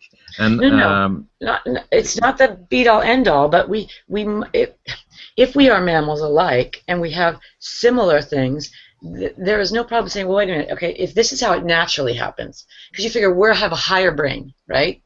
So just because we have a higher brain doesn't mean we go against our natural self. No. Right. We are mammals plus. We are apes plus. That's my point of it. We are. If apes are mammals, apes are mammals. How to say? If apes are mammals, we are mammals plus. I mean, we belong to the species of apes. I mean, technically. But we are still not apes. And I think it's very important not to forget that. I agree. And it's not a speciesism behind it. It's not like that apes are morally under us. I just think we forget about our natural self so much, and we fight against nature. And I think that people interpret nature as the devil if they happen to have that kind of doctrine, which is fine. Which is fine if you want to use it metaphorically, but I think that we're missing that we're seeing a lot of problems just going against nature. And all the time that we're sitting here talking and debating what is what and putting parameters on the Kobayashi Maru that cannot be solved, another child is molested, and it just is like. There has to be both. Yeah. There has to be spirited debate to get something done. Otherwise, you're just trying to find dominance over another person. That's really all winning a debate is. If there's no action, you're just dominating another person. Yeah. So, and I know it's not very popular around here, often and it is, I keep getting the shit for it, and I don't mean any harm. I really do love people, and I think people have seen my compassion. So I'm going to probably start extricating myself out of these debates because it infuriates me, that someone doesn't go, hey, after this debate, let's go figure out how we can get into our communities. I never see a debate about how we can spend 10% of our time doing something in our communities to help get this out. That. Yeah. And it's debate all you want, hang out all you want. Counterproductive. Yeah. Yeah, it is counterproductive because you get also addicted to these debates, and suddenly it's just a theoretical thing, and you get addicted because you can sit on your ass and don't have to do. And I have also experienced this addiction pretty strongly. So. Me too. This is a life for me, with none outside. It's a life for me, and I'm having to break away, and I have to go do what I say, I have to practice what I preach, basically, and that's all. And because I think yesterday I got a lot of crap from somebody. I went, wait a minute. It's like when R1, when I say to him, don't you want to be happy? He says, why do you have to be happy? The fact that anybody would deny happiness or argue happiness is like a signal that our problems are so much bigger. Connecting with another human being, Balthazar, every time I hear you struggling with a word, I just wish one thing, pray, whatever it is, that I could speak your language, because I want you freed from that. Because you have so much to say, and you're such a wonderful spirit, and I enjoy talking with you so much. He can speak 2 languages. I know he can. I wish I could speak his language so he didn't have to struggle sometimes, just to find a word. The empathy, compassion. I have a hard time speaking one language. Come on. Are you criticizing my compassion? No, I'm not criticizing. What are you saying? I was just. I have a hard time speaking one language. Oh, okay. I'm sorry, I misunderstood. I was more or less giving him a compliment because at least he can take on 2 languages. My apologies. I was too. I was giving him. That's what I was feeling. I'm trying to be funny instead of coming in here being fucking all nasty and rotten. Yeah, like I am. All bad news all the time. My problem with it. I'm not all bad news all the time. English is it's always been passive, and I understand it. And when I start to talk, I think I have access to the words that I know, but I don't have it. I know. So I then I'm stop and I get very long wired because I have to find another way to say it, So. I'm very envious, and I'm going to make my way out of here so everybody can go back to debating, and feel free to bash me as much as you want. I'm quite okay with it because I think that while it's not easy to be a woman with a gruff personality because we get misinterpreted. But then again, a real timid woman wouldn't get her point across, and you don't have to like me, but just entertain the message. If you don't like it, don't use it. Who do you think doesn't like? I barely know any of the people in here, other than I've been watching the videos for so long. But I don't think you're a bad person. I don't. Come, you should pal around with me for the day. You should pal around with me for the day and see what people push back on. I was just in a room, and I walked in. I said nothing. I sat there. I listened, and they were talking about cell phones, and they said we're talking about cell phones, and someone goes, oh, I got mine. I said, I have my iPhone right here. It's in pieces. And he goes, oh yeah, I know. I feel so bad for you and stuff. And I said, well, don't feel so bad. Once I get done with it, or once I get it back together and I get a new phone, I'm getting rid of it. Period. So then they went on and on and on, and they had this debate about iPhone, whatever, iPhone versus Android. And I waited and waited and waited, and finally got my time to, that there was an opening. And I said, well, I'm not really, it's not that I don't like the iPhone. I just don't really like Apple CEO's policy, so I'm going to get an Android. That was it. I didn't even go. Oh man, he just went crazy on me about this and that, and you don't understand. It's the shareholders. And I said, look, I don't like that the gay CEO supports gay rights here and then opens a store in Saudi Arabia where they kill gay people. That is my choice. I'm not telling anybody else to be that way. I got that much out, and they told me how wrong I was. And I went, okay, that's fine, but this is my choice and my money, and all I'm saying, Put your money where you. I think you're correct. If you have a standard, you buy. Whenever I buy a product, it's usually for what it does. You know, I don't buy products for the women they put on it or however they pack it. It's what is it going to do for me? I've never had a cell phone, so here's the first. I'm 45 years old. Never had a cell phone. Well, that's what they were actually talking about that. But they posed the question to me, well, what about the Samsung CEO? He sells in those countries. I said, is he openly gay? And they said, well, what does it matter? I said, well, that's my issue, is that Mr. Cook is openly gay, and he fights for that, but not over there. And they said, well, what about those people that they have to have access to cell phones? Okay, that's fine.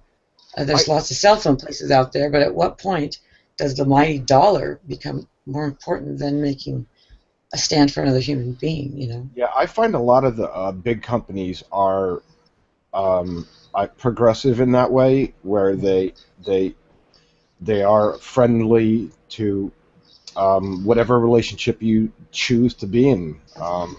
You know, Google's like that. Microsoft, even though a lot of people don't like them. And those are the companies I did. Like, I did buy an Android device, but it was for playing games, right? And I like it. I don't know. It works well. I love my iPhone. Well, can you answer the question that he gave me? If I feel that way about Apple with Tim Cook, CEO, shouldn't I feel that way about Samsung is selling in Saudi Arabia? Well, sure I do. And I mean, I guess I can say in a perfect world we could argue this infinitum, you know, but I had to take a stand somewhere. Or I felt I did, you know. Yeah, well, I mean, do what you feel is right. I mean, you know. Yeah. I haven't opened a chat room. I haven't opened a chat room trying to convince anybody of it, so I kind of felt like it was mine individually, and I didn't know why he felt the need to debate me on it. That's the other thing. I wonder about rules of debate. When you want to engage somebody, do you guys see the same dynamic that I'm seeing? Is like the minute somebody says something, it's immediate opposition. It's like I felt like that if I said, no, I don't see that. You're wrong. Okay. It's like they just want to make this person look stupid, because I tell you, I have no college education. I never took philosophy courses. Me neither. So I'm not well educated like most people in here. Nadia makes me feel fucking stupid. Oh, me too. Absolutely. The first time she asked me about my epistemology, you know, how do I know what I know? I didn't know what the fuck she was talking about. I'm like, look, I don't mess around in metaphysics and all this shit. So I had no clue there were all these titles, you know, and when I'm watching them debate and they're talking about all these different angles, I'm all, I can't find the words because it's so simplistic. Yeah, and then philosophy does is it's supposed to make you think and make you question yourself. You know, a lot of my positions, I could tell you when I was 20 years old, I was not the same person I was now. I know. Me too. I'll admit it. I had friends that were gay and people around me that I loved and cared about. One kid actually I shared my room with for several years, and he kept it a secret because it wasn't a big deal to anyone, but I guess to him and his mom, and I guess he kept it quiet all them years, and I didn't know. I had no idea. So let me ask you guys this: when we're in this conversation and we all are giving our opinions and stuff, in the way I grew up, and I'm 50, so I'm a little bit older than some, you think about people give their opinions, and then if you have an opposing position, you look at the other person and go, hey, do you want to debate this subject? Because I feel different. You're then asking for permission to get a little aggressive, you know? And if the person says, no, I really don't care, that's not your opponent. You can't automatically make somebody your debating opponent. That's hostile. It really is. It goes against our nature to have somebody come at us like that.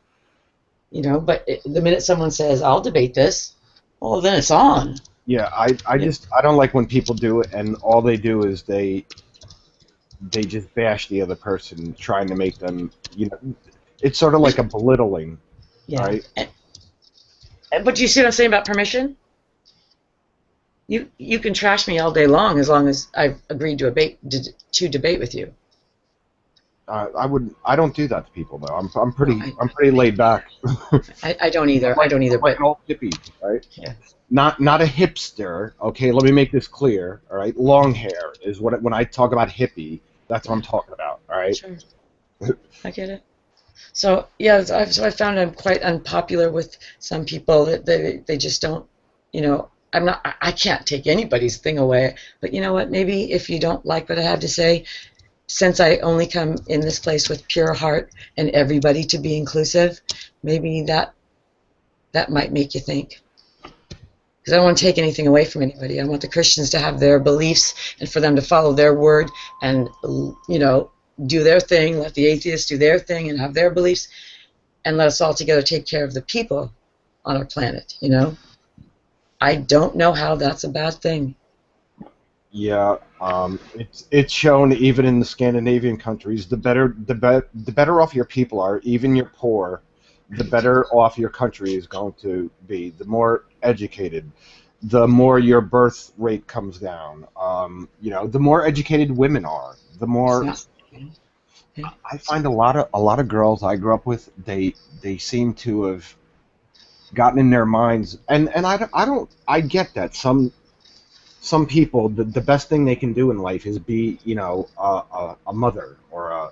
It's an honorable profession. See, right there, honey. You know what? That's what the feminists did to us, because they told us I was part of that. You can be anything you want. And I was a paramedic for 24 years working with men. They forgot to tell me that it was absolutely honorable to be a wife and mother, and that it was a hard job, and somebody had to stay home and raise the children, whether it be the man or the woman. Somebody has to stay home and raise the children, and that there was less honor in that. I think there's more honor in it. But that's just me. I'm a very modern woman. But yeah, well, a lot of the girls I grew up with, they seem to wanted to count on someone else, and that's the difference, though, isn't instead it? of learning some kind of career, you know, anything. Well, it's so really. Then if you have a. So when I talk to like a younger person now, I encourage them to learn. You know, yeah, you can live your life, but learn something so you don't have to count on someone else, right? May I have a little bit of a debate with you, very calmly, without attacking? Sure. So what I see is people having babies. They have babies. The baby comes out. They put the baby down the hall in a bed, which no other animal would do. 6 weeks later, it goes to somebody else to be taken care of. Now, if it's done in the home and grandma and whatever, that's fine. But there is that natural self that I think we're forgetting about. We've forgotten that babies need to be raised, that there's an importance to being with mom for 6 months or a year, even dad for that fact. The smallest thing about skin to skin, infant mortality increases the closer babies are to mom, for the first few months. Yeah, I probably would. For all the shit that I went through growing up, I should have turned out to be like a serial killer or something like that. Right. So what I'm saying is that my mother was loving. I could always go to her. There's pictures I have with me laying on top of her as a baby, right? I mean, she did a lot of things good and she did a lot of things bad. And like I said, the bad thing is thinking that she couldn't do it on her own, and she always had to have some man in her life, and she would pick these fucking men that were assholes or fucking drug addicts or fucking... Got it. So the problem is not being a stay-home mom, because I hear that. Because you cannot be a good mom and go to work all day. It just doesn't work. I tried it for a long time, and many of us women. There's a reason that feminism is pulling back a bit. Because the problem isn't that we depend on a man. The problem is that we are unhealthy as man and woman, that we don't see it as a reciprocating relationship. That when you say depend on a man, that means that you just took from a man and didn't do anything in return, and that when you got tired of him, you walked away and took half his shit and his children. That's what that says. Yeah, well, that's not what it's like. My mother was heavy like growing up, so she always thought like she couldn't get someone better, someone that would really care about her, and she always picked these fucking assholes, right? So yeah, and that's a lot of, I see a lot of fucking problems like that with people. But that doesn't have anything to do with staying home and raising a baby and that your husband supports you.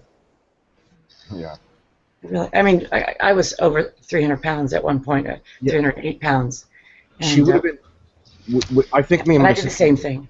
Me and my sister told her, we're like, look, we would be a lot more happier if you know, we were like teenagers by then. Get rid of this fucking guy, right?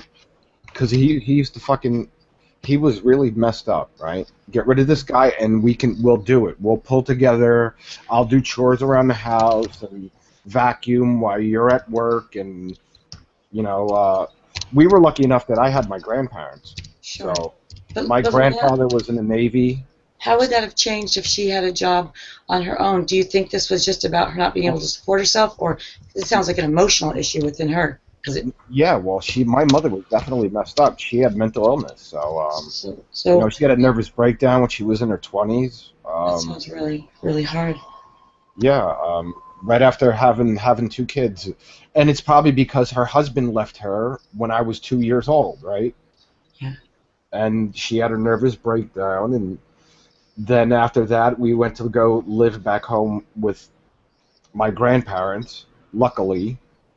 And I was lucky enough to get my grandfather. I got like a lot of his values, growing up. I was lucky in that way. It sounds like it. I had a very similar upbringing where I was very lucky because of the stuff I went through. But let's get back to where we were at as far as a woman getting a job because she doesn't want to depend on a man. It sounds like if two people were healthier, those problems would not have happened. Because, we pick, as women, we pick our men based on, my father wasn't around. My stepdad, came later, but my father wasn't around, so I chose to. I needed attention from men. I did the same thing your mom did. That had nothing to do with whether I could support myself or not, which I always could. But something has to give. We cannot continue to go on letting other people raise our children and expect them to have our values and expect the world to go in the right direction. Healthy, stupid is as stupid does, as Forrest Gump says. So healthy is as healthy does. You said it right out there. It's not that my mom couldn't do it on her own. It's that she thought that a man had to be in the picture somewhere. Well, that was about where, it went wrong. And the thing is that the man she found after that turned out to be probably the only stepfather I ever had that I ever loved, really. I still care about the man, to this day. He was truly a real father to me, and I never experienced that. Almost every other guy she dated was just, you're going to listen to me, this is the rules of the house, and I'm going to be punishing you now instead of your mother, and I would be like, I was like, a kid, I was like, fuck off. Who the fuck do you think you are? Right. So you see the importance of love and connection. Yeah. Yeah. Well, I would not accept that, right? Yeah. With me, you had to I guess when I was younger, you had to earn my respect in a way. Everybody's that way. Yeah. I still am. Like, look how long it took me to get on here and talk about some of this shit, right? I know. I mean, know, it's so nice. I've been on here since probably the beginning. So I was around when Brett Keane was big, fucking Thunderfoot. Are you telling me that these fuckers have been around here talking and doing no action for all this time? Now I'm really mad. No, I'm teasing. That was a joke. Yeah, I'm very grateful. This whole thing has been a big paradigm shift for me, and one of the sad things is that I'm afraid I'm not going to be able to spend as much time here because I got to walk it like I talk it, and but I always got to come back here. Yeah, I'll just admit I'm a keyboard warrior. Do what you got to do, man. The thing is, I support the people that do it because since I'm a cisgendered white male, I'm older. I grew up in a different time. Like I was never home when I was a kid. I mean, we grew up where religion wasn't a thing in my house. I was able to have girlfriends over at the age of 15. I had a lot of privileges my sister did not. So here's the thing: people like you that stay home and are keyboard warriors, then do keyboard warrior things. Maybe you get a group together that says, "Hey, do you need emails sent out to certain organizations about this or that?" That's where your place in the world is. You don't have to go out and do those things. Everybody has a place, and right where you're at is perfect. But my big point for being a bitch was, if we don't have some kind of a cause that goes along with the spirited debate, then we're really just wasting our time. So whatever works for you, it's just make a phone call to somebody that you haven't talked to in a long time. It can be that small. One thing I think we need to do is vote better on the local level, right? Yeah. Because a lot of people that don't know, you have a society that doesn't know a lot about science, and yet they're in control of science. And that's Sagan warned us. That is a disaster waiting to happen. Well, I want everybody's voices heard. So, I know it's really popular for atheists and agnostics to really dislike religion, and I don't like or dislike it. It is what it is, and if we haven't stopped it by now, we're not going to stop it at any time. But to certainly shift the mind of people in the way it's done to make sure that they're doing it healthy certainly seems like a good cause, a fair cause. And another thing that is that I have all the time in the world right now. So when I was working, 8, 10-hour days, sometimes 12, even more, I didn't have time to do this shit, even if I wanted to. I mean, now that we all know my story, right? All right, so I'm hurt now. I had a motorcycle accident, right? Yeah. And I deal with bipolar, so. Yeah. A lot of people do. I'm sorry about that. Well, most of my life, the bipolar didn't affect me. It was only after I got hurt did it start to affect me. And then I started getting anxiety attacks, like the last 5 years of my life. And I've been, out of the whole fucking world for a long time now. You're talking, 15 years.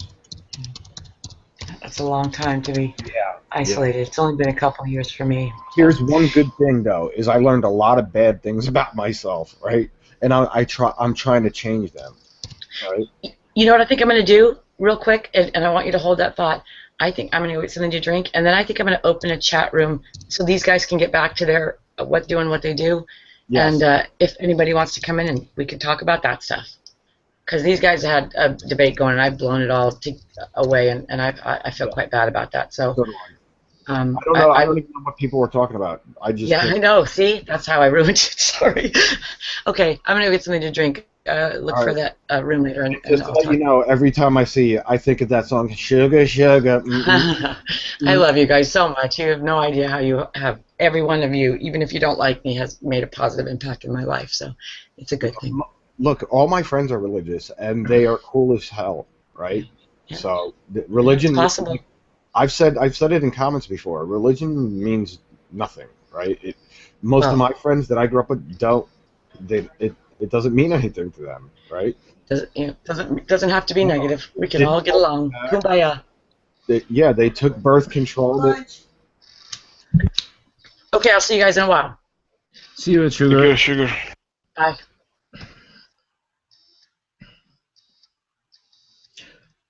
Well, that the religion is evil and religious people are evil, that is, to me, it's just a conspiracy theory built by some famous. Yeah, everybody knows it's actually the heathens that are evil. Ha ha ha. No, but to me, it's just like a conspiracy, because it's you don't have to read much history to understand that it's just not the case. Yeah. It's not the root of all evil. Fuck. That's crazy. I mean, no.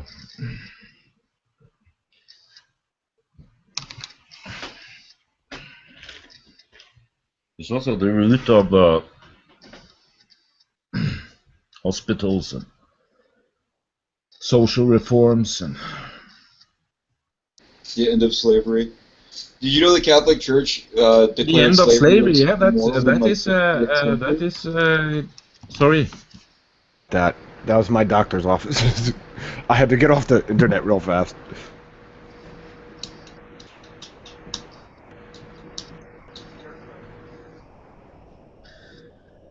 Yeah, it is end of slavery. That is not the product of the Enlightenment or the new human rights that actually first came up after the Second World War, because of the war. But it's turned around like yeah. And then you have some people trying to defend it, like G-Men and so on. It's ridiculous. And the whole debate goes on that, but never touches that actually, I mean, you can compare with every other culture outside the Christian culture. Had slavery until late 18th century, 19th century. So, yeah, in my country it was just... Like almost every society that had slavery has fallen, because what happens is you had eventually you can have all the firearms you want, the best marksmen, the biggest walls, the best secure system on your house, but eventually, if you have enough poor people in your country, they will rip you out of your fucking house and cut your head off. Not if you have enough military power to. I mean, the empires, the Greek or the Roman empire, it was built on slaves. I mean, that was the... Yeah, that's why it failed. No, that's not why it failed. It failed because of also, right? It failed. It failed because of the military system. Suddenly, I mean, inner conflict. It didn't fail because they were applying used slaves. I mean, that's why have that anything to do with it? It eats society from within out, because you have a big group of people in your country that feel powerless, and they eventually will do something to make it right. And the Greeks found that out, right? They used to think that Greek society was like thousands of years long. Yeah, but then eventually slavery sapped it sort of it'll work for a while, but eventually it when you don't treat each other as equals, it really fucks shit up, right? I mean, we ultimately self-defeating. That's what I mean. It's yeah, like it just is. It just yeah. How are you going to have a civilized society and then treat, one sect of the population as, lesser than others? Eventually, China. Capitalism old capitalism. When I talk about capitalism, it's not American capitalism. It's the capitalism that Europe had distanced itself from. So you have child labor, and you have, people at that time, they worked the whole day to buy a bread, I mean, you have to have a new impulse of thought into it, of course.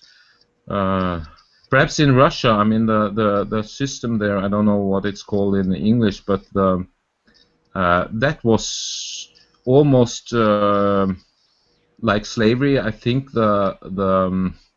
you could even kill your workers or this kind of small peasant. I don't know what they are called. So you mean serfs? Yeah. Yes, we have had a other system, but it was not that brutal.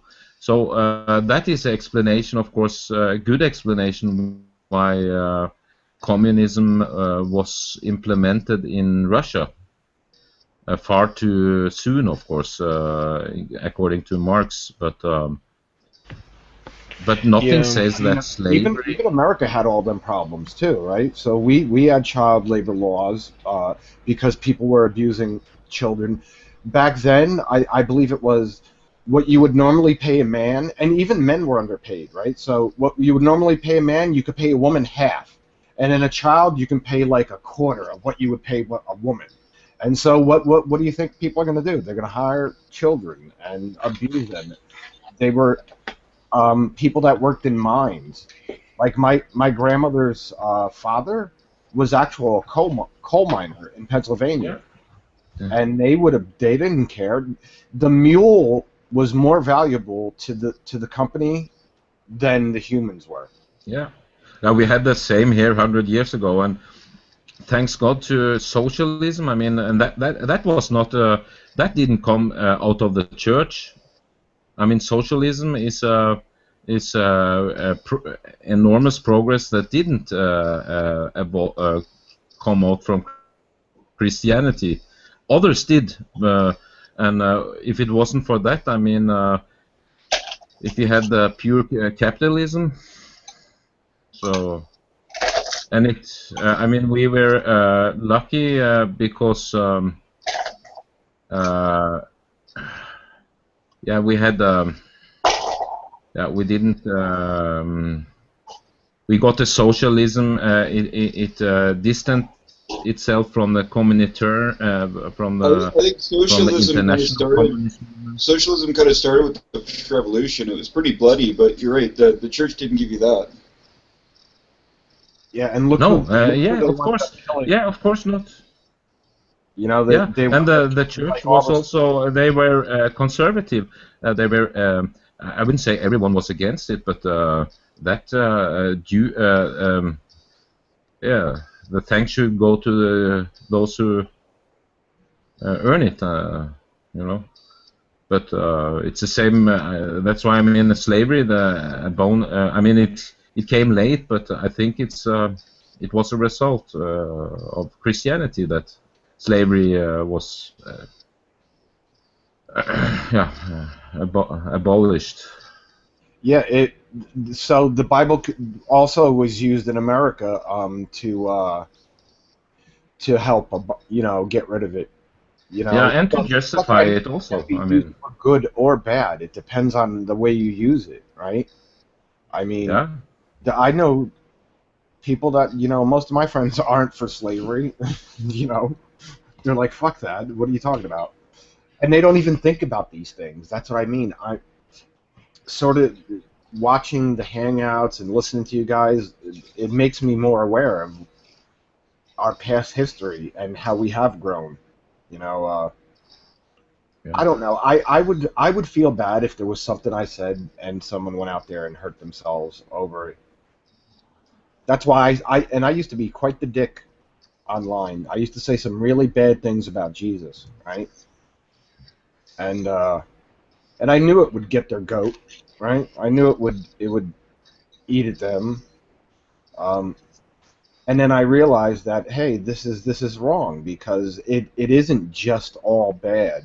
It was used in good ways also. And there are good people that are in religions. Yeah, of course there are. I mean, why shouldn't there be? Yeah, I was a hardened atheist when I first came out here. I have to say I was. Yeah, I was like, fuck that. And the thing is, But I never I really think believed. it's very justified to fight when the religion has political power. You know, I think that is a good fight. But to fight religion because it's an evil force, yeah, depends where you are. Here, it is not an evil force. So That's why it's and I sort of think messed up what they're doing in America is trying to get it in parts of the government. You know, because whose religion are they going to pick? I mean, you know, this country was, and that's the one beautiful thing I find about America is that you do have the right to believe whatever the hell you want, right? In a way that's it's not dictated to you what you should or shouldn't believe. I find that telling about, you know, and it's not like it was set up that way. You know, they had to make so many different amendments to the Constitution. You know, we forget who made this country, right? It was a bunch of rich people that wanted to be free from paying taxes, and also wasn't Britain going around like kidnapping people from America and like taking them fucking as soldiers for their like navy and all that, and there was a lot of things. People that wanted to be free to own slaves.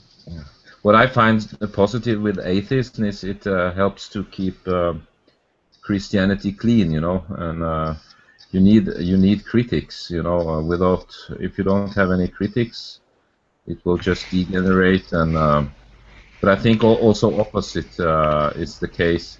I think the atheist movement also needs some critic.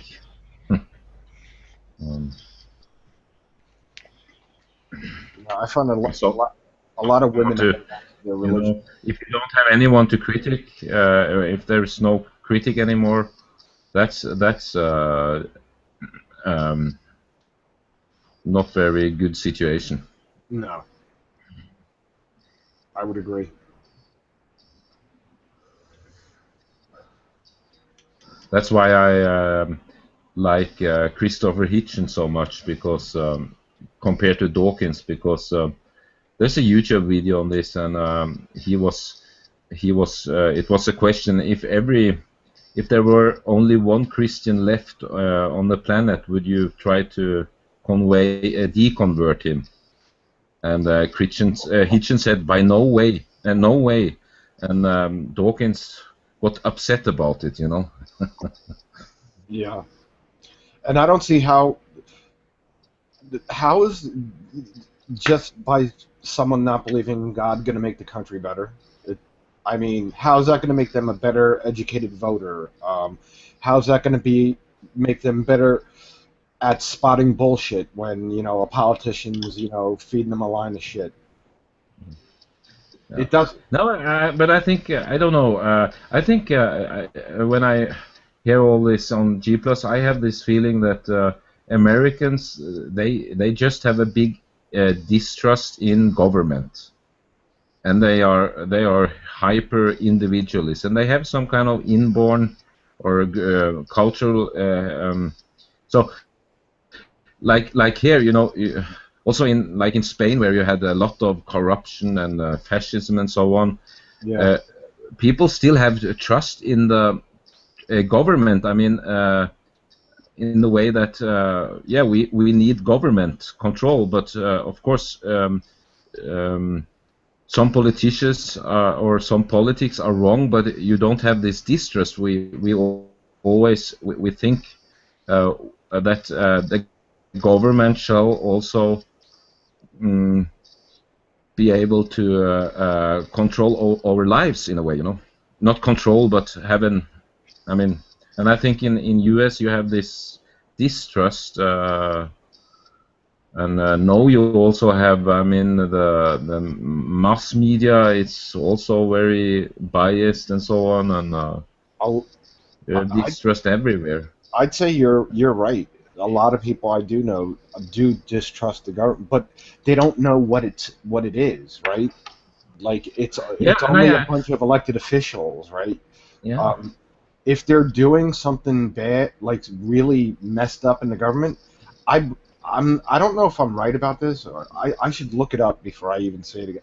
But I believe there has been people removed from office, being governor or other positions, for doing radical things, right?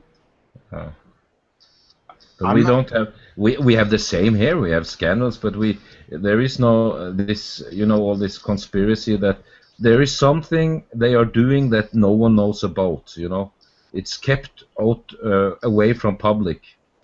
Yeah. Well, this way of thinking, they are planning something that we don't know. And here it's like they are planning something that is bullshit, and we will next election we will if enough people are against it, we have another government. I think there's enough people alive in America now that remember our government actually testing like harmful shit on us without us knowing. The Tuskegee Airmen, right? They gave everyone syphilis. They were walking around New York. They had a van that would spread, radiation to see if people would get, radiation sickness. Is that true? Is that really true? Yeah, that is true. Yeah, they also had some briefcase that would fucking spit out radiation that I read of. So there's a lot of things that people, do distrust, and I think that's where a lot of it comes from. Is some of the stuff that it's done in the past. Yeah, and this individual. I don't know how to say, but I mean, look at our military, right? We America is a little bit, one against me against everyone. My personality, this individual, I'm not like and it's a very good thing sometimes. I want the world to come together, realize that we are one people that evolved from apes in Africa, right? We all come from the same place and evolved, right? Whatever breeding pair went off that direction, you're going to get certain traits. Whatever pair, went in another direction, you're going to get certain traits from that population breeding. And that's how we have all the different kinds of people. Just imagine living back when there was like 3 different upright walking apes that were, on the continent. Did they? I'd like to know if they battled each other and shit like that. I often think about. Yeah, I think Homo sapiens rotted out Neanderthals. I think they distinguished them, but we interbred. Some people, they can find parts of the Neanderthal genome in some people. I think it's a small percentage. It's like 14% or something. Yeah. Do you know Boris Becker? Who? No, there is just a guy that I read an article about that he would have Neanderthal genes. No, but I think that is science have shown that we have some part of DNA from that we have mixed. Yeah, we've been mixing a long time. I've heard a report that redheads are going extinct. Well, I have 2 albinos in my family. Huh. On my father's side of the family. I have a high amount of twins in mine. It's really weird, like twins having twins. For a while, that was supposed to not happen, but it's happened a few times. I often wonder what kind of kid would I make. Like, I bet I'd make a good-looking kid. little good-looking kid. Although with my luck, my kid would be like all fucked up and mangled, and I don't have good luck. Now, actually, your kid would probably be intelligent, and he'd go to school and be around kids that aren't. That would be his hell, because you would actually sit down and converse with him and teach him right from wrong, and not sit him in front of a television set and let him get his morals from that. I mean, that's what I get from listening to you speak. Yeah, I tell you one thing. By the time he was 10, he'd know about the planets and all that, and that we visited a comet, and how Well, big. and I'm sorry. No. I mean, he'd have a basic understanding, because I don't know anything really, like, you know, the people that I watch, the people that actually do it. I only know basic things, but I do know a lot of different. Like right now, we have a spacecraft that's gonna be arriving at Jupiter for the, and the Juno spacecraft. We're finally going back out there. And I'm dying to see more of Europa, and definitely Europa, yeah. Yeah, right.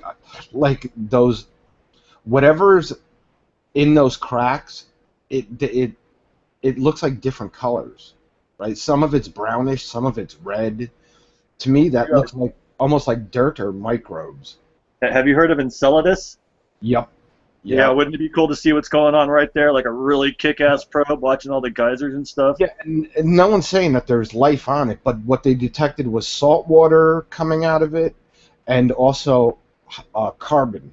Yeah, the necessary components. Yes. Yeah, and remember that thing years ago, how the guy who discovered the Titanic also discovered these worms living next to these vents that are 800 degrees and they have no light, so life doesn't need light? Yeah, chemosynthesis. So yeah, that was sick. You don't, for life, life can actually eat minerals, and when the Earth was made, I mean, I grow my own food and I burn hardwood, and then I put the ashes on the dirt to make sure my food gets vitamin and minerals. Yeah, people forget that, Well, what brought it about is electricity. Yeah, even we need minerals, right? At all times. Actually, that's what you need the most of. You don't need calories. You need minerals. Yeah. If you want to maintain a healthy body. Yeah, some are harmful too. I mean. Well, yeah, doing too much of anything never works. That just doesn't happen. Almost everything seems to have a toxic buildup at some point. Yeah, but if an asteroid hit that stuff at the bottom of the ocean, it'd do just fine, probably. I mean. That form. Well, it'd be funny if now they're finding we're more silicate based than we thought. Yeah, I mean. In our bones, and so we're getting better at stuff. I like that. Yeah, I can say this, that I almost wish that I could live like 1,000 years to see what we're gonna do, if we're gonna make it or not. Whether or not I would have to live through horror or, I'll take the chance. I think we're gonna do all right. I want to know if we figure out how to live without the rock. Yeah. I want to be a Type 4 civilization. Shit, just move past, just to become Type 1. Would be something, wouldn't that? Yeah. Where we can at least harvest the light from our star, right? And I like some of the other ideas I'm seeing now. Like there's a car called a Quant, and it makes power out of salt water. Really? So there's no reason. Yeah, it's out of Liechtenstein. It's called QUANT, the Quant. Right? It actually lays down, 8,900 pounds of torque. Wow. What is it called? I want to look it up. Quant. It's called the Quant, QUANT. It was developed in Liechtenstein. Right? So now we have that. Now, the power plant of this car is no bigger than a washer and dryer. Quant car. Quant, yeah. It's like some type of uber gnarly. I mean, that right there, right? I mean, I'm sure that power plant costs, the price of a small house in some areas. Oh, yeah. But it won't in 10 years. Yeah, this is what I mean, is there's so much energy that we haven't tapped into yet. So, that was one of Tesla's main points. And now we're starting to see stuff where we're like going, yeah, we really don't need to use oil. If I had the money to do it, I'd be building like thermal plants the way they're doing in Iceland. You know, all you do is send water down into the earth. It boils the water, makes steam to spin a turbine. Right? You don't have to drill into a volcano. All you have to do is go down deep enough, and of course you're gonna have to pump the water down there. So you're gonna have to need energy for that. But I would imagine that you know, if say the sun did get blocked out from some disaster for 10 years, that would still be a power source for us, right? At Well, least it would. 5. It's funny. It would affect the human race forever. Something like that, right? Yeah, using the energy from the planet that you're on. No, I mean just not seeing the sun for an extended period of time. I was just making a little comment on that. Like, just imagine what that would do to the race. That would be, you know, we have this event. Yeah, people would go underground and have to grow their own food. Did you ever watch Deep Space Nine? Not much of it. Oh, there was a great episode where they kind of made fun of the Klingons. You're a Star Trek man?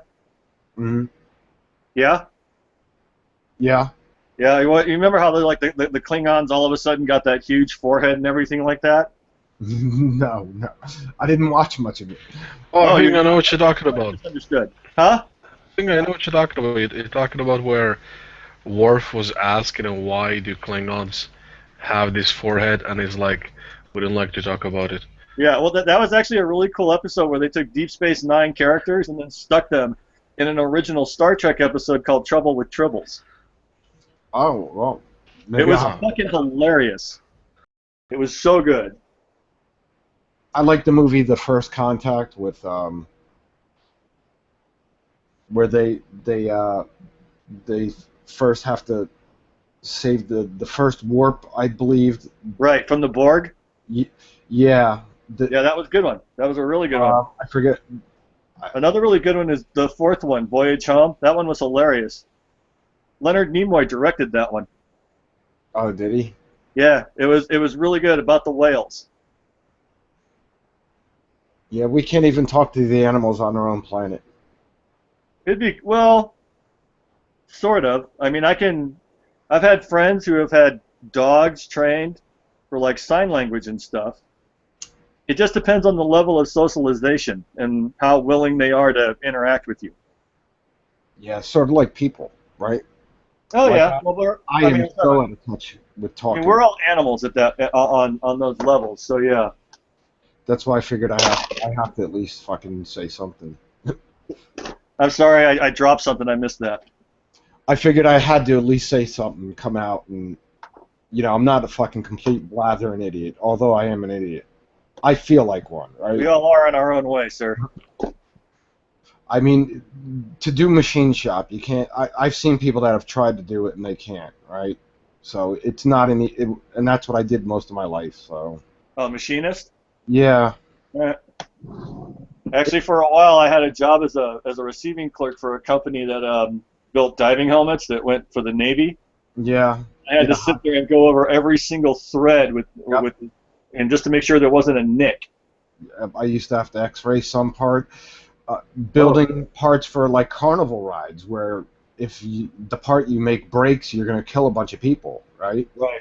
So sometimes you used to have the piece X-rayed to make sure there's no internal cracks in the metal, and I mean. Well, if the part I'm talking about fails, you can actually find an entire diver in his helmet and up the air hose.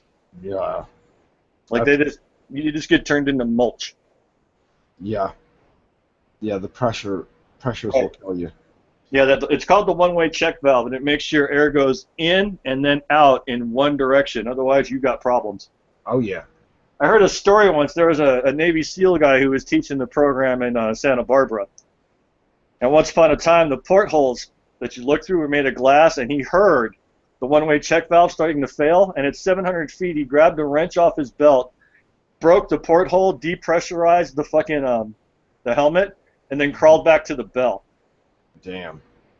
Yeah, that right then I realized you don't fuck with Navy SEALs. No.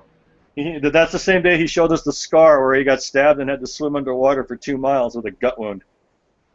Yeah, my grandfather didn't see a lot of. He was in the Korean War and Vietnam, and Damn, two? Yikes. Yeah, two of them. That's salty, dude. He was 26 years younger than my grandmother. I need to So now my grandfather was in D-Day, and my father was in Vietnam. And my grandfather said, "Don't do it. Just stay out of it, son." And I did. Yeah, my grandfather didn't. He was a first gunner on the one of the well-known. I don't know. I tried to find out some of his history because I have all his medals, and I wanted to find out what they all meant and what did he get them for. But he did. His ship didn't see a lot of battle in the wars, I guess. I know they sent out a lot of planes. He told me stories about they used to use the cable that the planes would come in and land on. And remember, science wasn't really what we have now. So like every 20 planes now, there's someone that comes out and they fucking replace the cable. They didn't do that back then. It would just snap. Oh, ouch. And it would. He told me stories about people being cut in half on deck. Oh yeah, yeah, totally. From the cable snapping. So it was dangerous.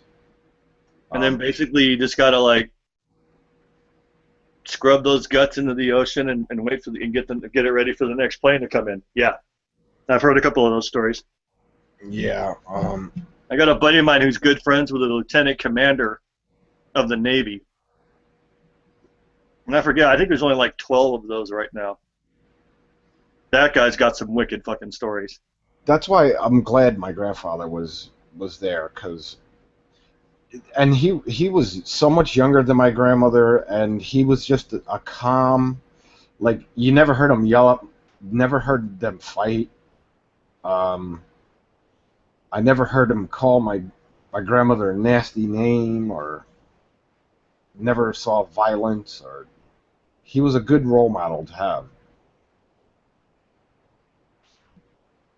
I was lucky. A lot of kids don't have that, right? Actually, my mom learned that in order to wake up my father, you got to pull him by the toe, because if you shake him by the shoulders, he might come up swinging. Yeah. So. A lot of my friends, they used to hang out over my house because they didn't have that, right? Their parents were just as fucked up as mine, but only in different ways. So I was lucky to have my grandparents. They were good. And it sort of did not meet the Catholic role, right? This woman, this older woman, marry a 26-year younger man, right? That's a big fucking age jump. 26 Especially years. for back then. Yeah. Right on. Good for them. I have to find someone a pair of pants. Get to it, Dad. Yeah.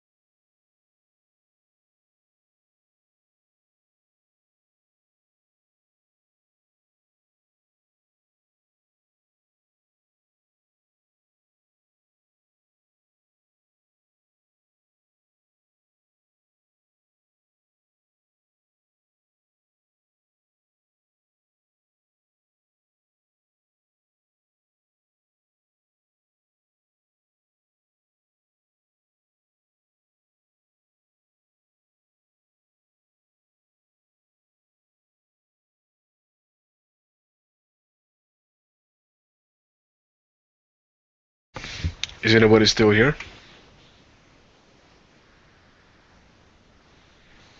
Hello. Anyone home?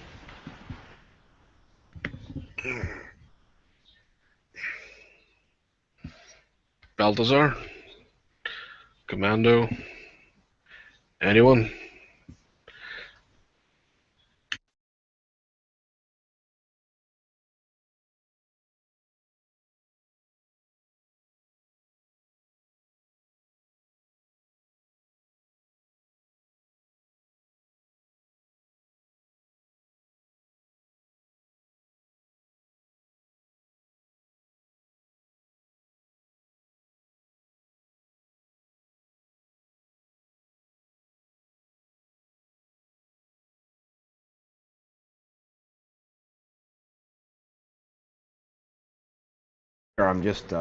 I'm looking through my clothes, which are all over the place because I moved.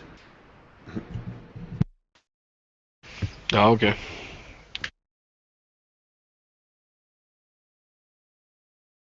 People talking about.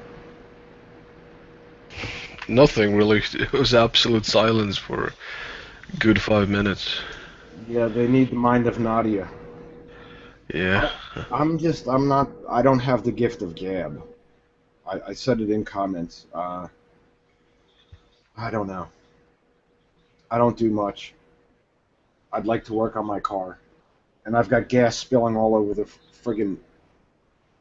the motor now, which is bad. That is bad. Yeah. A few sparks and that's, that's bad. Yeah. What's bad about it is it's a nice car. It's just and it ran real good until I moved the goddamn thing. What kind of car is it? 68 Camaro Super Sport. 68. Holy shit. That is an awesome car. Yeah, it's got the big block in it. And it doesn't eat up a lot of gas because it's not a race car. I didn't change the gears or fuck with anything like that. The only thing I switched out was the transmission. Okay, you're saying it doesn't eat up a lot of gas. Are you speaking in American terms?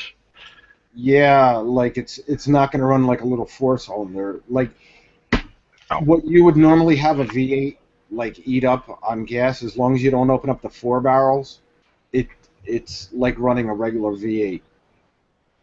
So in U.S. terms, it eats up a lot of gas. Yeah.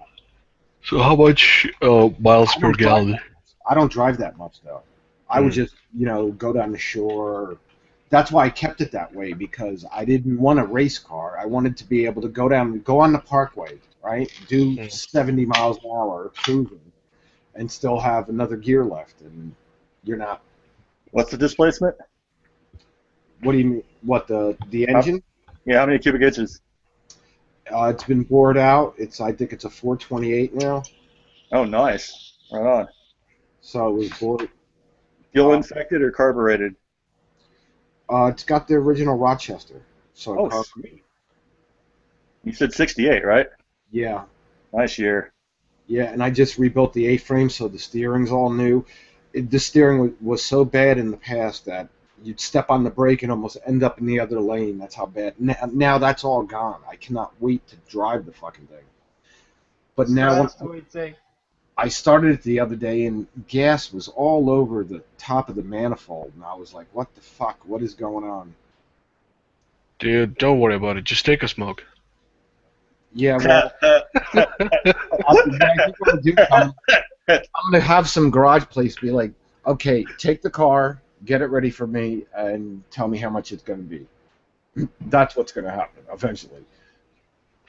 Because the money I'm going to spend for a hunk of shit little car, I might as well drive that until it's beat the hell up and then sell the fucking thing. It's already rotted. All the body work that I did is already fucked up from it being out in the snow. Also, the car, it has some rust on it. Yeah, now the frame or the panels? I put new quarter panels in the back. All right. So where that connects to the back window, it's all cracking now. Okay. I got a new hood on it. You know, there's companies online you can actually find the vintage Camaro bodies, but just they're brand new, so they're made out of new steel, so they're lighter and stronger. Yeah. I think those things are about $4,000. Yeah, you can buy the whole frame now, where you could have a brand new yeah, rack and pinion steering, and you just put your body on it. Yeah, they have everything now. You actually build a better car than what they came out with back in the day. Yes, yes. Just like putting disc brakes is better than drum. My car has drum brakes on it. Oh, dude, I just found out. I got a little 210 Cobalt, and it's a quick, cool little car that gets the killer gas mileage. I found out I can put Brembos on it. That's hilarious. I'd love to have a little car to fucking just get around in. I was looking at something. It's a rocking little car, man. Go ahead, Art. Sorry. If I might suggest, Audi A3 with a 1.8 turbo engine. Oh yeah, well that's a classic, man. Yeah, the Subarus are fast too, right? Audi. Yeah, but they eat a lot and they're kind of bigger. The Audi A3s are much lighter and they're really compact. They're well made. You can find parts on them. No, I'll take Audi over Beamer any day of the week. I don't know. To me, it's a tough competition. I like kind of both. I had a Audi Beamer and myself. Mercedes partial. You're what? Sorry? I'm kind of Audi and Mercedes partial. I really like Mercedes. Oh, same here, dude. And my first car was a Mercedes, old Mercedes. Like I think the first internal combustion engine ever driven was Carl Benz. Right. So I mean, and just ever since now, I've worked on cars a little bit, and I look at those cars, and I'm like, damn, these people don't fuck around, you know? Yeah, I just want to get a little bit of enjoyment out of the car before I sell it, I think. I pictured I'd be old and be able to go to car shows and shit like that. It's nice, too. The stereo I have for it is unbelievable. I used to install stereos. Yeah, I did all that. That was a fun gig. I used to do it for my friends. I remember my one friend, we were cruising down the shore one day, and he had a 77 Camaro with a six-cylinder in it, right? And his goddamn amplifier fucking lit on fire because of the way he had it hooked up. He actually got fire in his car. Shit. That sucks. Yeah, all you got to do is have two wires touching, and you're done. I've messed up a couple. That's how you learn, right? We saw a shop down from another city. The guy came in and said, "My system just sounds like crap." And this other shop had put 3 amplifiers all on the same power wire, and it was literally like hot to the touch, like overly so. Like I'm surprised the casing wasn't melting. You know what I always find funny? Is that every hangout that Nadia does, the description will say one thing, but the topic that's actually being discussed is completely contrary to the description of the video. Right, it's drifted. It always kind of drifts because it gets super heavy, and then people kind of decompress for a bit. Yeah, like right now, I can already tell that there was probably a huge drama fest earlier in the day, and everyone just left. Well, a lot of people did leave, yeah. Veckel was here before. David Weiser. Yeah, I saw the David Weiser discussion. It was quite heated with Star Splitter. Yep. So yeah, we're just chilling. I called David Weiser. Oh, he's a Universalist Christian. Oh, like MK. Yeah, but he kind of, let's say he's very hard to talk to. I don't know. I'm kind of friends with him, so I don't want to, smear him or anything. But yeah, he's hard to talk to. And leads well. The other side didn't help as well. Star Splitter can be quite blunt. Yeah, I hold more to Deidre's beliefs than MK's, I guess. Oh, that's nice. I haven't seen Deidre for a while. She was here last night. Oh, okay.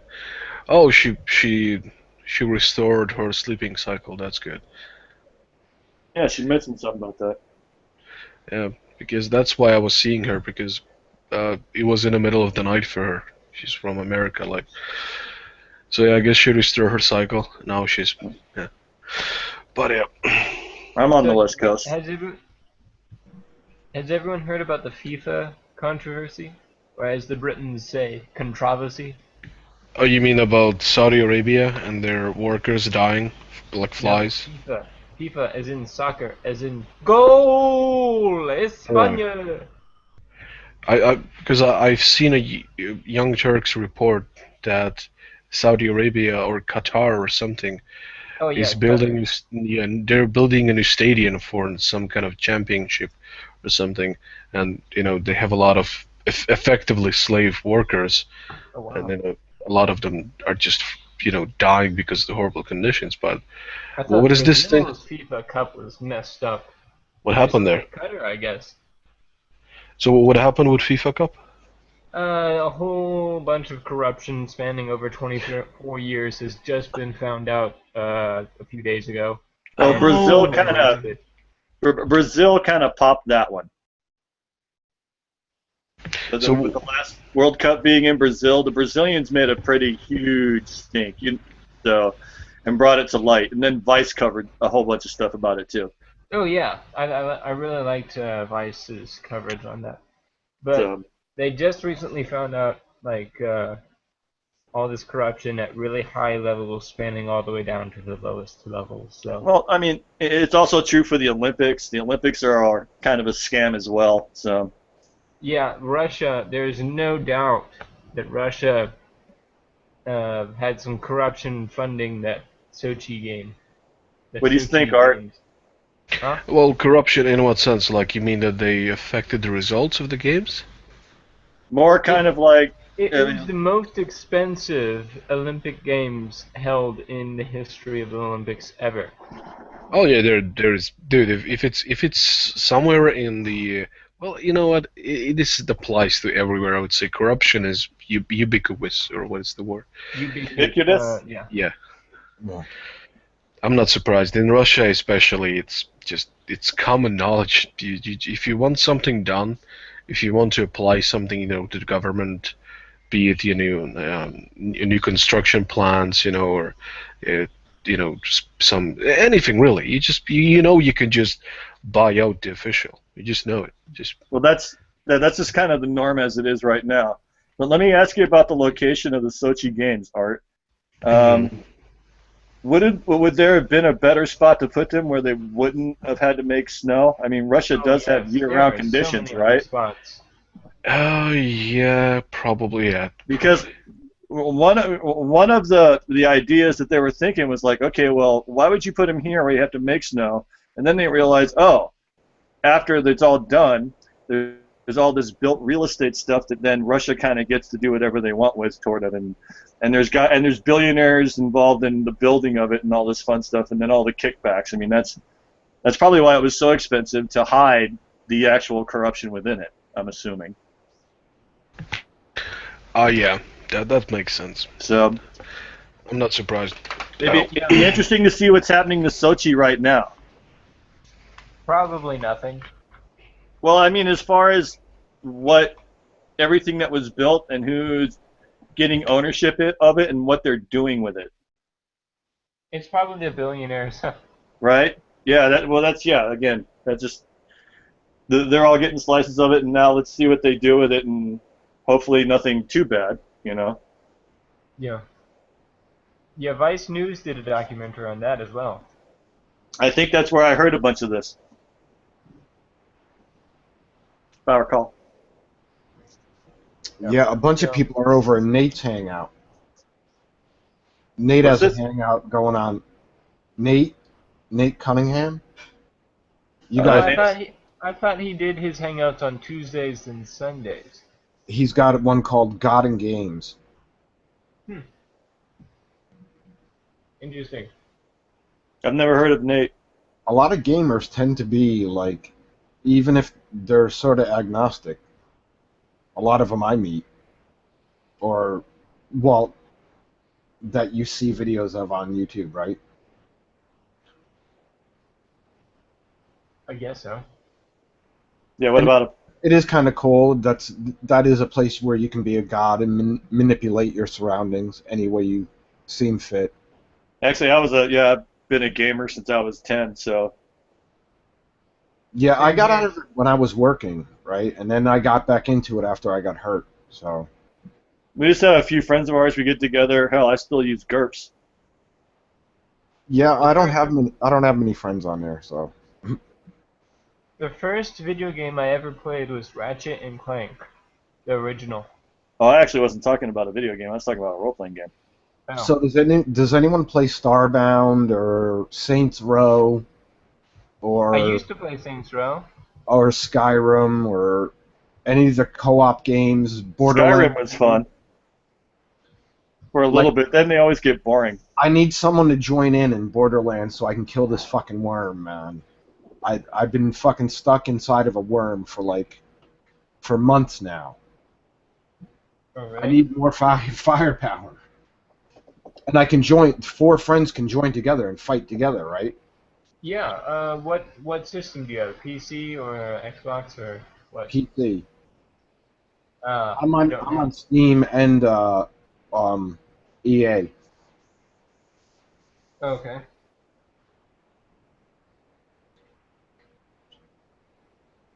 Yeah, I don't have the game for PC. I have it for PlayStation 3.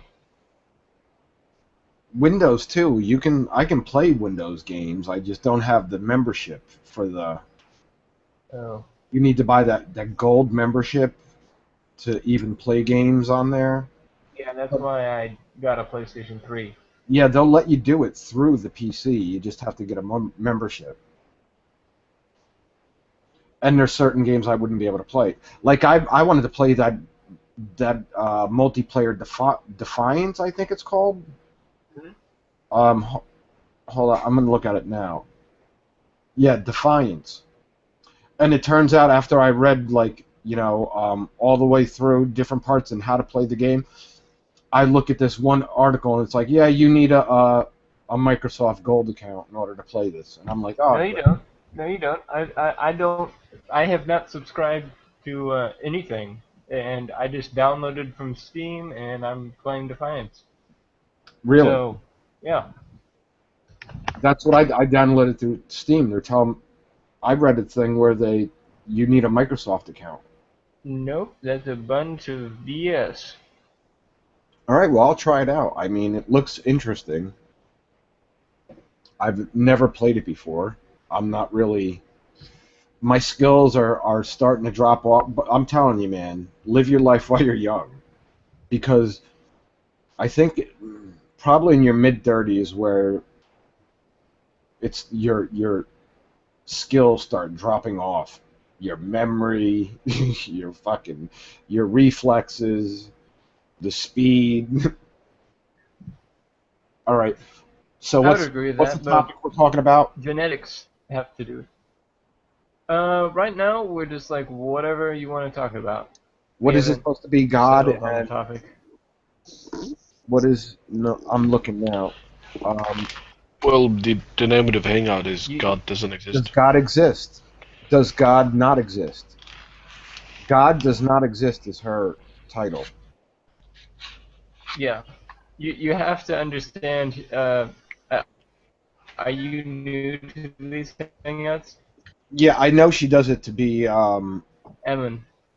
Yeah, to like So lure she- people in, to be antagonistic in a way. So Yeah.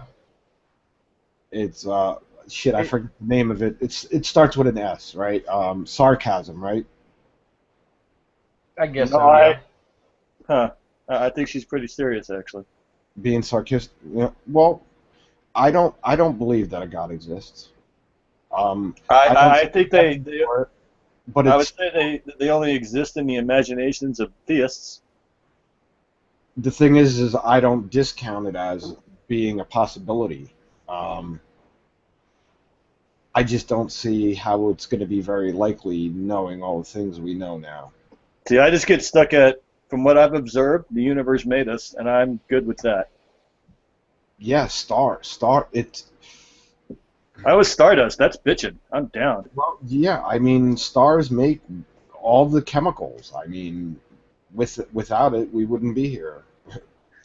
I have no need for a supernatural creator. And that's why I don't buy it, because what God would go, hey man, I need to fucking make, first of all, I need to make a bunch of hydrogen, helium, and a bit of, lithium, and then that has to collapse into stars, which we don't know how that happened exactly. Maybe it was the ripples from the Big Bang, that clumped up matter as it went out. The dark matter, they think it played a role early on, helping matter like clump into galaxies and stars. That stuff tends to. I know of the 4 major forces of the universe, and at that point, I just assume those 4 are doing whatever needs to be done. Yeah, the strong nuclear force, the weak nuclear force, and gravity. Electromagnetism. Electromagnetism. That's the big one. Yeah, and what's messed up is, do I sort of find the Big Bang appealing? No, right? It's hard to wrap my head around that there was some type of big type. It depends on how you think of it. If you think of like a multi-universe, okay, say there's a multiverse, there's just the void, right? And then there's all the stuff that's hanging in the void is a universe. Maybe if 2 collide at some point, another one's made. Yeah, the membrane theory, right? Right. Well, I can only come up with a mechanical. Yeah. Because I'm a mechanical being of the sort when it comes to this stuff. So. Yeah, that's what I mean. Once you go back to what caused the Big Bang, you're just lost. One thing I find interesting is there's the Planck's distance, the smallest event that we have observed the universe doing, right? Yeah, no one's ever seen it though. That's just like math. Again, I kind of hear that actually is part of the debate. Yeah. Right. So, but if it is, theory, no one's ever seen strings. Well, if you think about it though, but then, kind of the strings would be kind of made of the Planck's distance. Because the Planck's distance is everything vibrating at 22 trillion oscillations a second. So there's a point where we're kind of maybe we exist in the explosion side of everything, and there's an implosion side. Sort of a positive and negative. Yeah, that's why they're so keen to find out what black holes are, because singularities, whatever the fuck they are, right? Happen, and it's happening all over the place. All over the place, the laws of physics are being broken. In billions of spots in the galaxy, and then at the center of almost every galaxy. So, you got huge, big black holes, and we don't know what the hell it is. Time stops. Gravity becomes so strong that light can't escape. It bends back in on itself. Even our GPS satellites are traveling time. Yeah. And Einstein's theory has proven that he was on the right track. He said it himself. It's incomplete, right? Apparently there was a guy after him named Schwarzschild who Einstein left out spin. Schwarzschild added spin, but then he died, so it kind of got buried. And now there's some talk about that. See, I can't wait for the day when we have better tools so we don't. What if we find out that by colliding particles into each other, that's not a way of finding out what's inside of it? Okay. Like, how they have microscopes now that can see the outside of atoms? Right. Like, what I'm hoping that in 1,000 years we'll have microscopes that can see inside of the electron, or see inside of, and see the quarks, right? Right. Actually doing their thing inside the atom. And then pick up some hints from there. Neutrons and electrons. Oh, no, I'm down. Yeah, I think that's possible, though. Because we can see things if we can either... You see it, when we see the photons reflecting, right? The problem with the quarks, I think, is that they don't react with any other known sort of matter per se, right? We can do sort of what is it called, the electron microscopes or something, Yeah. which uses a stream of electrons to bounce out of things and sort of make a 3D image, a very accurate 3D image, essentially, that is accurate to the atom, essentially. The thing is, we don't have any other particles that are capable of interacting with a quark, so there's just, at least as far as I know, that we can detect it. The only way is to really smash the particles and, sort of detect fluctuations, I think, in the magnetic fields of these electric coils. I think that's how they detect them. So, well, hey, who knows? Maybe we can someday in the future do it. Yeah, and no matter how you look at it, I don't see how a god would have put that in place, right? I know. Back to her her label on the video, right? I don't see how a god would be like, oh yeah, let me make this big bang, and then millions and millions and hundreds of millions of years will pass, and then the first stars will form, and then they gotta blow up, and then stars form from that left over. I'm kind of the position that we have plenty of intelligence now to look back on our own history and figure out, oh yeah, we made those up. I mean, serious, that's just the end of the discussion. Personally, for me, When you look at a lot of it, like a lot of the newer stuff, it isn't like it's proven wrong. We just find out. We get better tools in order to measure things with. Right. So they're more or less refining it now. So I don't think we're absolutely wrong. Like, we're going to find out we're completely wrong about the path we're going down now. Yeah. Well, hey, Nomo, you said that we kind of know enough things to conclude that, basically religion is made up, right? Something to that effect. Yeah, I agree. That's how I look at it every time, because I just don't have a choice. It was a philosophy that was made up a long time ago, and now that's the best philosophical argument I can put together against it, I guess. Right. But we have to be careful, and I use this I recently have used this kind of myself. I basically say that we have two competing hypotheses here, essentially. One of them says is what is in the Bible, all the events, all the sort of portrayals of beings, including God, are in fact what they are in fact reflecting reality. Well, a competing hypothesis, which is much more simpler, is that no, this is just made up by humans, because that is what we see humans doing today anyway, right? We see new cults coming around, making up stuff, based on a little bit of truth from their own culture. See, right there, this is where they have the hypotheses, we have the theory, because we can test it. Huh, okay, what do you mean? Well, that's kind of just that's the scientific process, right? You observe, come up with the idea, formulate the hypotheses, and then test the theory, and then usually you get negative discovery. Okay, I might be. I think I see what I'm essentially I'm applying the scientific process to just what I'm observing when it comes to theism. All right, yeah. That is pretty much I think we're in agreement here. And every time, I mean, I don't care what it is. If it's theistic and you tell them to advance their hypotheses, they can't, because they have no way to test it and turn it into a theory. Yeah, there is no predictive power like in science. What they're the best for is to remember all of it and make sure we never do it again. Yep. And I really think that the planet's starting to swing that way. When you look at things like, the guy who got elected in Iran and India. I mean, the whole reason the guy in India who won, his slogan was toilets over temples, because half the country still shits in the streets. Nice. And that's how he won. And the only reason the guy in Iran won is because the lower half of the population did the voting, and they're really tired of this whole fundamentalist thing. They're moderate Muslims. A lot of them are actually swinging towards the idea there was never an angel Gabriel, right?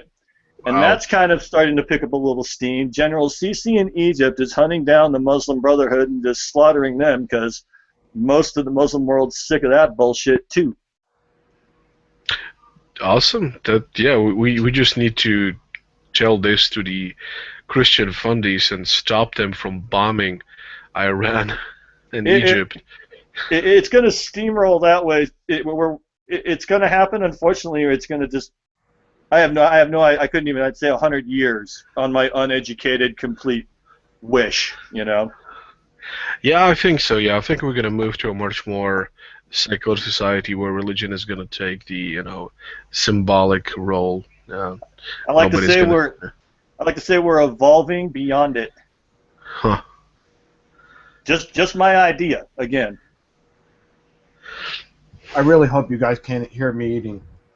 No, you're you're fine. good, man. You're fine. This Well, hey, mic's pretty badass, I have to say. Hey, geek ono, what the fuck? Geeko Geek ono Ono one. one. Geek ono one. If you have a mic, please go on a mic. You seem to be on the opposite side here because you're saying, sorry, but do you believe that we are apes in the past? No, it's the best current working idea.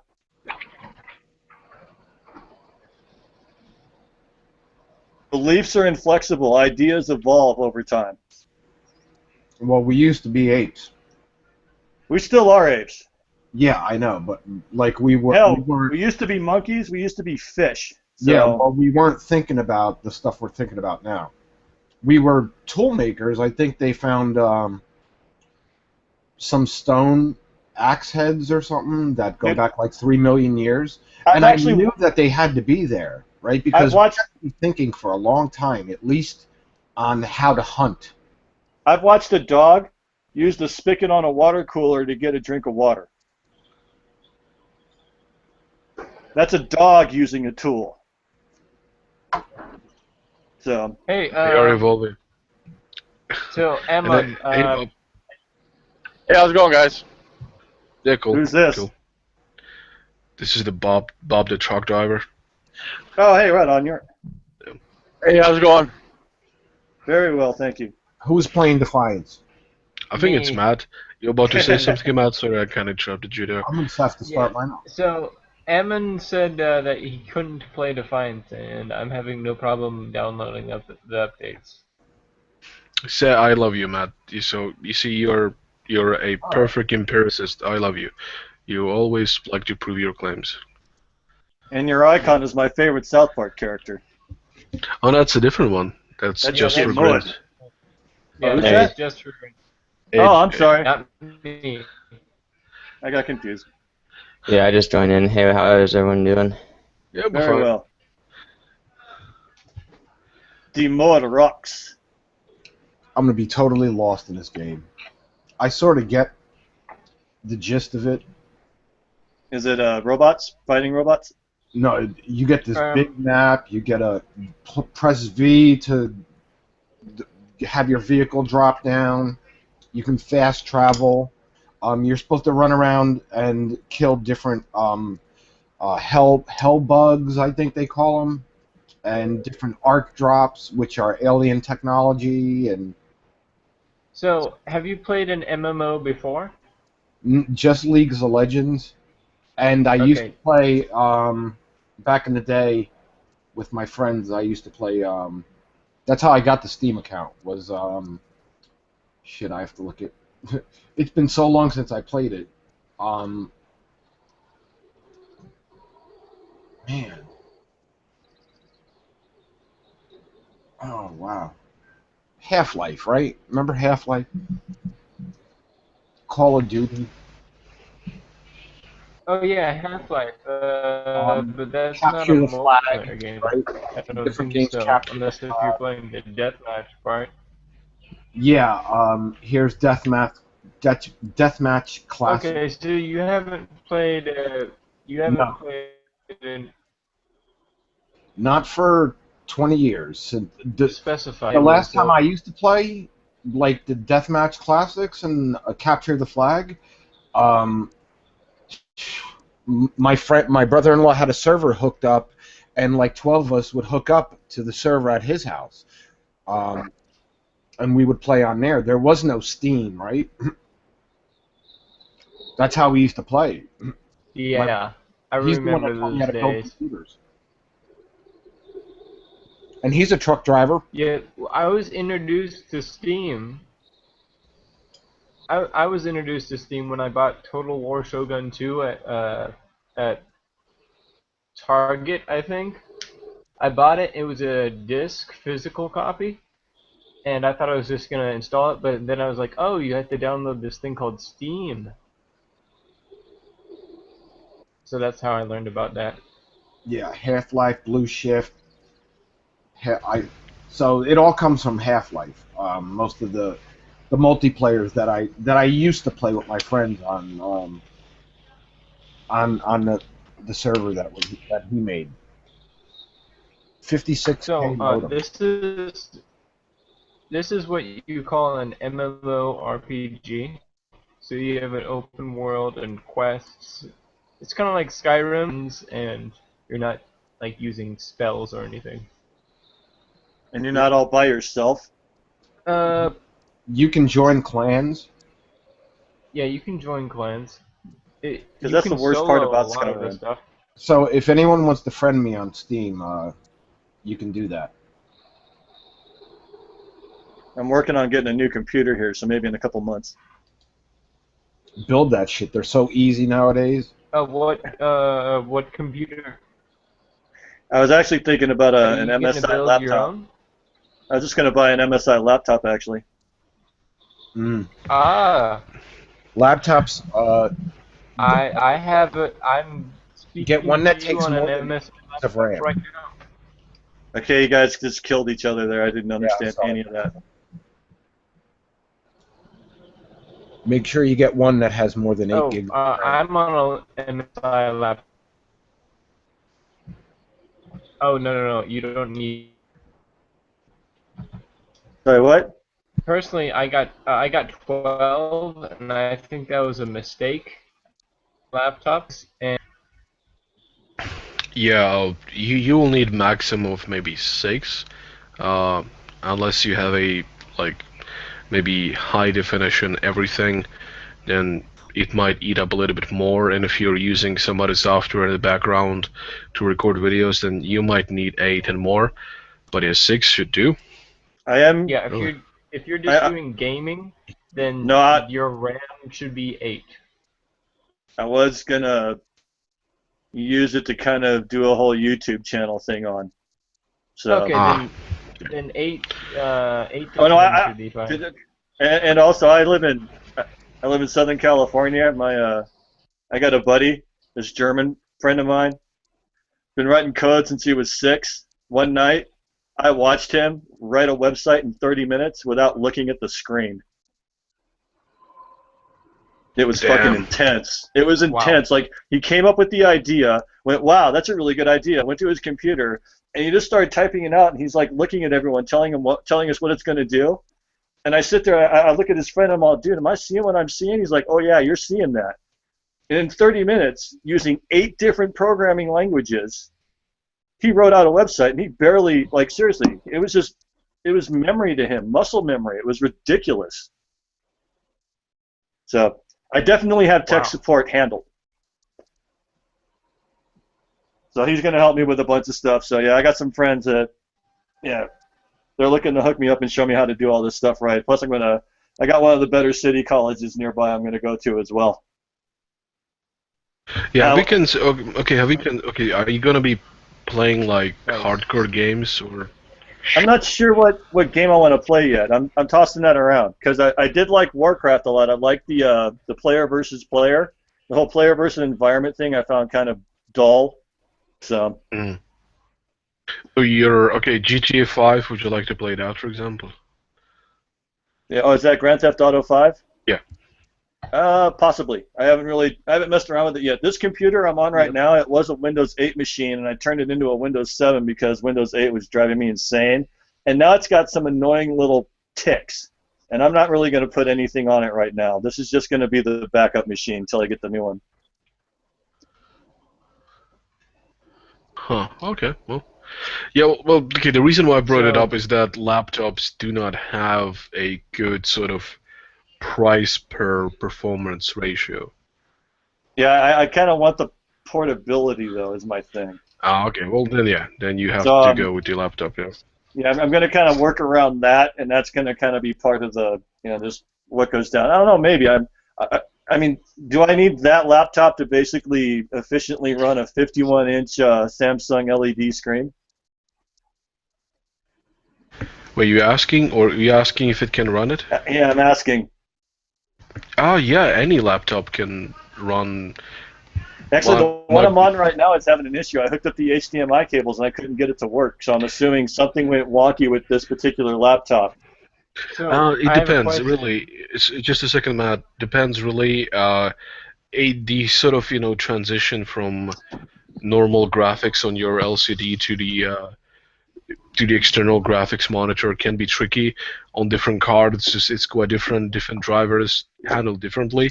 But my parents, for example, have an old notebook, and they have a widescreen television, like a LCD, like a huge one, and it works. Yeah, no problem. High definition, no problem. It's just a matter of really setting it up properly. I'm also just a little bit computer illiterate, so that's also gonna be changing in the next couple of months here. Yeah, go ahead, Matt. You're saying something. Do you want to play games at 1080p or 1440 or what? I'd like it to be as gorgeous as possible. Oh wow. So I might actually, I might break down and just build a desktop and hook that up to the Samsung. So that'd be most. Yeah, you would definitely, like I said, and then have a really laptops. nice, and then patch maybe a couple of nice Surface pads into that somehow or something. I don't know. Yeah. I've heard a couple of ideas, and now I'm just getting caught up. So everything that's been thrown at me, it's been total overload. Like I'm just like overwhelmed. I'm like, okay, whoa, got it. I just got a smartphone, guys. Relax, So. Yeah, go ahead. So if you Damn, we have a huge lag, don't we? As Art was saying, the price per performance. Yeah, the price per performance is amazing on desktops, but on laptops, not so much.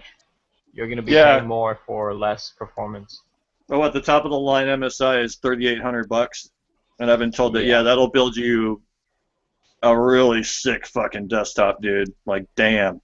Especially since I already have a really nice, 51-inch screen. So wait, 38, like $3,800. That's Best Buy. That's one look. I got some friends who say we know some other ways, but yeah. Shit, for that money, you can build a fucking high-end desktop.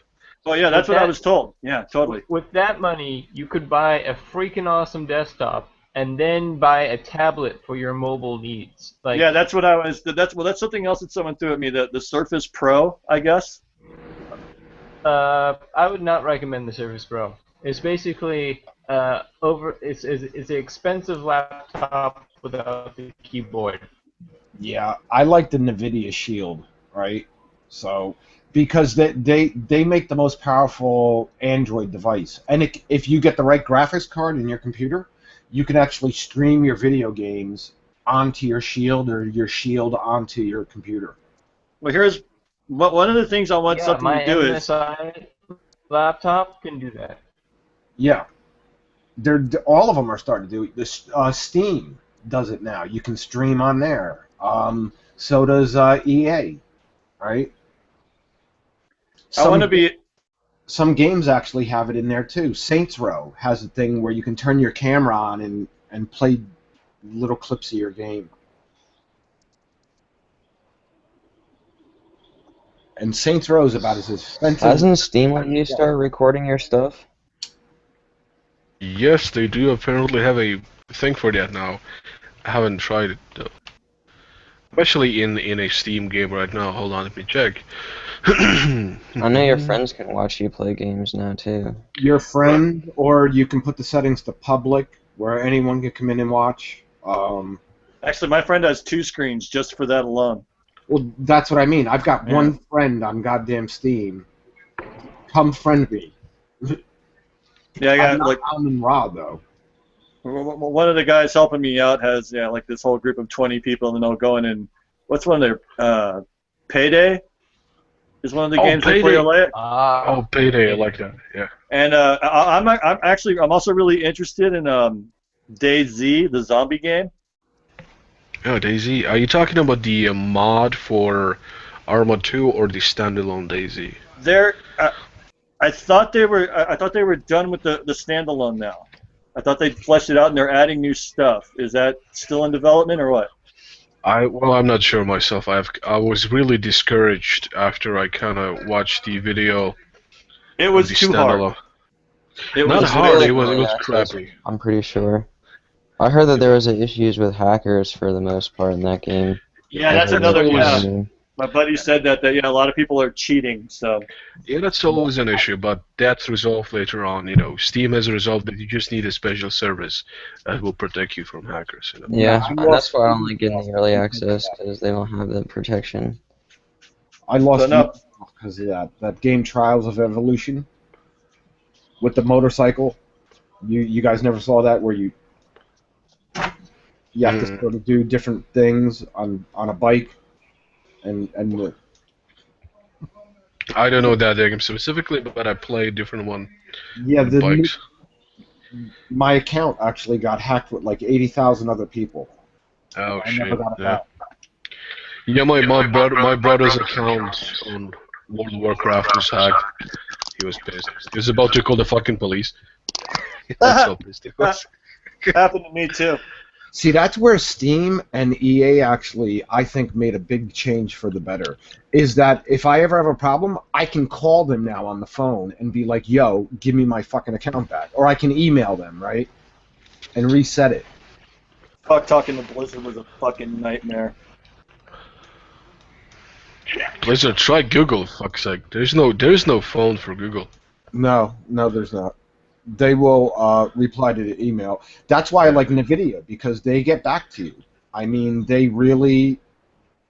get back to you. Yeah. I've had quite a few problems with the streaming. Well, usually the way I solve technical issues with games and software is I just go to the forums. Usually there's an answer there. You know, just Google the problem. Just try describing the problem with as few words as possible. Google it. There's probably going to be a solution. That's your best bet. I only once used the phone service for game support. That was for Prince of Persia, the Warrior Within or something, I think. Yeah. And they were not helpful, really. There's the old game, Counter-Strike. That was the one we used to play together back in the day. Was it? That was probably 1.6, right? I've got 14 hours on record, and that's as much as I've ever played it. I've got Metro, both of them, which is pretty fun. Oh, those games are sweet. Batman. And There's no multiplayer in that. Oh, guys, did you play Left 4 Dead 2? Anyone?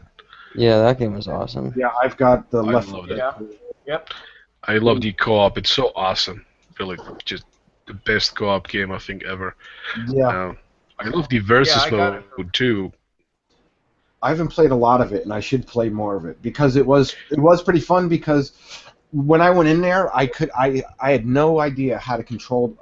Like, you've got to use the keyboard. There's no way around it, right? And I could not get up this fucking ladder. I had such a hard time because the way they move around. I guess when I tried it like a 9/8/2014 was the last time I played it. So. It gets some getting used to, so to speak. I'm assuming you played on consoles mostly with a joystick, right? Yeah, I usually play on the PC with the controller I have. Alright, yeah. Well, that explains it. Yeah, you just need to get used to the keyboard. I've been playing with a keyboard my whole life. Yeah. PC or nothing for me. Kerbal, I play that once. I like Kerbal is awesome. You could build. I've blown up so many fucking rockets. It's unbelievable. Hey, The goal is not to blow them up. The goal is to get to another planet, right? Yeah, Many people confuse that. Shit, just to get in orbit and then try and hook up another, like to launch another rock. You've got to time that shit perfectly. Oh, dude, I have never. I think I've only once successfully docked with another sort of, space, craft. Yeah. It's so fucking hard. But Like I did do master all the other aspects. I can land a probe on manual control. But yeah, the whole fucking docking, or what is it called? Rendezvous with another spacecraft. That's just way beyond. Because you need to think in terms of, velocities and vectors. Yeah, you need to do like a bunch of math in order to do it. You go watch. There's a guy on YouTube called Scott Manley. He's an astrophysicist, right? And you can see him doing the math in order, and he can do all this shit, right? He can go to other planets and land on it and come back. And now I had one guy that was stuck out orbiting the sun forever, and I wanted to go out there and save him. So now they've got these clamps where you can go out and hook onto it and pull it back. So it's pretty cool. Right. Oh, yeah, right. The clampatron part, right? Yeah, you can actually grab something, like an asteroid or whatever. A spacecraft. Right. Well, hey, by the way, if you're having problems with Kerbal Space Program, try downloading the mod called Mechanic Jeb. Have you heard about him? Mechanic Jeb. Uh-huh. Yeah, it's basically an autopilot. It can do almost everything. Yeah, so no one plays Starbound, huh? Sounds familiar. It does sound familiar. What is it, a boot? Yeah, it's like I was playing it on Nadia's stream the other day. It's like a mix between Minecraft. Oh, Starbound! Oh, yeah. Oh, sorry. Yeah, I know. You can add your friends, right? So you can add. It would be so fucking cool to be like going down in the dungeon with like 6 people, right? Right. Yeah, I played that game. I liked it. I haven't gotten far enough because I kind of got bored a little bit, but I do love the concept. It is really awesome. Yeah, and once you get your faster than light drive back online after doing people favors, it's sort of better when you can, go to other star systems and shit. Now Guns of Icarus, anyone? Huh? Guns of Icarus? No, Starbound. No, I mean, has anyone played it? Mountain of Icarus? No, Guns of Icarus. No, I never heard of it. Oh, sounds familiar. Yeah, it's where you're in these floating ships, and each person has a different task. Like one will be on the front guns, one will be a mechanic, and as you get blasted, you got to fix the guns and your motor and. Yeah, that it's a very teamwork-oriented game. Yeah. Because how you described it is a well-put-together team. If you have no coordination, everyone's doing whatever the heck they want, and pretty much dead in the sky. That sounds a lot like, what is it? FTL, something like FTL. But that's not actually FTL 2. If you guys knew FTL, they're having a sequel, right? FTL 2 is going to be in 3D, and it's basically the same concept you described, except it's going to be in space. You'll have an engineer.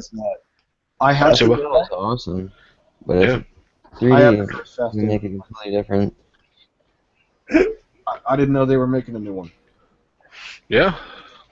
There's also a game like that already. I think it's called the Aurora, which is basically it's an indie game, I think, and it's basically everybody who wanted to be a starship captain, like in Star Trek, to have your own bridge crew, like a captain, comms officer, tactical officer, engineer. That's what that game enables you. You basically need a minimum of 4 people, I think, to play the game, because everybody has a set function in it.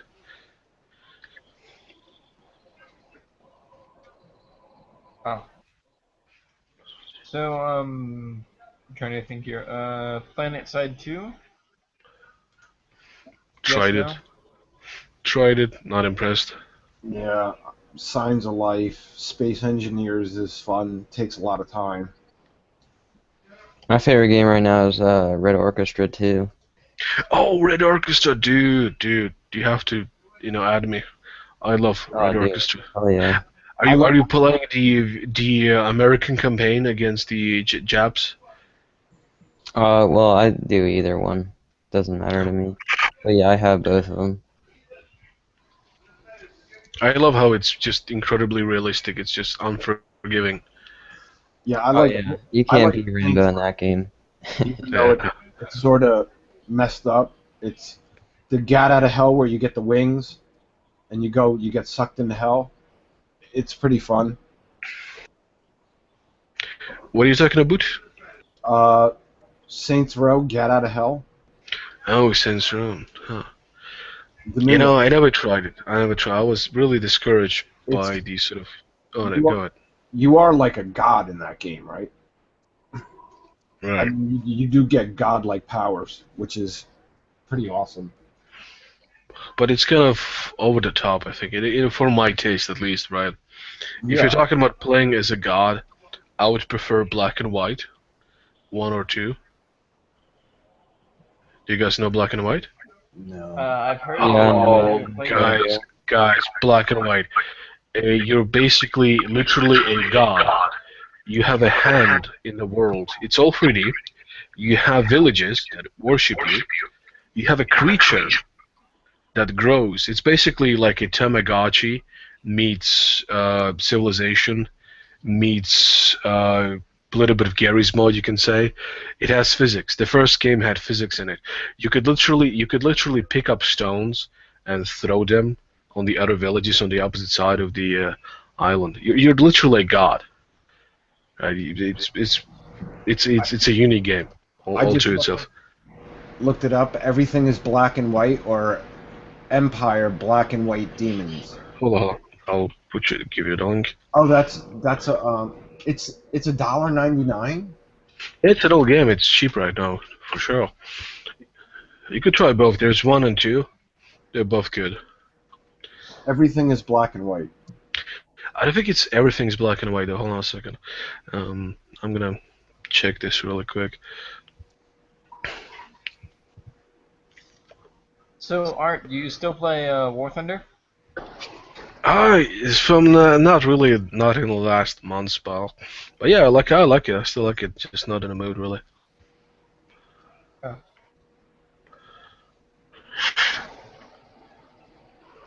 Is that game any good?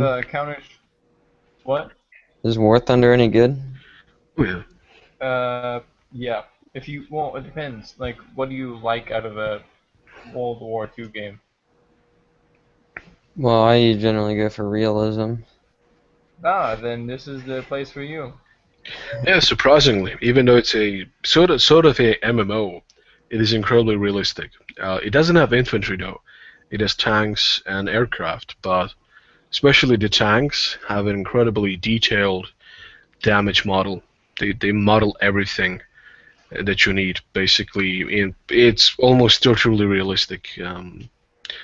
Ballistics, penetration. It would even show you a sort of a picture of how your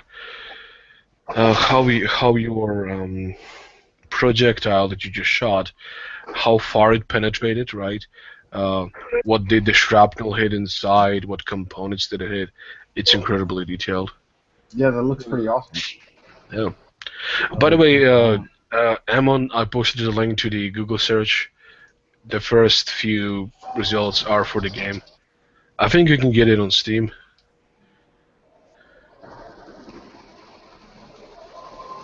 Yeah, it should be cheap. I'm downloading Steam right now. No, nice. Because, yeah, that does look goddamn cool. You talking about black and white? I like it. The fucking link you gave me, it's all in Russian. Bitch in. Well, you're talking about black and white. Yeah, you were talking about it. I'm like, hey, wait a minute, that sounds like fun. Yeah, it is fun. You're literally like a god. You can be an evil god, a good god. You can kill everybody. You can make your creature to be a demonic creature or a good creature. It's really awesome. The game is surprisingly under sort of rated. It's sort of like that one of those strategy games, right? Yeah. But it's made it a little more interesting, not quite so turn-based, like chess. Right. The second one has a good aspect of RTS that you can have armies. The first one didn't have that, but it was still fun. Yeah, I don't have it on Steam.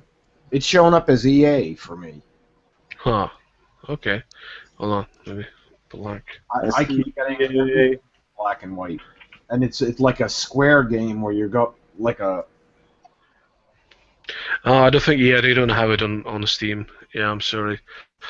But I'm pretty sure you can get it from Good Old Games. Let me see if EA has it, because I'm interested in it.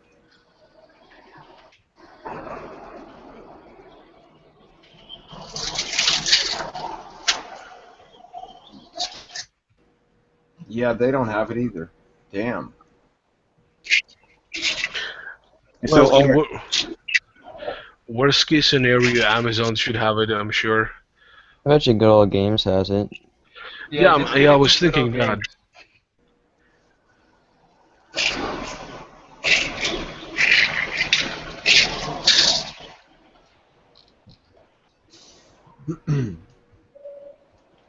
What was that one game I saw? I saw a game that came out recently. Some guy crashes on a planet, and you pretty much just have to start, mining wood and dirt. Oh, that's Starbound. That's what Amon was talking about. Yeah, that. We called it Starbound? Yeah. Is it Starbound? Yeah, and you craft your different supplies. You can grow food or go hunting down in the dungeons. I have the Edge of Space too, which is sort of like that, but you can fall off the blocks and fall into nowhere. But actually, hey, be careful, because there are actually quite a few games that have this kind of narrative.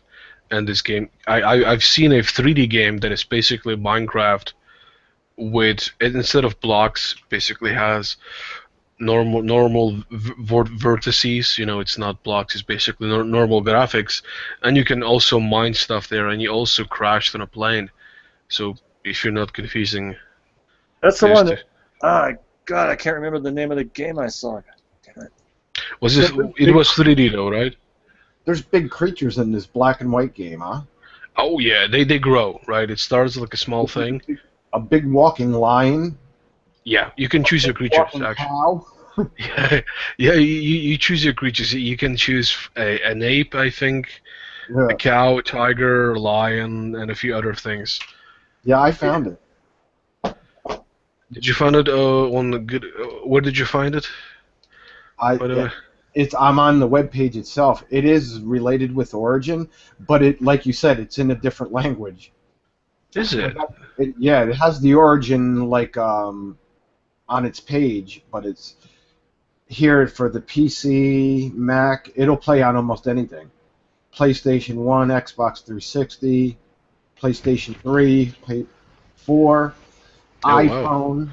You can play this on anything. Wow, I didn't know they made it so compatible. Holy shit. Yeah. Oh, you're right. Yes, I'm reading the wiki right now, yeah. And then they show screenshots of the different cities. And you guys ever play Fallout? Yeah, I have New Vegas. Which one? I played 3. I played 2 before I played 3, so I didn't like the third one as much. Yeah, I have. Because the second one's completely different. It's like, have you ever played like Fire Emblem, or it's pretty much turn-based strategy with multiple party members? I kind of got hooked on Morrowind for a while, then played Fallout 3, and then did Skyrim for a little bit, and then got burned out on the Bethesda thing. Just kind of went, meh. I wish they remade Morrowind. That game was awesome. I want a Skyrim-style game that's an MMORPG. Because that's the first thing they should have done for the Elder Scrolls MMO, but they completely fucked up. Well, They made one, but it's just like grinding and stuff the same you way have to, every other one is. you have to pay monthly, so. Wait, No, you're it's talking? free now. Well, it's not free, but you pay one time and you Are play you it. talking about the Elder Scrolls Online? Yeah. Yeah. Oh yeah, right. Yeah. Is it bad? Yeah, it's pretty bad. Yeah, it's not very good. They Yeah, messed people up. had people had good hopes because it was supposed to be like a Skyrim spiritual sort of sequel, but it just ended up being like a normal, essentially World of Warcraft type of MMO. Yeah, but I really want is the Fallout thing in kind of a MMO setup. Then you have Titanfall too, right? Oh yeah, right. That's not an yeah. But Good old games doesn't have black and white either, unfortunately. it's in the apparently it's on the Mac App Store. Wait, no, I think that's a different. Fuck's sake, where is the game? Well, I'm on the. Did you not say that you found a? Did you find it? Like when you can buy this game? Yeah, I'm not seeing anything. I clicked on PC and it took me to Origin and it didn't have the game. Well, okay, since the developers are making this so fucking difficult, we can just, I'm just saying there are torrents. It's not a multiplayer game, so you don't really need. You don't really need the original. I'm just saying. I'm not saying you should download it. I'm just saying there is such a thing as torrents. I'm not endorsing it. But, fuck's sake, you could have at least put it on Steam or Origin, you bastards. It's your fault, guys. It's your fault. Not your fault. I'm talking to the developers if they're listening. I'll find it. I mean, eventually I will find it.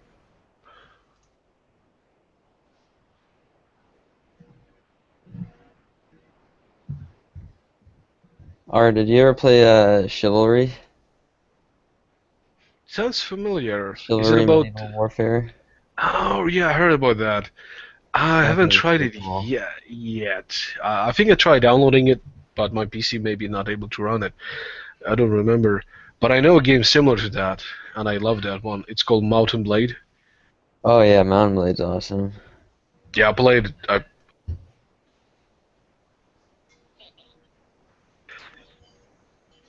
Yeah, Chivalry is kind of like Mountain Blade, but it's more just like straight up PvP. So Well, hey, you can have almost constant PvP in Mountain Blade too. I play multiplayer almost. I've been playing multiplayer for like a month now.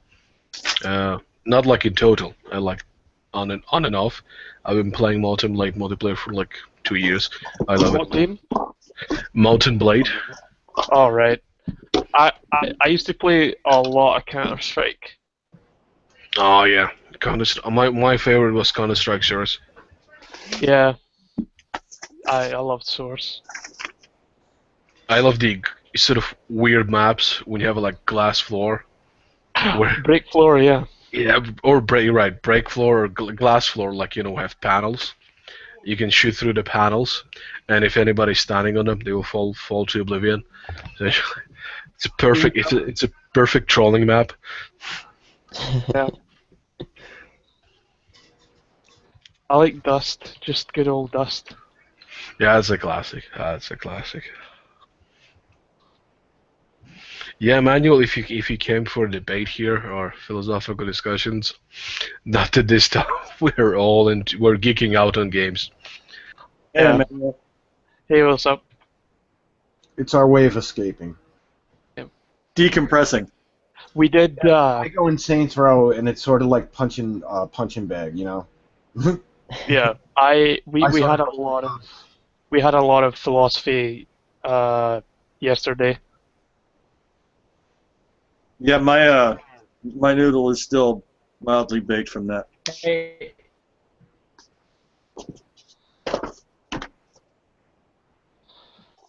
Hello? Were you there when we were discussing Infinite series? One more time, please. We were discussing Infinite series last night. Yep. Yeah, I was hearing some of that. Yeah. how like if you have an infinite series of 1 plus a half plus a quarter plus an eighth and so on, you do get 2. Okay. Which I'm is telling you right now, this is like a new area for me. So. right. Because we were discussing it, and one of the guys was saying how he doesn't understand how you would get 2 if you took that infinite sum. He thought that you would always just approach 2, but you would never reach it. And I had to explain to him that the whole sum was the same as 2.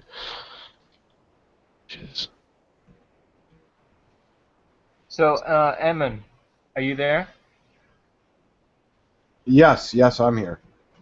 So, you want to get on Steam and try Defiance again? Because I have no problem right now. Yeah, I'm on Steam right now. I was checking out Hello Games, No Man's Sky, how it's coming along. Oh. I can't wait for that to come out. That's going to be like I think it's going to be like exploration, where you have a spaceship and you can fly to different planets and see different things. Yeah, I'll try Defiance. I mean, Freelancer was like that. Let me try it. I mean, it might cut me off the live stream. I like old games. Oh, what type of old games? All kinds of, I don't know. I just like a lot of old games, like PS1. We were playing Tomb Raider the other night. Yeah. All right. So it's downloading Glyph update. Fast as hell too. My favorite game still is Warcraft 3. That game will always be my favorite game. Yeah, I've got 19 gigabytes of this machine of RAM, so. Dota, I think Dota was a mod for Warcraft 3. Yeah, that Dota originally was for Warcraft 3, yeah. So I know Base Hunter had a song called Dota. Oh, look at that. All right. So I Rift. never played Dota on Warcraft 3 though. See, I was going to try Rift in the past too, where you team up together to fight these demons. Yeah, that's a good one as well. It's like introductory, email and password. I need a Glyph email and password. Yeah, you have to sign up if you haven't signed up. No. This MMO is run through a company called Glyph. Yeah. If you sign up for Glyph, you're automatically able to use Rift and all of the other ones that Glyph owns. So here we go. I've got to make up a new password. Every account I have is different, so I'm done being hacked. I'm tired of it. Leave me alone. Let me be online.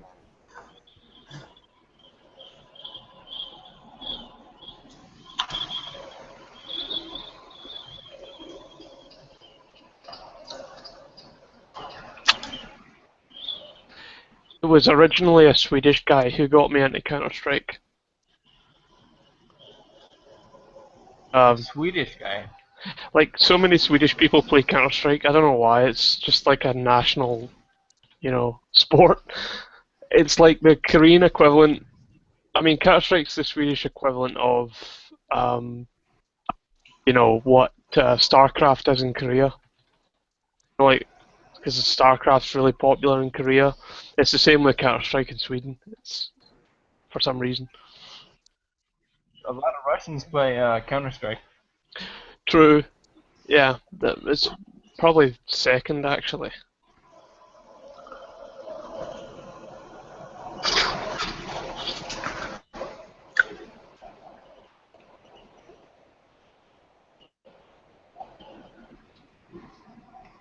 Okay, whew, that almost crashed my game. Someone on a... What's that video? Your name? What video? There's your image looks like you're on a motorbike or something. No, I'm in a truck. drive a truck, so All right. I got the phone hanging from my visor, pointing out the windshield. So, can you see my stream right now? Yeah. Okay. Yeah, I'm making up a password. What game is it? Defiance. Is It's it any based good? off the. It's okay. It's based off the TV show. All right. Yeah, and they're supposed to be changing it as the TV show changes. I read. I like the show.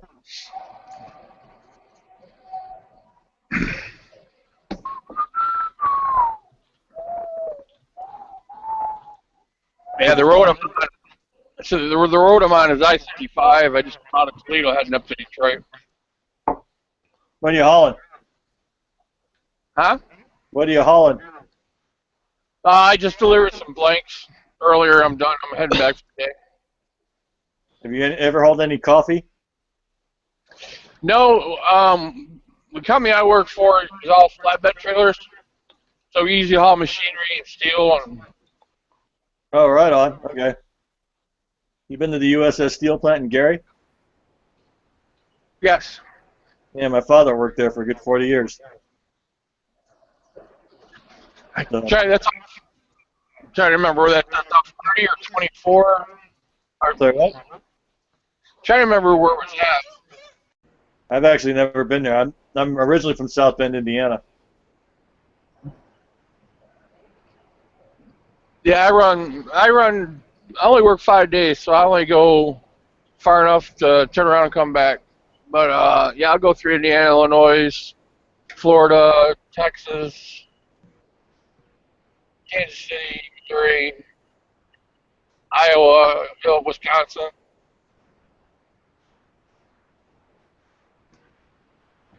Sounds like a good gig. Yeah, I mean it's pretty easy. I don't have to. Besides the other truck drivers on the road, I mean the cars ain't too bad. The truck drivers are worse. And then I don't talk to the boss. I could go 2-3 days and not talk to the boss of the company at all, my bosses at all. I talk to them. When I talk to them, it's only a couple minutes to tell them I'm loaded or unloaded, and they're giving me something else to do, and that's it. Oh wow, they want my real name.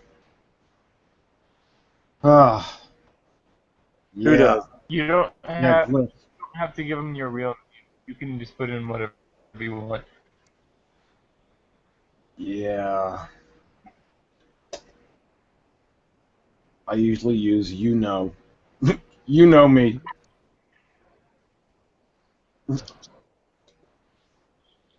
Technically, What if if you you were want to buy going something really, in the game? if Don't you're you going need? really technical, that's actually a felony offense to use a fake name, but everyone does it. Yeah. Yeah. It's actually literally a felony to use a fake name on the internet. Well, I don't do anything wrong online, right? I know, but like even in any context, it doesn't matter. Yeah, you're supposed to use your real. Yeah, but no one is prosecuted for that. It's kind of ridiculous. No one's prosecuted yet. No one's prosecuted for no reason. Like if you like copied your boss's name and he found out, then you could be prosecuted. But technically, you could be prosecuted. You could be prosecuted for no reason, but no one does it. Where does it say that? I mean, does it say that in their when you sign up in their policy? No, it's just the United States law. So if you use a fake name online or a name that's not yours, you can be prosecuted. If they find out and care enough, they would prosecute you, but no one cares. I've never heard of Just allowed to type anonymous. I don't know. Yeah, I've never heard of that law. Use a fake name online, as long as you're not using a fake name on a legal document. I think they want your name in case you want to buy something.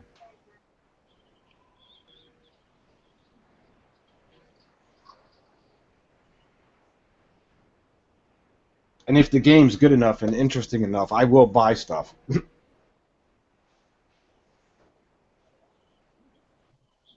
Okay. So, I've got to make up a name. Yeah, I don't want to give him my real name.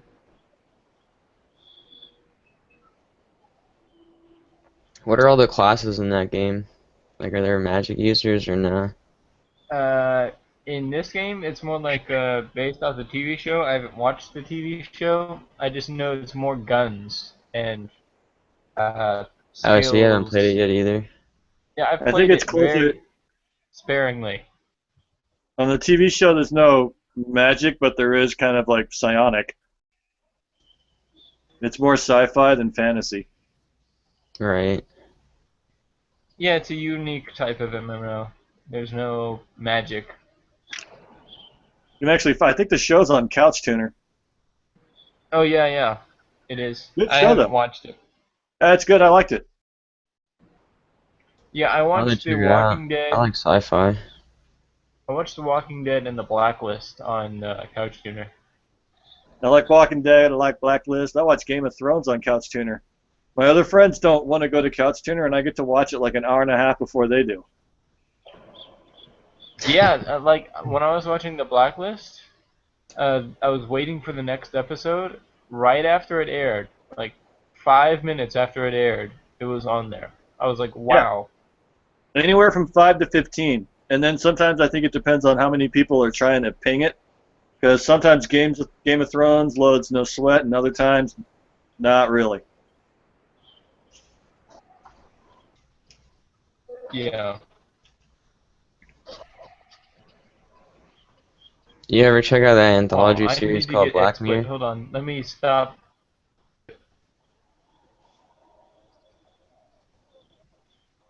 What was that game again?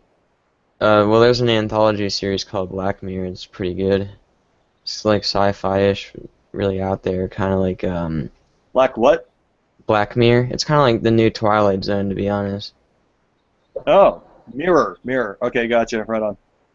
So, that's cool. Bob, like if you use your boss's name on Facebook, that's a situation where you would be violating that. You see what I'm saying? Yeah, it wants to make sure I'm not a robot. Yeah. Oh, does it have CAPTCHA? Yeah. I hate those. Mm-hmm. Wow, I'm old. Music. There we go.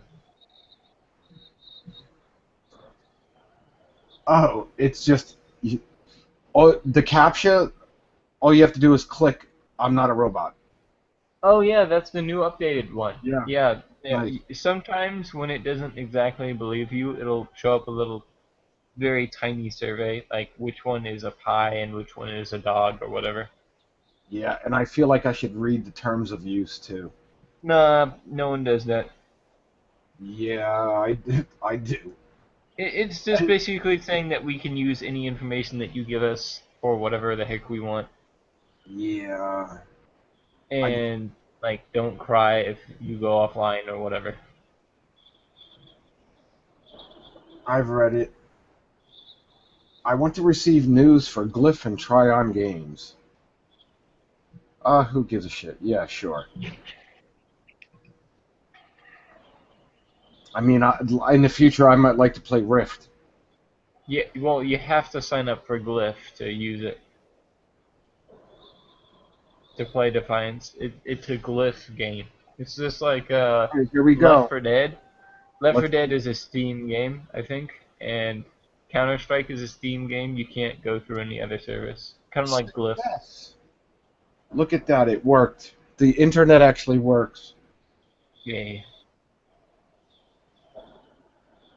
Yeah, every time I tried to do that to get back in my Ubisoft game, it would just over and over just kick me out. Like, you have no account. You have no account. And I'm like, what are you talking about? I have an account. I have the password right in front of me. Maybe it's like you typed it in wrong or forgot it. I actually called them on the phone. Oh, you called Ubisoft over a password? They must have hated you. Yeah, I bitched. Yeah, I paid $29 for that game when it came out. Like, personally, I would not be happy if someone called this phone service for a password. Well, I couldn't get back in my account, and then I read the news that Ubisoft was hacked by what? I think 80,000 subscribers got hacked, and everyone had to change their password. So I went in and I did that, and still could not get back in. So I just gave up. I'm like, all right, goodbye, game. You can keep the money. So right now I'm a pretty low level. Let me check my level. I have no idea. Oh no.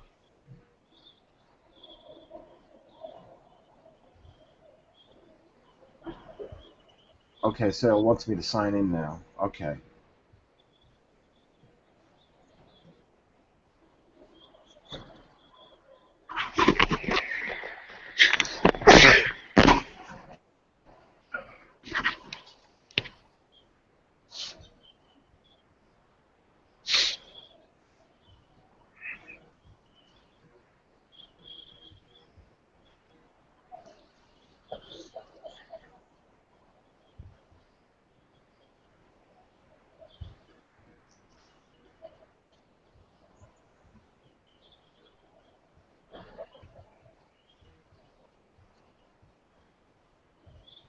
So does God exist? I believe so. I'm right here. Ha ha ha. I don't believe he does. I was just thinking, you guys almost put me to sleep twice on this fucking road. Okay, so I gotta go find the I gotta go find the code that they emailed me.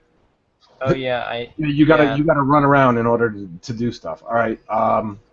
Here we go. I hope you didn't use a fake email. No. Uh-huh. No, I don't.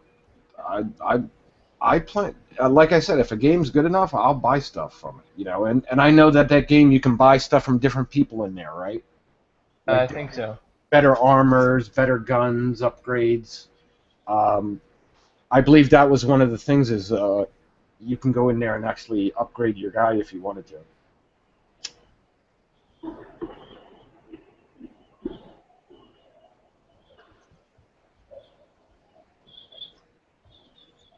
I can't believe I named myself Amon or Amon.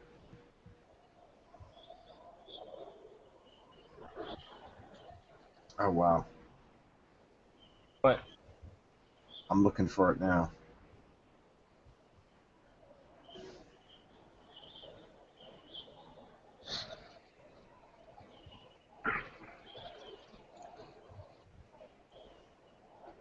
Hey, Eamon, for a second, I thought Aaron Raw was coming in here to join us when I saw your name.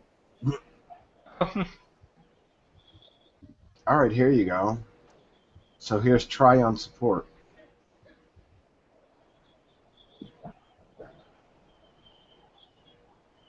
So I got to make a new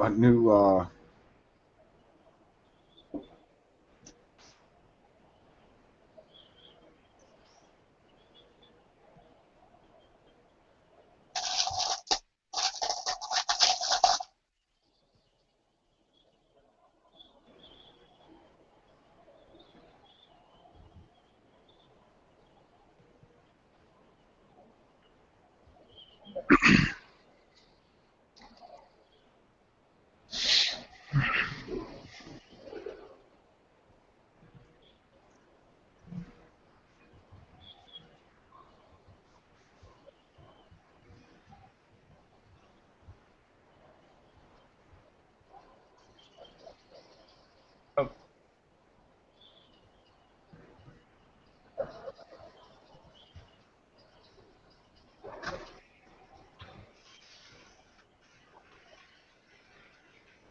So did you get in the game yet? Right now, the two emails they sent me. I just made a new folder and I'm going to put them in there, and then I'm going to click on that and get your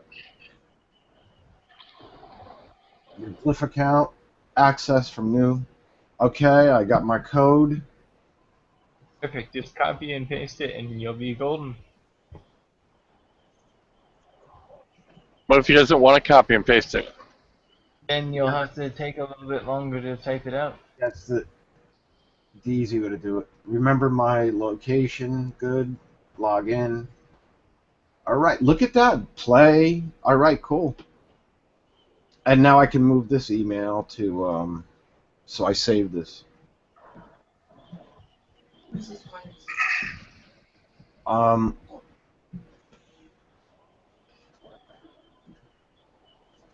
Close that out.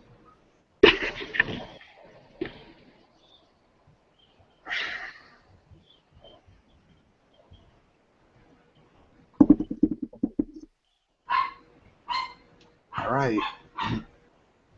I got to update and patch. All right. Wow, that's fast. I've got a really fast computer. Oh, that sounds like a dog. And what I do is I plug the laptop in right next to it to see the difference. And the RAM means quite a bit. Because that's got a 6-core processor in it, my laptop, and I play Leagues of Legends. The neighbor is sort of one of the friends I've had in real life. She's a younger adolescent. She's, I believe, 17, and she plays Leagues of Legends, and she got me to play it. So she's like, "Could I use your laptop?" I'm like, "Sure." And she sits next to me, and we play the game.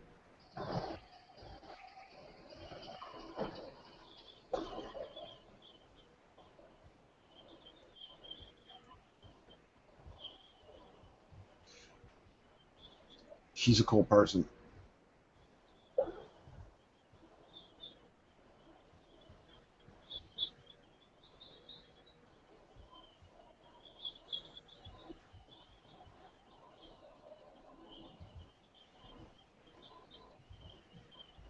People get pissed at me because I'm like, I guess for my age, I shouldn't be playing so many video games. They think, right? Probably good for you. I am younger. I mean, I am older than most people playing video games. You actually like get outside and do some physical activity? Yeah, every now and then. That should probably be daily if you're just going to sit around and watch video games, though. Yeah, I am. Want to avoid. It's gout's the problem, might be possibly. Yeah, anxiety, the depression. So, my back being hurt is another thing that pisses me off. I do need to live life, though. Yeah. 2 minutes. Alcatraz preview, expeditions. This is going to be so confusing to me at first because I'm going to be like, okay, got to set up the character, got to... Yeah, it is confusing, the MMOs, just starting out. Yeah, the first MMO I played was RuneScape. That was a long time ago. And then Leagues of Legends, every time you open a new game, you've got to... It's like you got to think so fast of what upgrades you want, you know. It definitely... I see how it keeps... I wish I was younger in a way, because my brain was definitely a fan of Bethesda's character generation. How they go about it. Pardon, what? Skyrim is a pretty big that's world. Bethesda. Skyrim, Fallout 3, Morrowind, Elder Scrolls. Well, do they have any guys in there with hair fucking down to their ass? Well, and I'm really focused on. I'm really not all that feminine. I mean, I have long hair, but I can't say that. Actually, I'm one of the guys that when it comes to those, sometimes I just generate a female character so I have that to look at while I'm playing. Well, I like playing. I like playing as a girl because I like playing like going against the norm, you know. Plus, a lot of my girlfriends were able to kick my ass. So.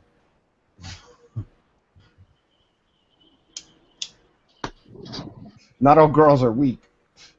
I know girls that can punch like men. I wouldn't call anybody weak and give birth to a child. Yeah. Yeah, I would agree. And I'd say most of the girls that I dated were probably way smarter than me. You know, in their own way. Even if they didn't do machine shop, they weren't encouraged to do that stuff when they were younger. If they were encouraged, they would have no problem doing it. You know how I know? The neighbor does it. Like, she makes me feel fucking stupid. And I'm like, she's like measuring particles and shit in an atom. And I'm like, oh, that's wonderful.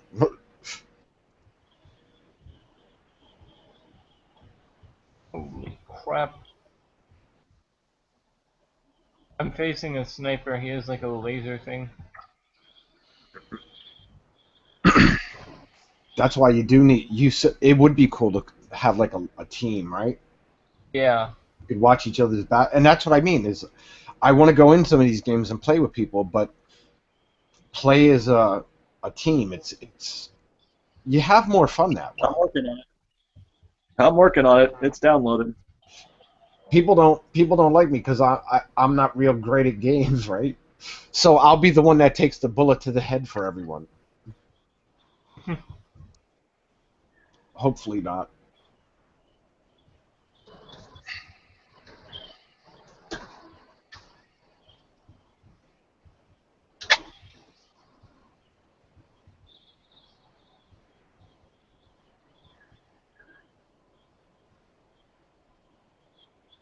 Yeah, this game's got a big update. Yeah, it's a very large file. That's good though, because then it's on their server, and it's not on your machine. I think it only takes up like 2 gigs on your hard drive.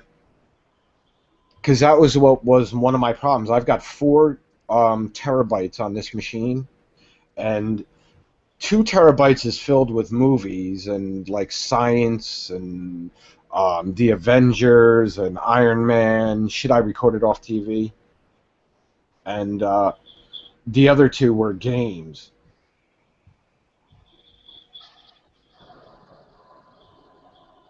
And now it's finally running off the SSD card, which is only 120 gigs.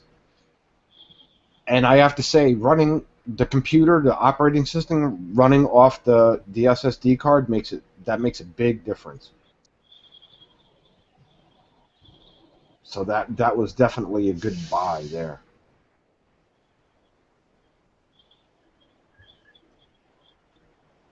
And all I had to do to get it running right it was software that was conflicting with each other.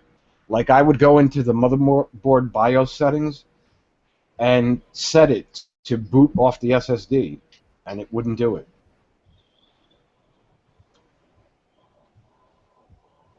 So after I made the move, I wiped out the 2 hard drives, all the games that I had. They're still on Steam. I can re-download them, but I don't have all of them on there. You can fill up 120 gigabytes like with 1 or 2 games.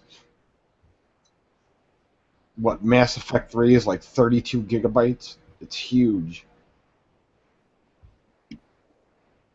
Rift is big too.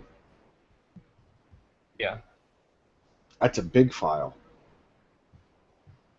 But I have it going to my other hard drive. So most of the games I changed the directory and moved them over onto the it's not running off the SSD, but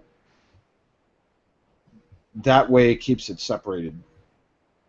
Each hard drive in itself does a different thing. And that's just what I wanted.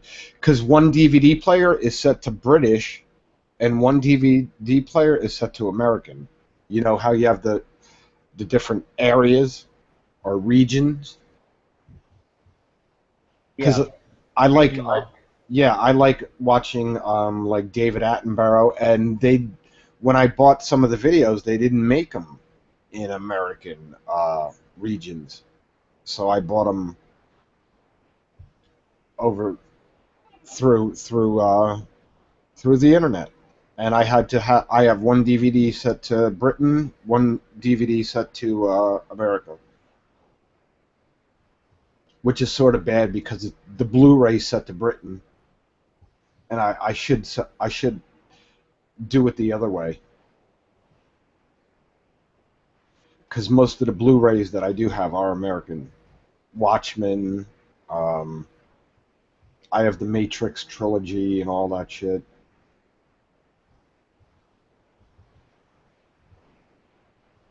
I even have the Matrix game. Oh, cool.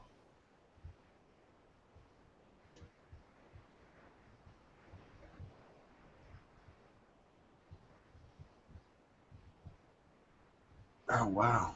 Look at that. Okay. Play. Let's see. Oh. There it goes. Something's happening.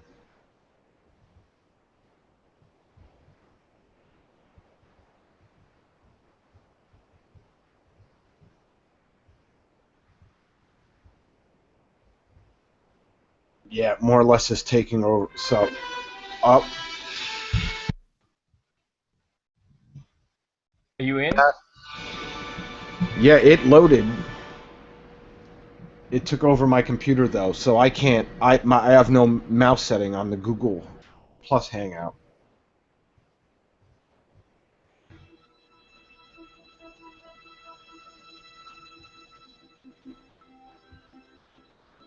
So now I have to come up with an account name. Yeah. They have me as my email.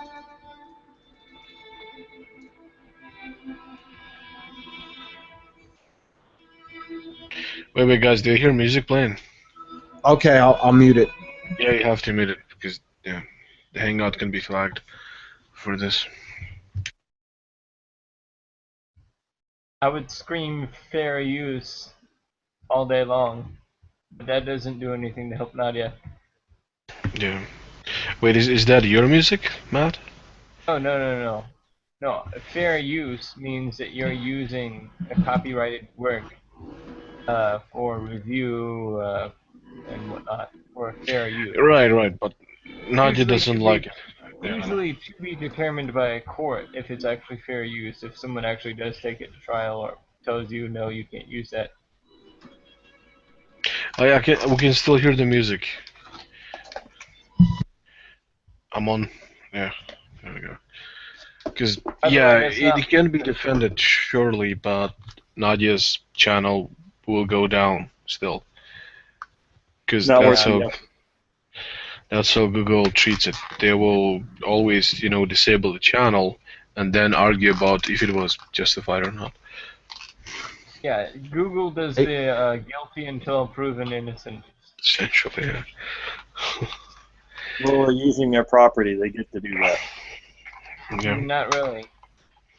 Well, it is their private service. They can really. It's their property. Yeah. It's their YouTube. YouTube owns that service. Google owns it, so you have no say in that.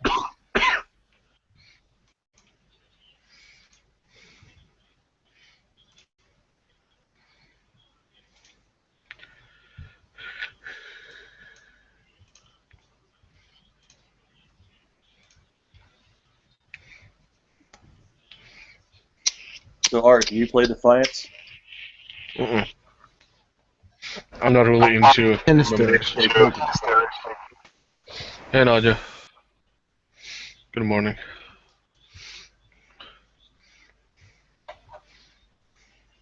Or not. Good morning.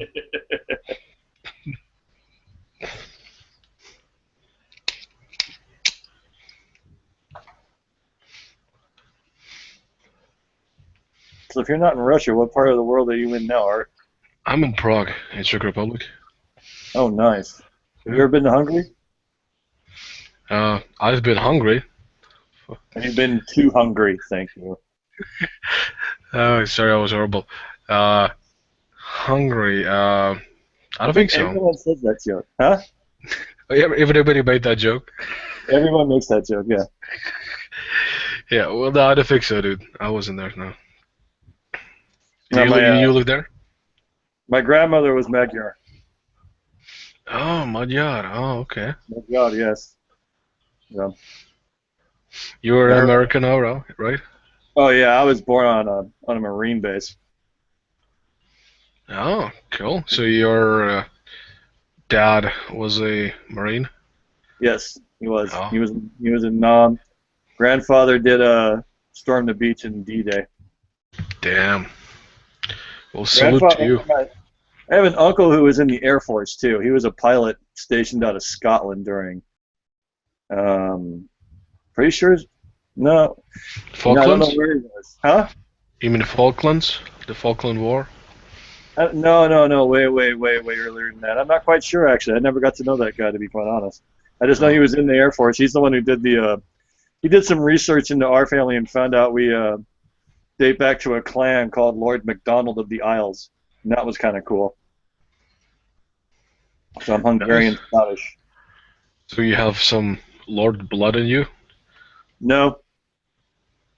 We worked for them, apparently. You worked for them. All right. Yeah, I guess it's at a certain point you get and you can't really figure out what happened. You just know that for the most part you lived on this guy's land, and if you had any type of, we didn't have any royal relation or anything like that, so basically we were just working for the head of that clan, I guess is the best way to explain it. Oh, okay. That's neat. So, yeah, we had a tartan at least. I turned off the music. I have it in Windows mode, so I have my mouse now over here. I didn't mean to play that music, right? The game started and it just came on. I didn't mean that. That's alright, yeah. But yeah, we might need to tell Nadia this. Nadia? Oh, I think she's awake. The game, really, I doubt they're going to say anything, right? How long did it run? 30 seconds. Okay. Yeah, that might. Maybe a little bit longer. Art, you are the one who noticed it, Art. So. Oh no, I noticed on the end. I just basically came back. I don't know how long. It was the game taking over. It was from the game though. Yeah, Defiance. I don't think they're. I don't like. I wouldn't play any more of the music, but it was an accident, right?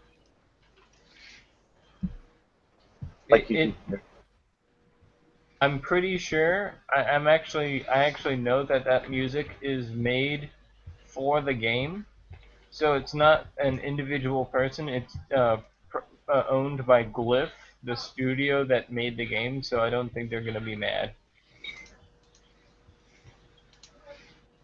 All right, I need to create a new If it was a work of an individual for their own use, for like selling it and whatnot, then they would want you to give them money.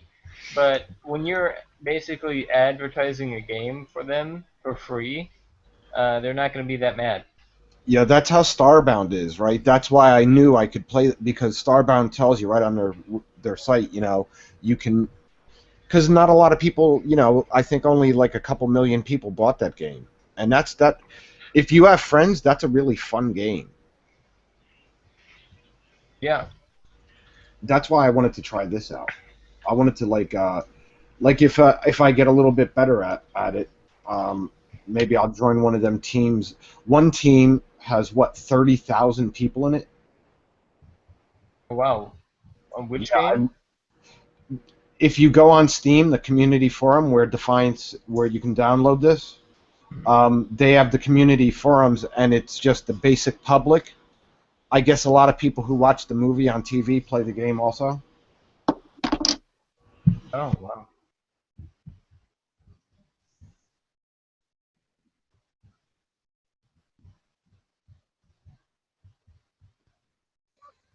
So you made your character, right? A speech right. I didn't make the character yet. I Oh. click make a character, and it's giving me a.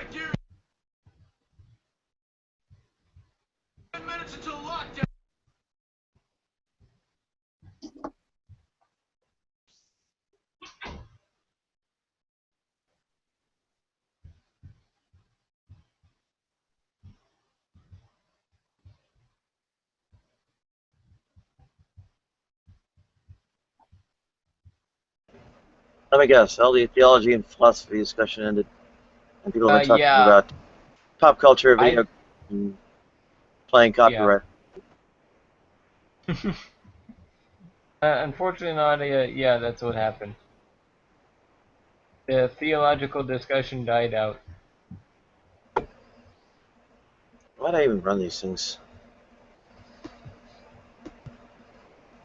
So that people can have a forum where they can talk about what they will.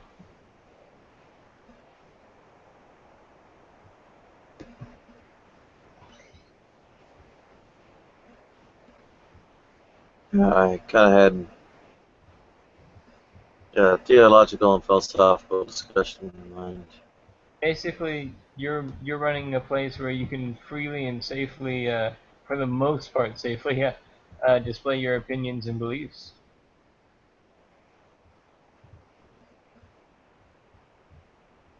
Hmm.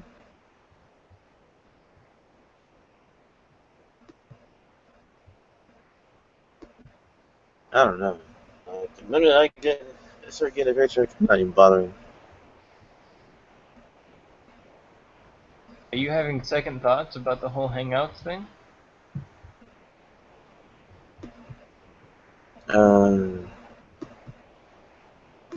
I said, the minute I start getting a paycheck, I'm bothering. Oh, okay. Why the hell would I?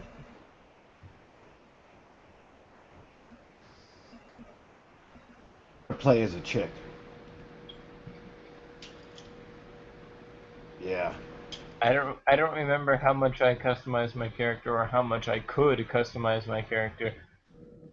I don't know what you can do with the hair and body styles and whatnot. Face. You realize that I have a subscriber base. They're not interested in the pop culture either. Who isn't interested in pop culture? My subscriber base. And is that what analytics say, or is that personal opinion, or what? Alex, say yeah, it's all tanking since pop culture stuff has been taking over, and furthermore, I can also watch the viewers drop. Maybe you should fundamentally change your viewer base. Cater to a different audience. The viewer base is here for philosophy and theology. Yeah, I had almost 30. I actually got going on that.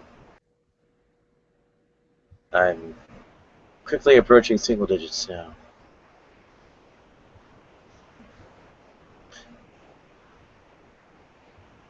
Perhaps you may want to embrace this shift. No, I just stop bothering to make videos. Why do that? What's that? Why do that?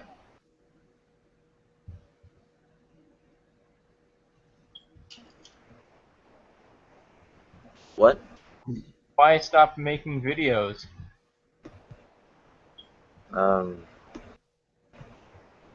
Because nothing I really care to produce is or very little of what that I care to produce is coming out of it.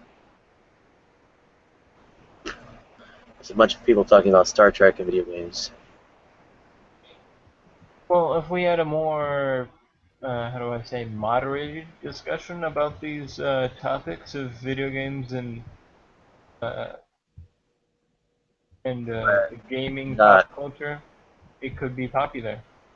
I am absolutely not interested in dealing with Star Trek or video games, and I personally know nothing of them myself.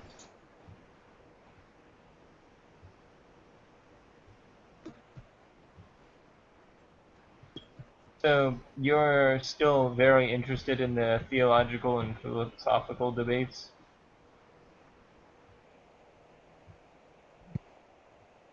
There is some interest in knowledge there.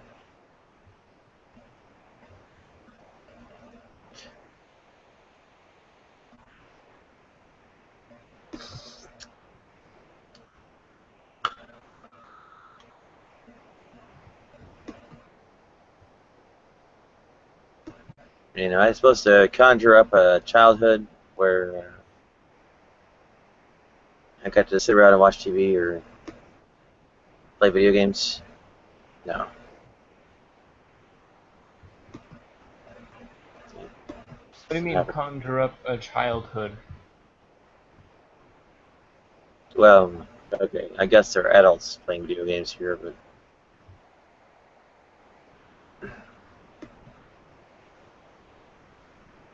don't ask me how that works.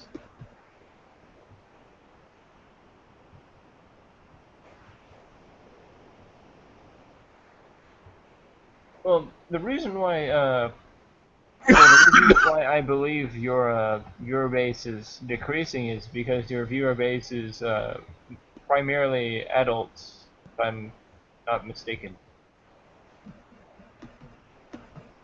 What?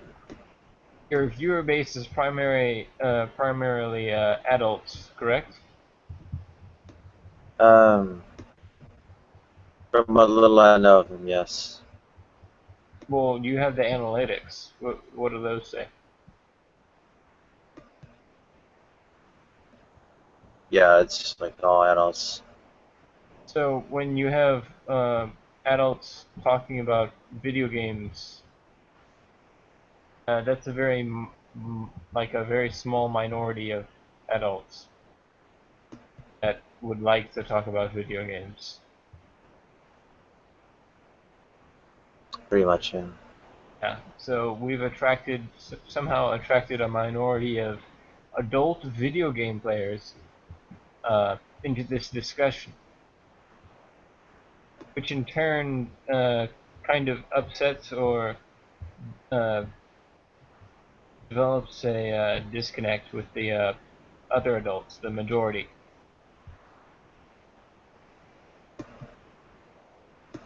I didn't ask for it. Yeah. I called out for philosophical and theological discussion. I mean, I can read you the event description. True. Christianity, Islam, Buddhism, and Hinduism are false. Atheism and metaphysical naturalism and eliminative materialism and incompatibilist determinism are true. What is determinism?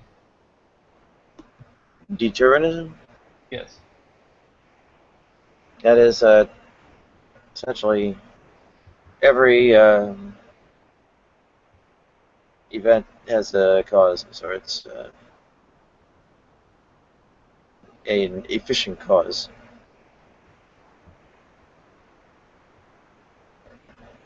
Okay.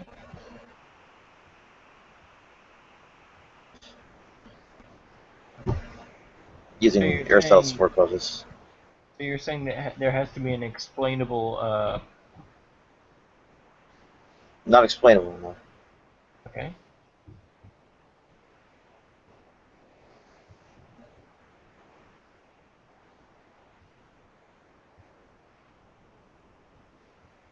An explanation would be a sort of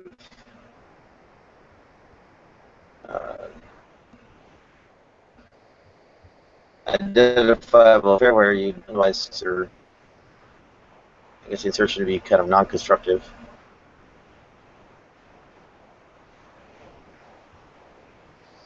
Doesn't actually produce all causes, merely deduces that those causes must exist.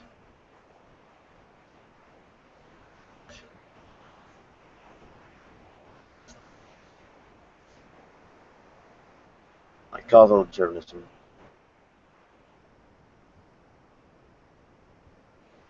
So, I mean,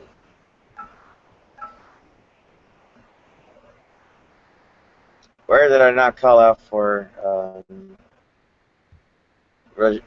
theology and philosophy?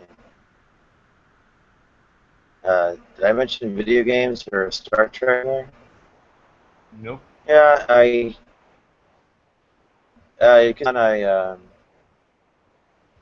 have more complex statements of more complex position, but there's already kind of it's already kind of painful to get determinism through by itself.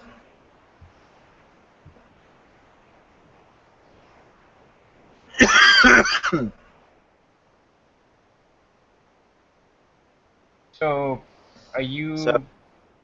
Would you like it to make? Would you like us to stop or discontinue the whole video games discussion? Yeah, and Star Trek and whatever kind of music, movie. I mean, this is not something. I'm not really here to have people like read from People Magazine or Rolling Stone. Okay, that's the investigative stories, not the music ones.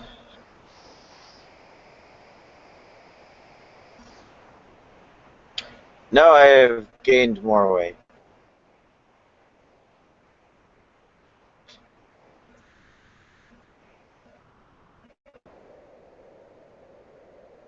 Yeah, they cut my thyroid medications and exploding.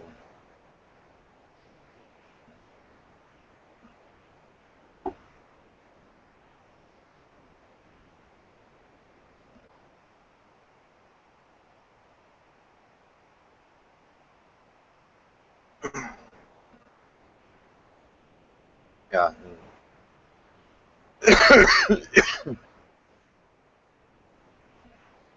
There is more intelligent, more involved, and so on. Pop culture commentary floating around, and there are audiences that actually seek that out. Where my actual user base or audience, and so on, says "fuck no" and it stops watching the video when people drift off into that. So.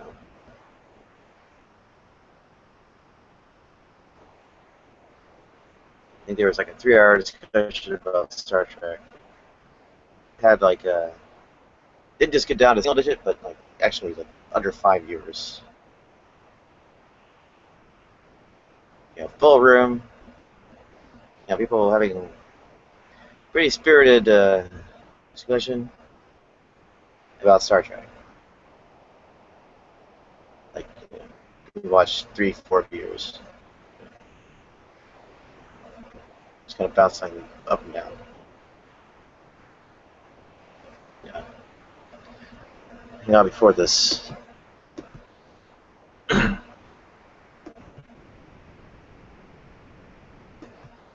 out before this one. Running close to 30 views and 30 viewers or something, and had hard and heavy philosophical discussion going, and clocked in over 1,000 views. Mm-hmm.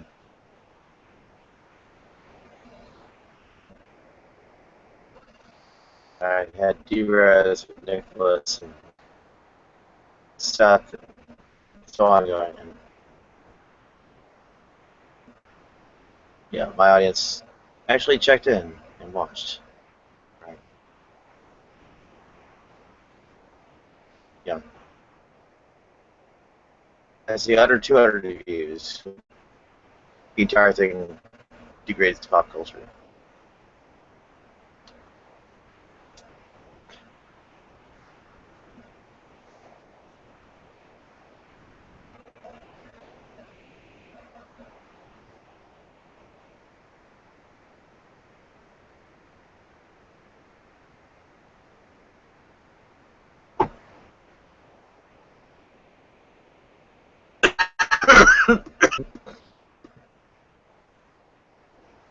Let's see. What happened when Emmanuel had the problem of evil? Oh. Yeah. Over 700 views.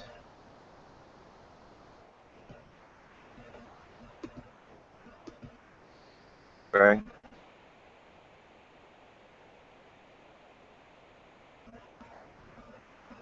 They're not here for Star Trek and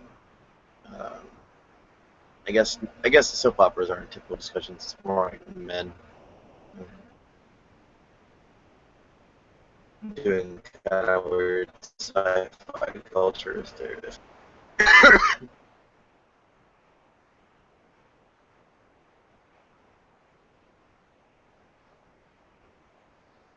Yeah, participants also run screening. Yeah.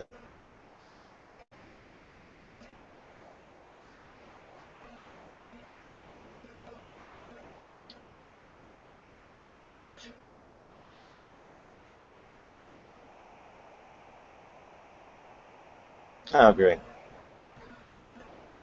Well, what?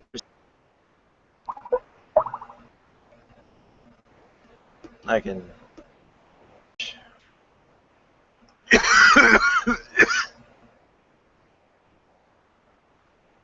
Yeah, everyone's tabbed out with the audio only anyway, except for me. The difference between medium and low is that the medium doesn't bother collecting the video for the lower row of thumbnail video streams. Right?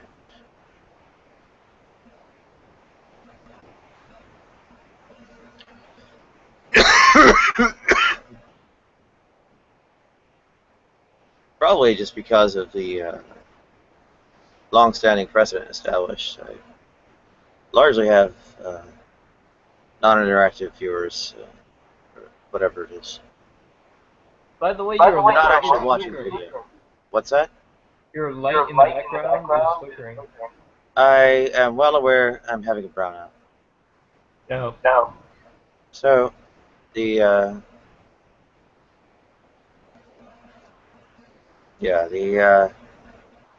audience base is a lot of people who actually look at the video stream. They pretty much are tabbed out and audio only themselves. Now, a lot of them either sleep or work through the Hangout. Do you intend on fixing that?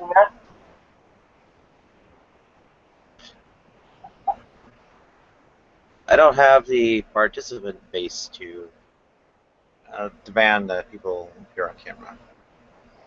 I also don't have the subscriber base to attract participant base.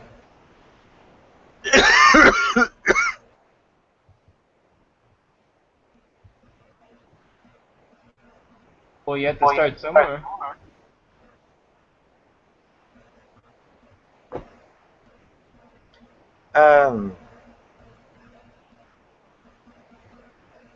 It doesn't really start.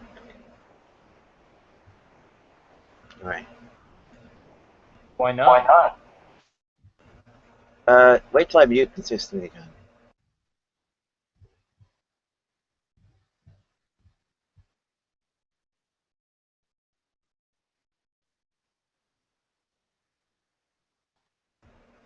Say something once I'm muted.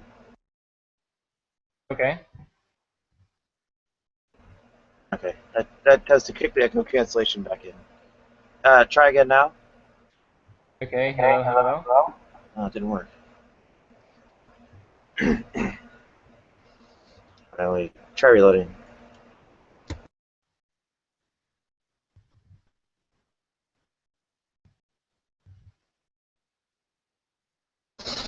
All right. Try now. Hello. Hello. Hello. Hello. It's not working. Wait. Try again. Hello. Okay. Get back on. Or at least it didn't register when you did that. Starting somewhere isn't really quite how it works. I mean, you really have to have some kinds of exposure events, and in order to get those, you have to make the connections to get the exposure given. And I don't have those connections. I'm not going to get them either. Don't you have like Nephilim? You have Vekel. You have Nate. You have a lot of people. I know those people, but at the same time, they don't really. They neither give large endorsements, nor do they have the subscriber bases themselves to do large exposure events themselves.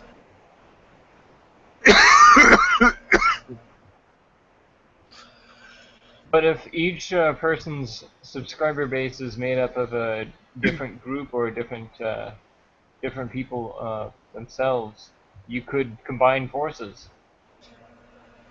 Well, in some respects, but the ones who are actually kind of thematically consistent don't really run Hangouts much, and they aren't that really close to connections.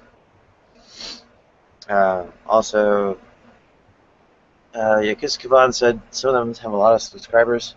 Actually, no, they don't. I think the top number of subscribers is like 6,000 Nef.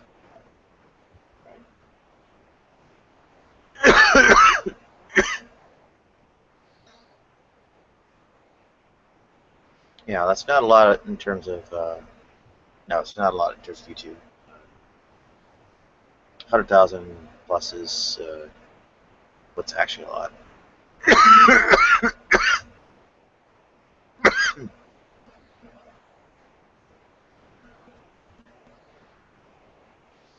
I mean, simply, I don't know, cleaning up my own appearance would do a whole lot to market my videos more.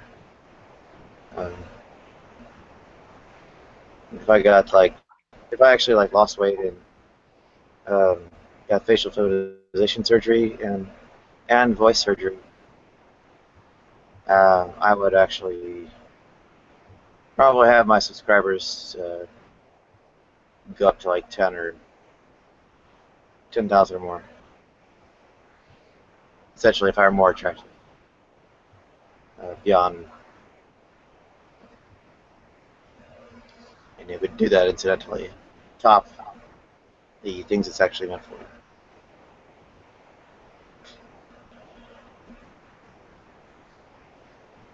So you're saying you have to be attractive to be popular?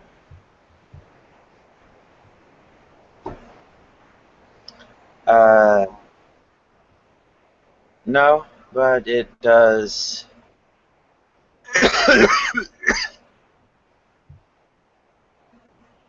It has a whole lot of impact on whether on the outcome and such, right? I mean,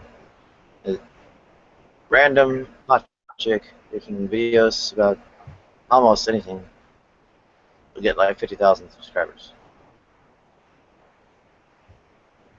All you have to be is a hot chick.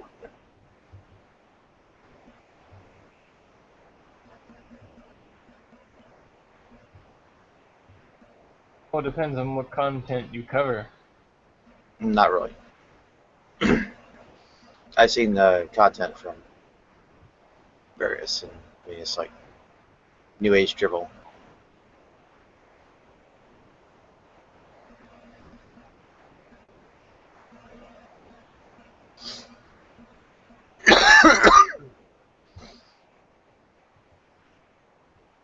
Oh, and others who do, I guess, incoherent commentary on pop culture and such.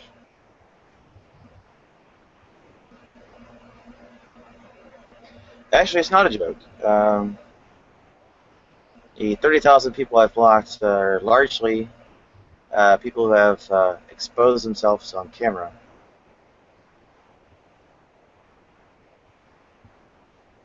Yeah. Back in like 2012 and 2013, there was a rather steady stream of people who would expose themselves on camera and such. And there was a change somewhere in mid to late 2013 that really cut down the visibility of Hangouts to people in various foreign countries that tend to expose themselves much more often.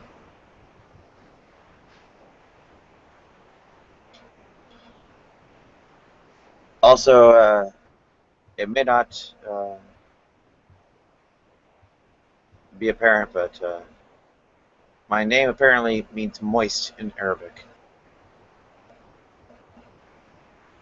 Your first name? Yes. Well, that's a common Russian name. Nadia? I know. I had the Russian in mind. It means hope in Russian. Yeah.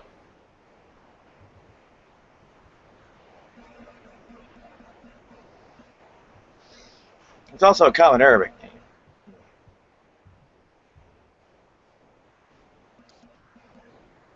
That's important. But I'm sure it originated in Russia. Or some other Slavonic. Or what? It originated independently in both.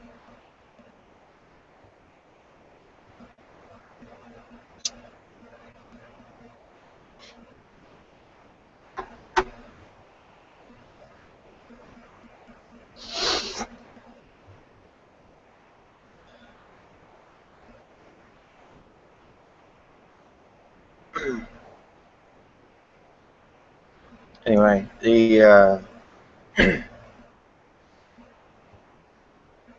theological and philosophical discussions.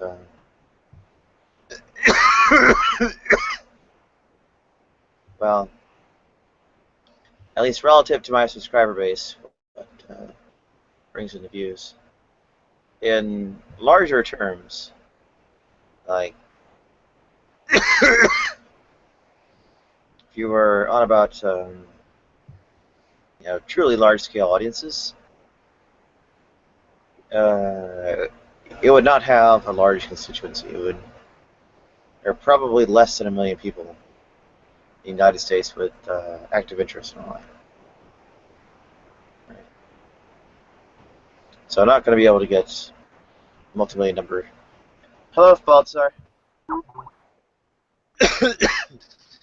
I tried to encourage people to stay on theology and philosophy.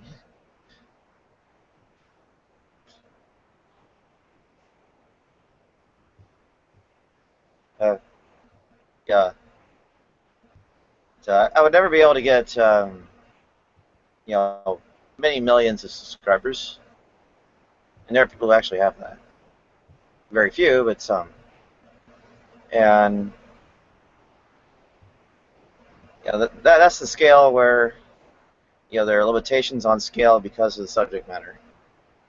Getting 50,000 or 100,000 subscribers is not where the limit applies. Okay.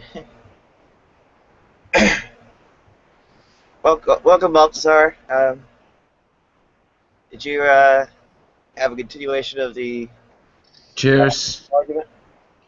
Sorry? Did you have a continuation of the moral argument?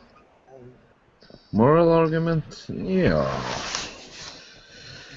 I can a topic. What is the difference between life and non-life? Well, Definition. life first has a coherent boundary. Second has a metabolism with So a computer is not life. computer lacks metabolism, reproduction, and possibly also some other aspects. But can't you make a computer? I mean, there's theoretically no problem to make a computer that reproduces itself or mate with another computer, and one can also give it metabolic traits. Thus far, we actually don't make computers in that kind of way, and there's nothing really on the horizon that would suggest we can. Really? But it's theoretically it's no problem to make a computer that. I mean, it must have a very simple program, but I mean, the only difficulty is to produce the program or copy the program. I mean, not the program itself, but the hardware for the program. But I cannot see why this should be difficult. It's just to program it to. Well, simple matters of programming are never really that simple. The actually creating something that does that is a bit beyond our power right now. It's also not really just programming. You also have to have enough hardware in certain ways. Yeah. What is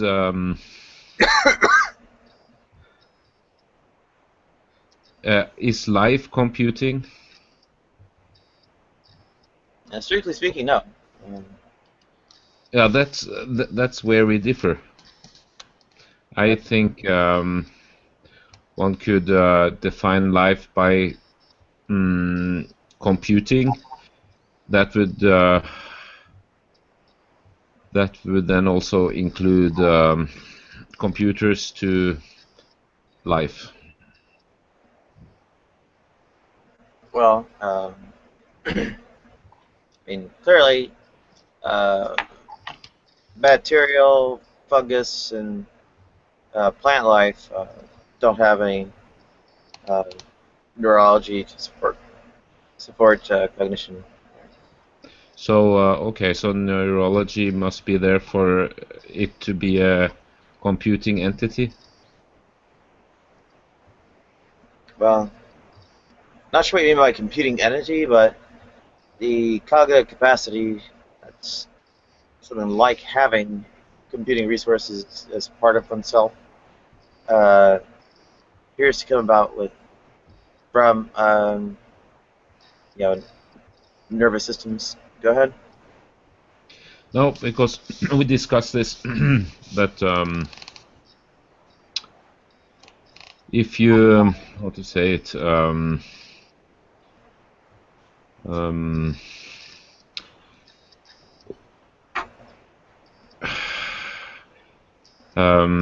there's a difference between non-animated things or non-life. You only have a transfer of energy, or some kind of energy. It can be thermal or radiant or kinetic. So you have a reaction, but all living organism has a computing program because they act.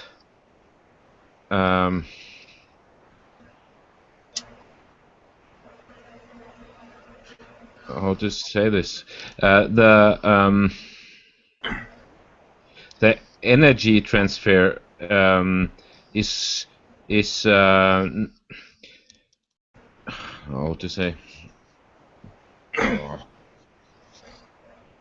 If you take let's say if you take let's say a monkey and you put up something that looks like a puma, so the puma will censor the puma and will move away. Okay. So what causes the puma to act is not it's not direct energy transfer, or you understand? So you cannot.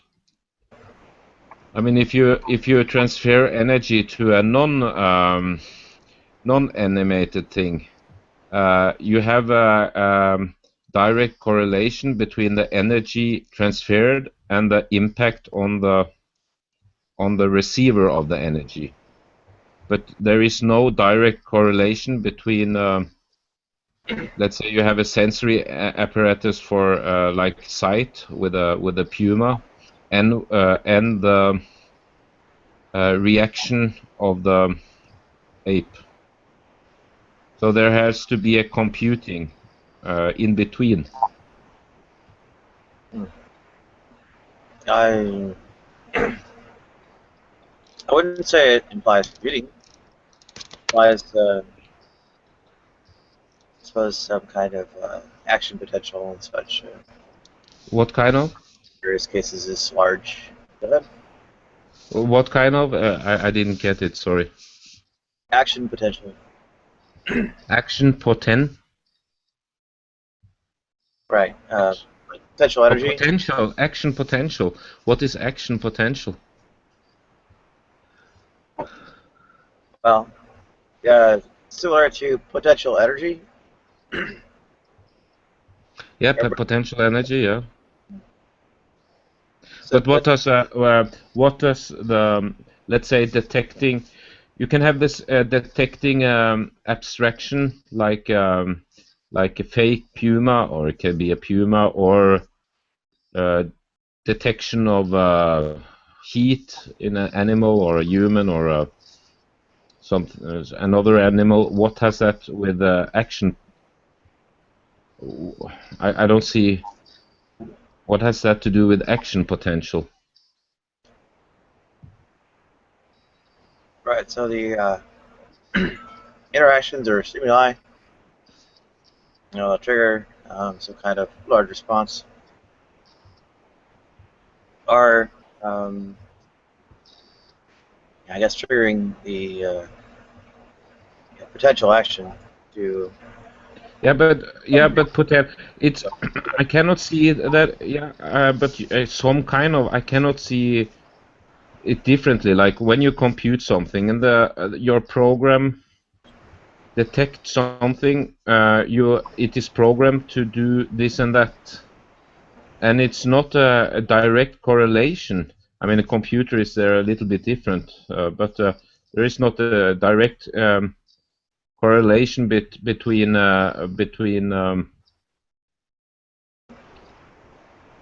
its action and the source of the action.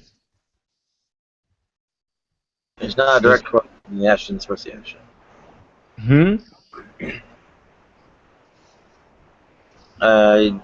Say there actually is stimulus and response and such. And such, yeah, but it's. I mean, if you let's say if an ape if it gets let's say it detects heat, so you have you have an action, but it's only a heat. It's heat detection. It's not. It's not. There's no correlation between the heat and the movement. It's just a signal. You know, if you have a direct correlation, it would be to heat something that is not animated, so that will cause the molecules to move faster, and if you add heat, it will destroy them. So that is so you have a direct correlation between the energy input or the transferred energy and yeah, it's a matter in some respects directionality, right? So similar to say I don't know, an item on the edge of a table. Yeah. Sideways along the edge of a table. Well, not much happens when you push it. If you push it. Yeah, of course, but that. Falls Yeah, off but that. And, Yeah. large. But this is potential energy. But can you explain potential energy in a, let's say, a light detector in an animal, and that it flies away or does something else? Where is the similarity? I don't get it. Stimuli to which there are not large responses are similar to pushing a golf ball parallel to the edge of the table. Yeah, but that is released. That is released. The stimuli that Sorry. do produce large responses are like tapping that golf ball, toward the edge of the table, and it falls off. Okay, so let's say you are. So if an ape runs away like from a puma, so there is a correlation between the energy that the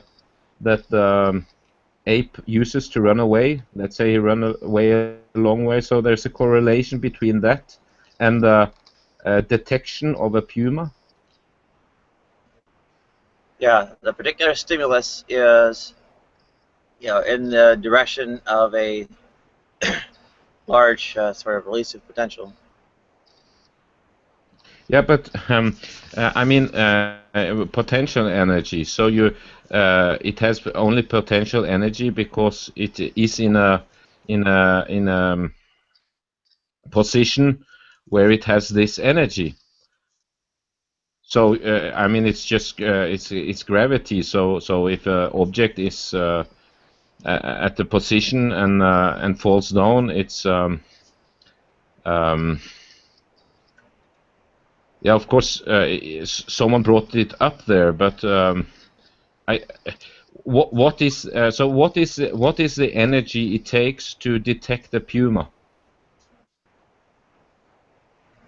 I don't notice it offhand, but the point was actually that it's a matter of the direction. Right? The particular stimulus, corresponds to a particular direction that the object on the table is being pushed. Right. Yeah, I understand this. That of course you don't have a correlation between this, but I don't see how some kind of sensory detection. I mean, what yeah, like seeing something, how that correlates with the action of the reaction of the animal. I mean, this is computed. So it will run use so much energy until there is no danger. So, but what does that has to do with potential energy of the source? I mean, Of the source? of the image. Yeah, the source is the image of the puma. So it's actually something that you. Okay, it requires matter to transfer it, or to make an image but there's no correlation between the energy it takes to detect the image and the energy used. There is images of, say, trees versus and images of predators correspond to different directions the animal is being pushed. Right. What? I don't see any. Images of trees as opposed to images of predators correspond to different directions in which the animal is being pushed. Right. If the animal don't have any energy left, it will not be able to run anywhere. True. Yeah, but that has it's like this kind of argumentation. The thing is, where is the correlation between how can you calculate the energy of a image, of an abstract image like a puma? How can you calculate its energy? I mean, you can calculate the energy of something with potential energy. I mean, it's. But how do you calculate? Speaking energy, right? It's the directionality of the image, right? I don't see any. I don't understand that. I don't get it. Directionality of the image? Yes, it corresponds to the object on the table being pushed in different directions. Different images or different directions. I don't see any. I don't see how this could fit. You don't see how. I mean, potential energy. You have. Of course, you have that in when you digest or if you in the fuel itself. I mean, to break down, or you have the you can have potential energy in the fuel. Some kind of you will in some kind of thermal energy, but that is not. A picture is not a picture is not an object releasing potential energy. The picture abstraction has. No, the object corresponds to the animal overall. Right. The picture corresponds to the act of pushing the object. Some direction on the table. Yeah, but you can okay, if you push the object, so you know how much energy you have to use to push it so far that it will fall. Okay, so you push it so fall so it can release its potential energy. You know exactly, there's a correspondence how much energy you have to infuse to get it to fall. But where is the analog? Where is that similar to an detection of a symbol or a picture or a?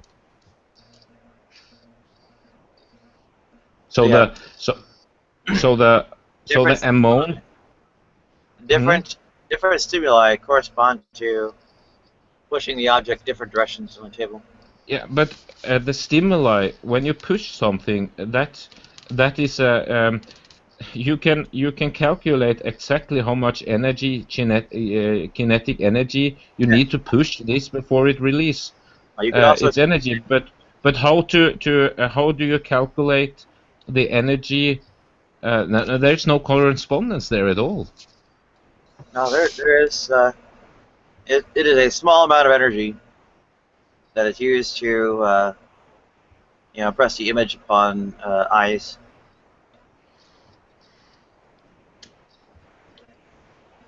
So how much energy does the image of a detecting of a puma requires? How do you calculate that? I could go through it, but it's not going to be illustrative. So you have to measure photons hitting the puma and then reflecting, and then you have to measure the energy of the photons on that. Yes, and different Makes the image, and you think that is you think you can measure that? Yes, it's a very gentle push, so to speak, but it's So different images, different stimuli correspond to pushes in different directions, and in the way that these you know, of a cliff, so to speak, pushing in the right direction, the right stimulus can trigger a large release of energy, like the animal running away. Yeah, but the point is that if you push something over an edge, there is a certain amount of energy that it takes to push the object to the edge. I mean, right. Point was that it was already sitting near the edge. Right. It was a matter of the direction it's pushed, as opposed to really how far. Yeah, I mean, how far the ape runs is it's the same. I mean, it can run Not how far. 1 meter. Not how far the animal runs, but how far the object on the table is pushed. Right. It's not how far the object on the table is pushed.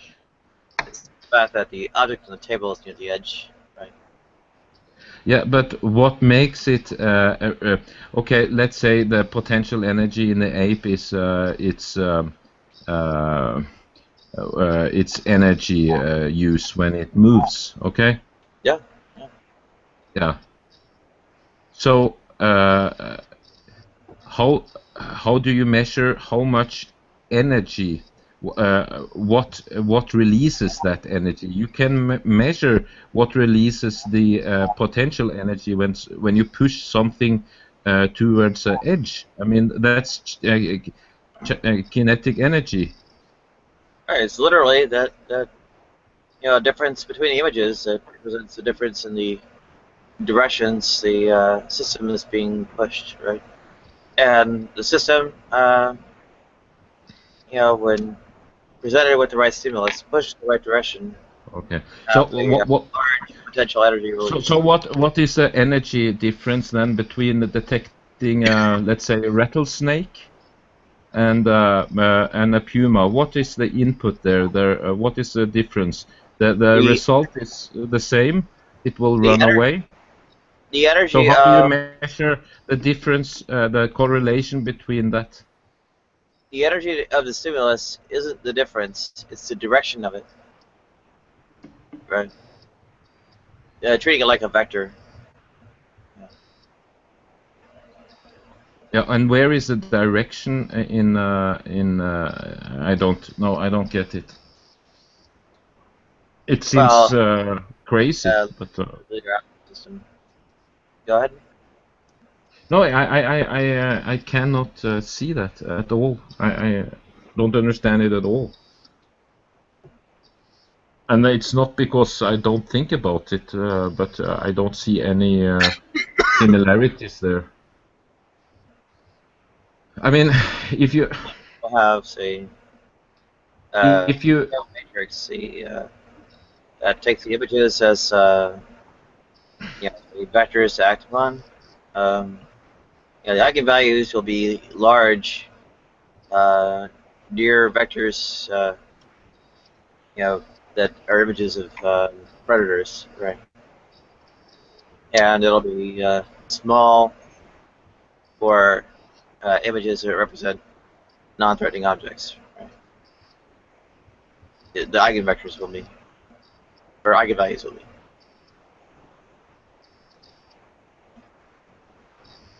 So if you say to someone, if you run 3 miles, you will get 1,000,000. So how do you then measure the direction or the energy in the releaser? If you run 3 miles, you will get 1,000,000 with the potential energy that is used running the 3 miles. What kind of correlation do you see there? How do you measure that? It's the same. I mean, it's the same as the monkey detecting something. Well, be numerical linear algebra. And sorry earlier, should have been singular values, like right singular values.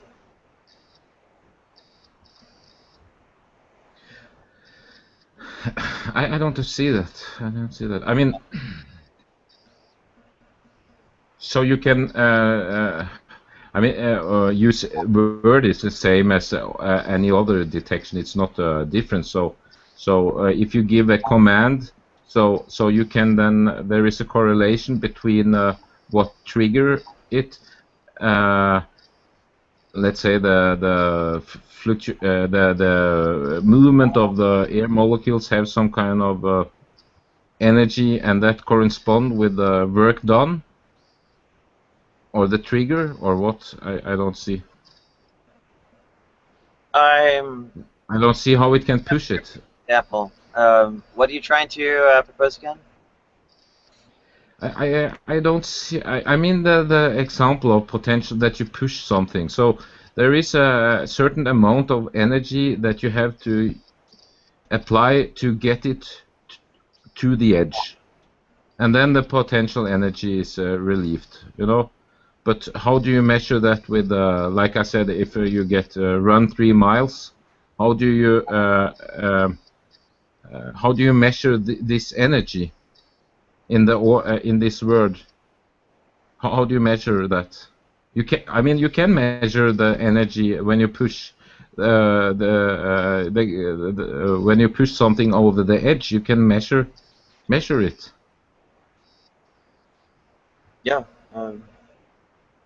You can do that with a combination of various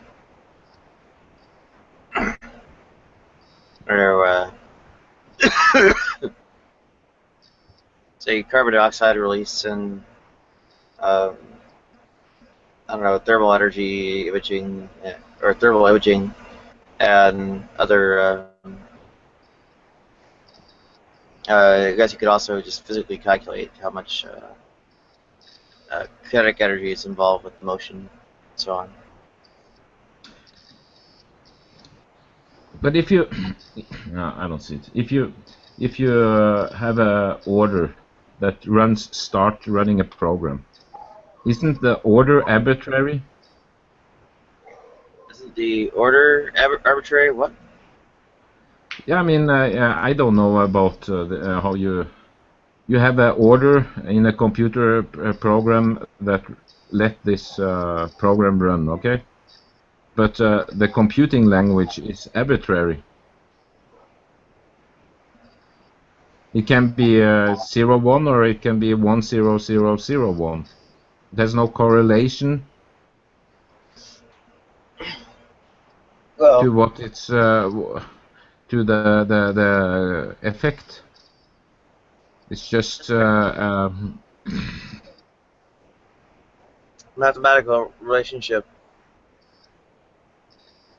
especially in terms of digital computing, is not a it's not a correlation, but though there is a mathematical relationship.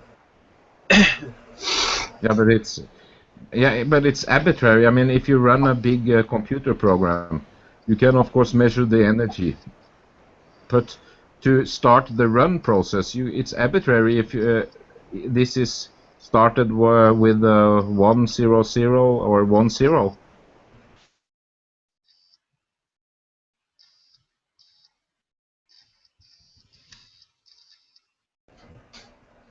Actually, it's not entirely arbitrary. It depends who have written a computer program. So that is defined by the writer of the computing language. Well, whatever the language, the executables have a loading protocol, and the program has to have its first instructions handle well, the way it was loaded, and set up the registers and such, and also examine the memory that was passed along to it, especially for what's called the argument vector, in order to start executing. Yeah, but that is if you are already operating on a already written program. But if you write the whole program, the whole system yourself, you can. It's arbitrary. You mean the kernel? The program loading protocol would be arbitrary. Kernel yourself. At the same time, the kernel, in turn, would have to deal with the bootstrap protocol, right, which itself is not arbitrary. So the commandos, they are intrinsic, or there is something in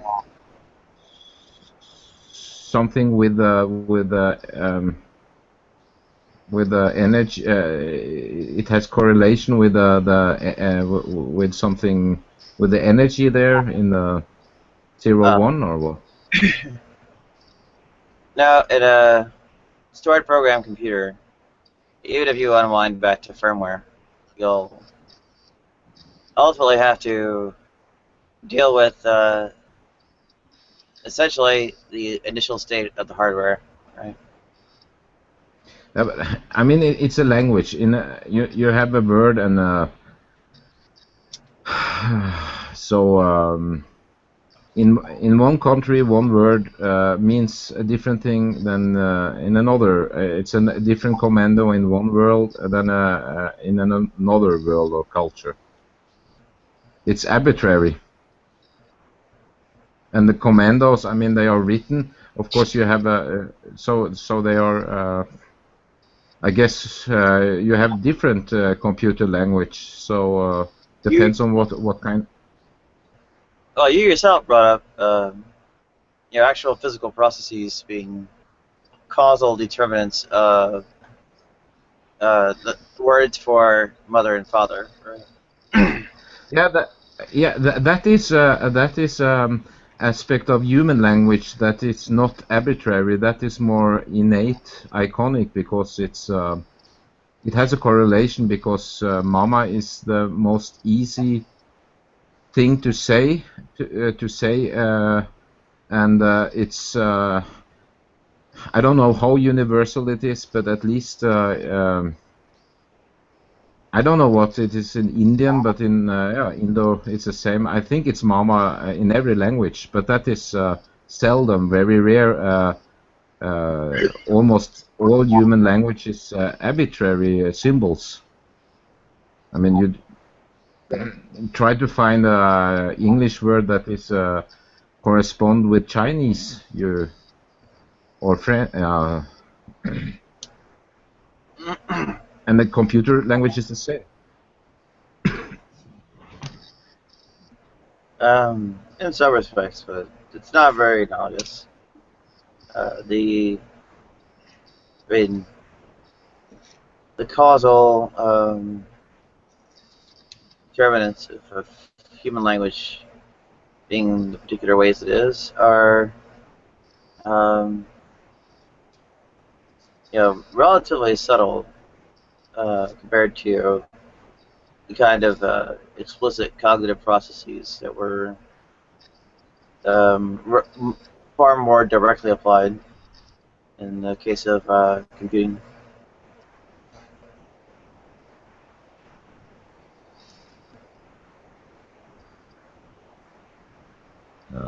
Computing structures are languages and such are also much more rigid. There is much more wiggle room in human language to have essentially turned out some other way, where in the computing affairs there isn't that kind of room, and you can't really have the same kinds of small variations on the linguistic structure. Having a change in the linguistic structure at all would demand that larger changes be done. Go ahead. Yeah. No, my point is only that there is no you cannot reduce in a detecting system like animals has, or if it's heat detecting or light detecting. You cannot reduce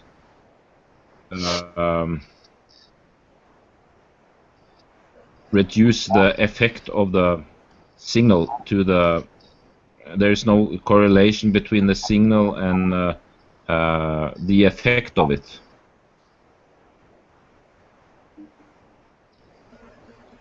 So. But I've actually kind of shown that that concern is not merited. Hmm? I've actually shown that concern is not merited. Through the action potential. Correct. That was a very, for me at least, I don't see. So then I can answer you how to measure the energy if you have a object and how much energy it takes to push it 2 centimeters to the edge. I can give you. It's no problem to calculate that. But how do you calculate? Like I said, run 3 miles. How do you? That is the command. How do you measure that in energy?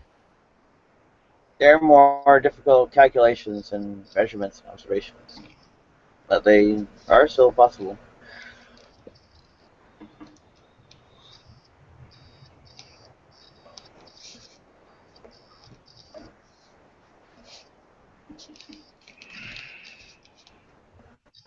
So you think there's a direct correspondence there?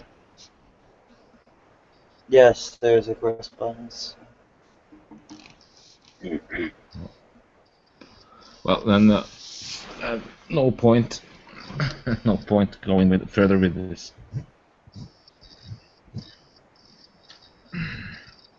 No, it's a dynamical system.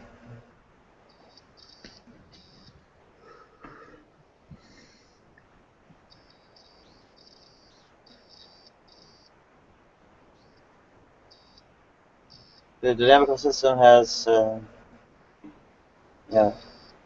high dimensionality.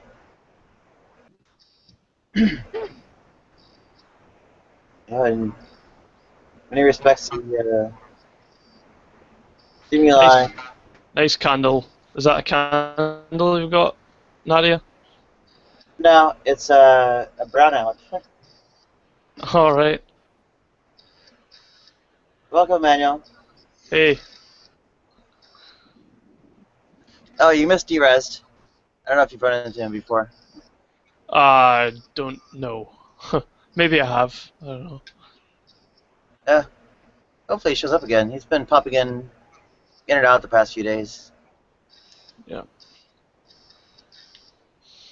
Last night was pretty good. We got into some good. Yeah, things have been. There have been some pretty good discussions, but I guess we're the midst of it all. I was trying to describe how I guess different sort of visual stimuli of essentially equal energetic force, whatever, end up releasing very different amounts of potential energy from, I guess, the animals that have responses to one and not the other. Yeah, but Nadia, it's obvious that this can release potential energy, no doubt about it. But how do you measure the energy? How do you measure the energy of the command? Be it communication, like through air or through light. How do you measure it? Like the image. You can measure how much energy it takes to push something from over the edge of a table. You can measure it. Sure. Or you can take. I mean, the thing is the difference here between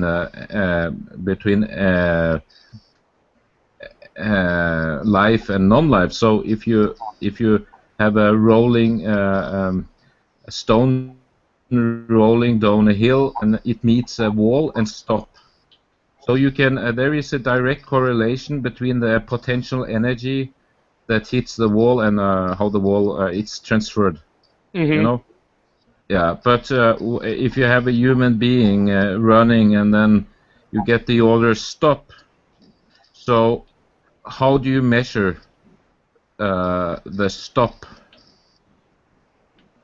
Where is the correlation between the commando stop and the energy the energy it used to it's not potential energy, but to stop the movement? How do you measure stop? And it's arbitrary. In another language, it can be another word. So that's why I say every life has computing. It's so how do you measure that stop? In German, it will be halt. So is there? Can you measure it by like perhaps by bits or units of information? Energy is measured in joules. Yeah, so, because that's what happened in all. I mean, every animated life, also by self-assembly. You know, if a snow crystal formates, so you have there is an energy loss, and the structure, the physical properties of the water molecule will let it build a crystal, and when the energy rises again, the crystal will dissolve and it will go into its initial state, you know. So you have a measure there, how much energy. There's a energy measurement, but you don't have that in by sensory systems, that sensors. So if you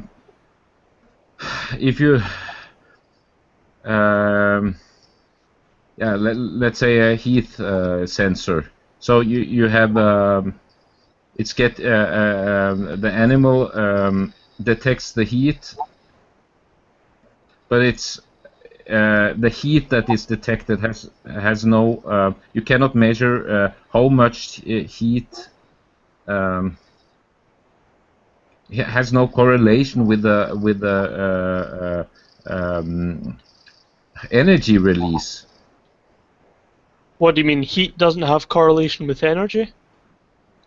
No. If you heat up something, you have a correlation between the heat that is transferred and the object that gets the energy. There's a direct correlation there. But if you put your hand on a hot thing and take it away, there is no direct correlation.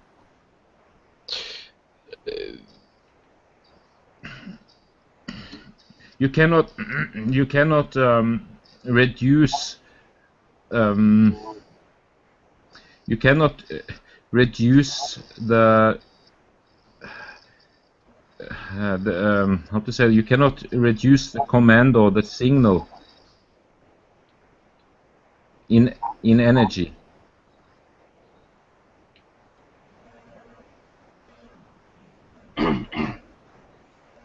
I don't know. I think it's so obvious.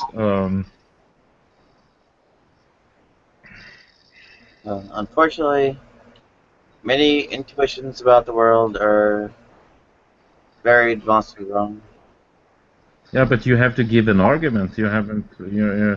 So you really think? So you really think there is a correspondence between a commando? That you can measure the energy of the commando. So you can. These are arbitrary symbols. Also, if you go down in information measurement, there is a program in the. There is a program that reacts on this commando, and that is also arbitrary. What? Sorry, I don't know. What are we talking about here? Essentially, the stimulus or lack of correlation between the energy of a stimulus and the energy of a response. Right. All right. Well, that's pretty vague. Yeah, the reason why it's vague is that you cannot measure it because you need energy. I mean, you need energy or matter to how to say, to transfer a commando. That is what a detector does. It detects some kind of signal. Can be light, can be heat, can be language. Well, actually, the intensity of the stimulus does have a correlation on the intensity of the. Are we talking about? Are we talking about visual systems here, or what? I think he's going on about like auditory commands right now, but earlier it was like visual stimulus of a predator as opposed to other things, triggering an animal to flee.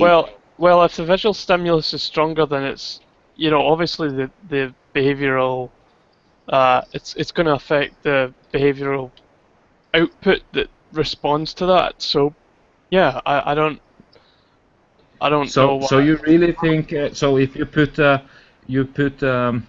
puma in front of an ape, do you think you can measure the size of the puma of the visual stimuli? You can measure this, or if you put some kind of fake puma there? Are you asking, can I measure the intensity of an emotion or something by looking at brain states or what? Yeah, that is visual detection. So you can measure the intensity of the visual. I think you can. Yeah, I think everything about our mind is physical. I think it can all be reduced. Yeah, but then so please explain me then how can you reduce this command? It can be everything that evoke action from a living organism. How can you measure this? And what is the correlation there? Right. Well, stimuli that affect behavior are physical, and if I make a decision to raise my arm, right, that's a mental event, right? So if I raise my arm, that decision has a level of description where it's mental, and it also, one in the same event also has another level of description where it's physical. It's just neural synapses secreting acetylcholine and a bunch of stuff happening in the brain, neuron firings and whatnot. accompany that decision. I shouldn't really say the word accompany though, because that makes it sound, I'm already contrasting it, like our vocabulary for this talking about the mind is sort of obsolete. So I don't like to say that brain states accompany mental states, because in my opinion they're not separate. Would you say the sensor? So if you have a spider and you react on that spider, so there is a correspondence between the energy it takes to make a picture of the spider and your reaction. Sorry, I can't really hear. Yakuskavan. So how do you measure the energy of the image of a spider? How do you measure that energy? Because you say, of course, there have to be. You cannot transfer a commando, be it a word or heat or something visual. You need energy, but you cannot reduce this signal to energy. Well, I mean, it's not. Sense data are physical, and they come into contact with our nervous system, which is also physical. And there's a necessary interaction there because they're all physical. And the behavioral output is physical, which accompanies the mental state of, hey, I see a spider, or whatever. So the fact that they're so correlated would seem to suggest that they're one and the same. And it's the reason that there just seems to be this big gap between mind and body is that I think essentially what we're calling physical stuff is really what our nervous system is producing, namely a representation of physical stuff. There's nothing mysterious here. I mean, let's say if you take a plant and there is a correspondence between the light hitting the plant and the energy it can produce. It's you can measure it, but how do you measure the energy in an image? How do you measure? What do you mean measure the energy of an image? The physicality of an image. Well, an image is a mental representation, right? It's not a physical. Well, I mean, it is physical, but it's not.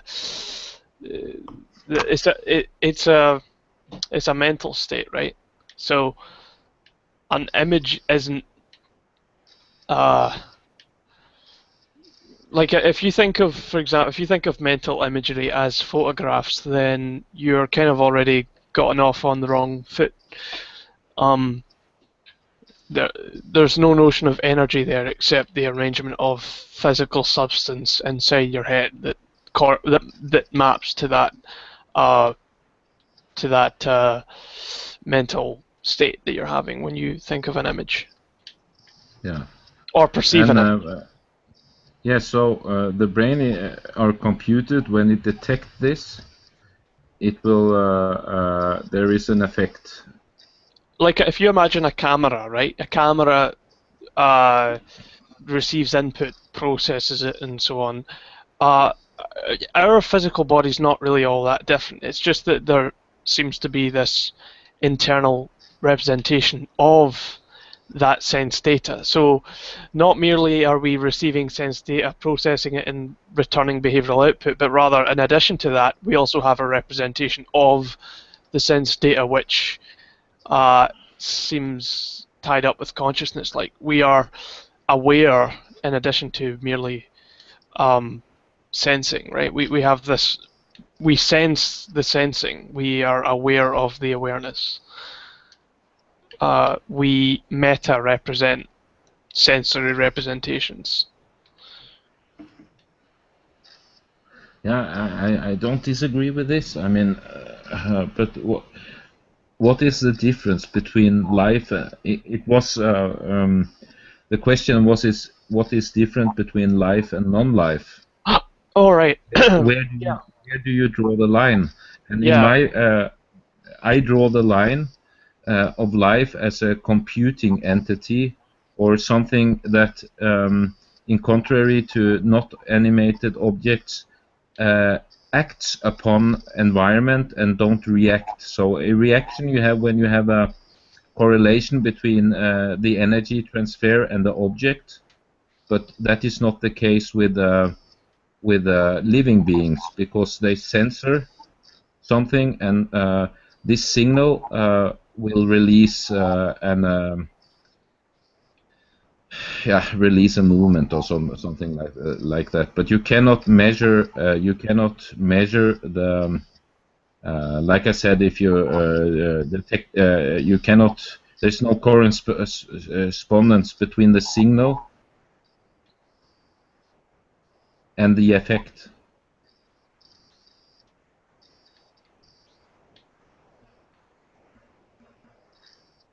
I mean, you can program a machine with what you said, a camera.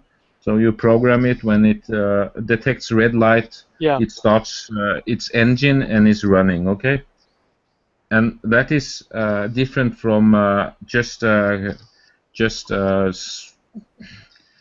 that is. Yeah, now we come into design. I don't want to go there, but it's a computing there in this movement. So it detects something and gives an order to act, and right. There's no correspondence. I mean, if you heat something, non-animated thing, you have a direct correspondence between what the energy transferred and the effect.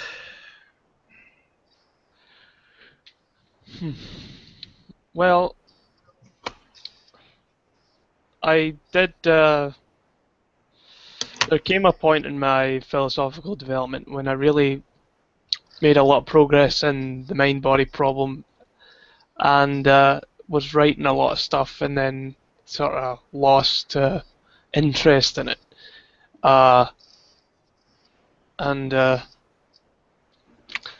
I do tend to have sympathy with. In fact, I originally, when the most development that I made in philosophy of mind was when I heard about eliminativism and so on. But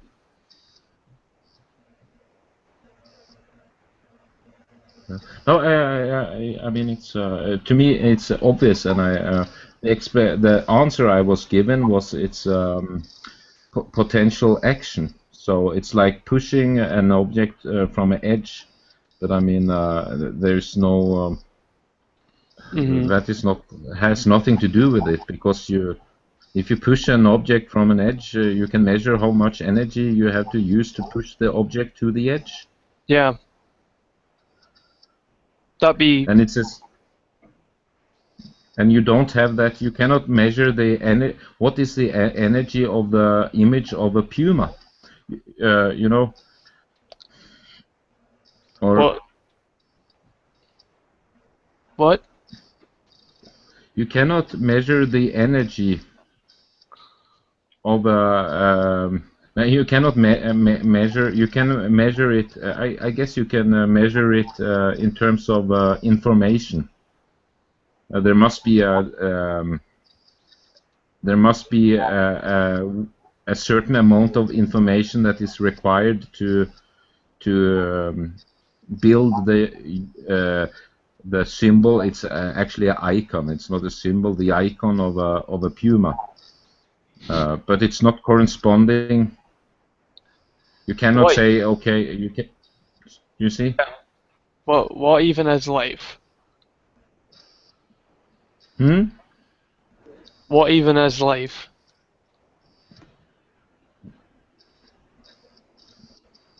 What do you think? What even? Sorry, Yeah, like I don't understand. Like what even is life?